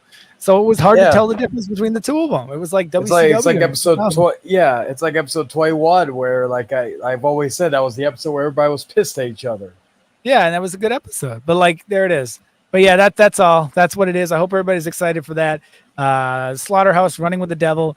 It's a first episode. We don't know. There's no guarantee there's gonna be a second one. So catch it while you want it. But catch it while you can, I should say. But it's exciting. There's no date yet. We're gonna have a full announcement on a date. We're actually, I guess I'll bring this now. Yeah, I was gonna say. Yeah, pay attention to Change Channel because we're gonna be doing episode 22. Oh, not 22, but episode 20 also. That too. But pay attention to Change Channel because in the coming weeks we're gonna be doing a press conference. I say that in quotes because it's more of a fan conference where basically we're going to take questions from certain people that we're going to start DMing people behind the scenes that we want to participate. So this is going to be a more exclusive thing, but we are going to DM people. Basically, we're just going to, anybody that has any questions about past fans of the show, we're just going to, I want to get what I personally want to know what they think about this and their questions. So I think it's cool to invite them into a program and have Chayton and I like run a press conference style in character, by the way. So Hangman Charlie and live from the strip club, Tom Willis will return for this press conference because I think it's important to play within our character during this. But like they're going to basically ask questions about the show and what we see coming and how we, and we'll go into more of an indulged perspective on it. And by then we'll probably have a better idea. We already have a few bits, but by then we'll probably have a better idea, especially after my VR stream, where my whole goal is Friday to find new talent. I'll probably have a better idea of what characters are going to be joining this show as well for the future. But, and even I would say I'll probably do probably sometime because I got a bachelor party I'm going to next Wednesday. But basically I'll tell people, I'll say this to people because I'm mostly confident that the press conference will be in 2 weeks, basically, and all that. So I basically would say tune in. Either I'll probably do like a quick little video, whether it's like while I'm at the bachelor or whatever. I'll hit Tom up first because I'll know my schedule for the following week by then. But basically, I'll tell people to tune in sometime next Wednesday for like a short, or even it could just be an announcement on my community tabs, one or the other, where I will announce the. Sorry, I was getting sinuses, but hope I'm not getting sick. It would sounds like during this episode made you sick. I know, right? Be like what happened? Like, of course, right when we're doing this. Luckily, I've got. Next 2 weeks of the Exiled already done, but so I was gonna say, tune in next Wednesday. I should have a release a date at whenever the show will go. We'll do the live press conference. So sometime next Wednesday, probably after 6. Be on the lookout either for a video or a post on the community tabs or whatnot for that. And we'll have a date. The end of the beginning of the press conference. So pay attention. The very beginning of the press conference, we're going to have a date on when the show is going to be. So you're going to get an exact. You're going to get the date might be tough because the scheduling thing, but you're going to have at least a month. Like what month this is actually starting will be revealed. Yeah. Will be revealed then, and then we'll go from there. So it's exciting. it's going to be the same but different, and that's the best I can give you. I know some people had asked us, what's the premise of the show. It's tough because at the end of the day, we worked with people, so the premise of the show was what we were given. And at this point right now, it's just me and you. We don't really know who wants to participate and what we got to work with. And once you get your schedule and we're going to do the press conference, well, then once people see like the posts in your Discord and my Discord, then we'll start DMing people behind the scenes to see what people we want to participate in the press conference. And then they'll be invited on if they are available and they can ask the questions and we can hopefully figure out that in case. And the door is always open. And I told Che, and it took us like 15, 20 episodes to get in a rhythm for where we were in the Outcast. So, if maybe we're not going to do it in one episode, maybe only be one episode, but it's not going to happen in one episode. It'll be entertaining, but we definitely know that this is going to be, it's not going to be like the Outcast all of a sudden. It's going to be different. Yeah. But that doesn't mean it's going to be not as fun. It's just going to be different. So don't go into it thinking, yes, the Outcast returned. Don't look at it from that perspective.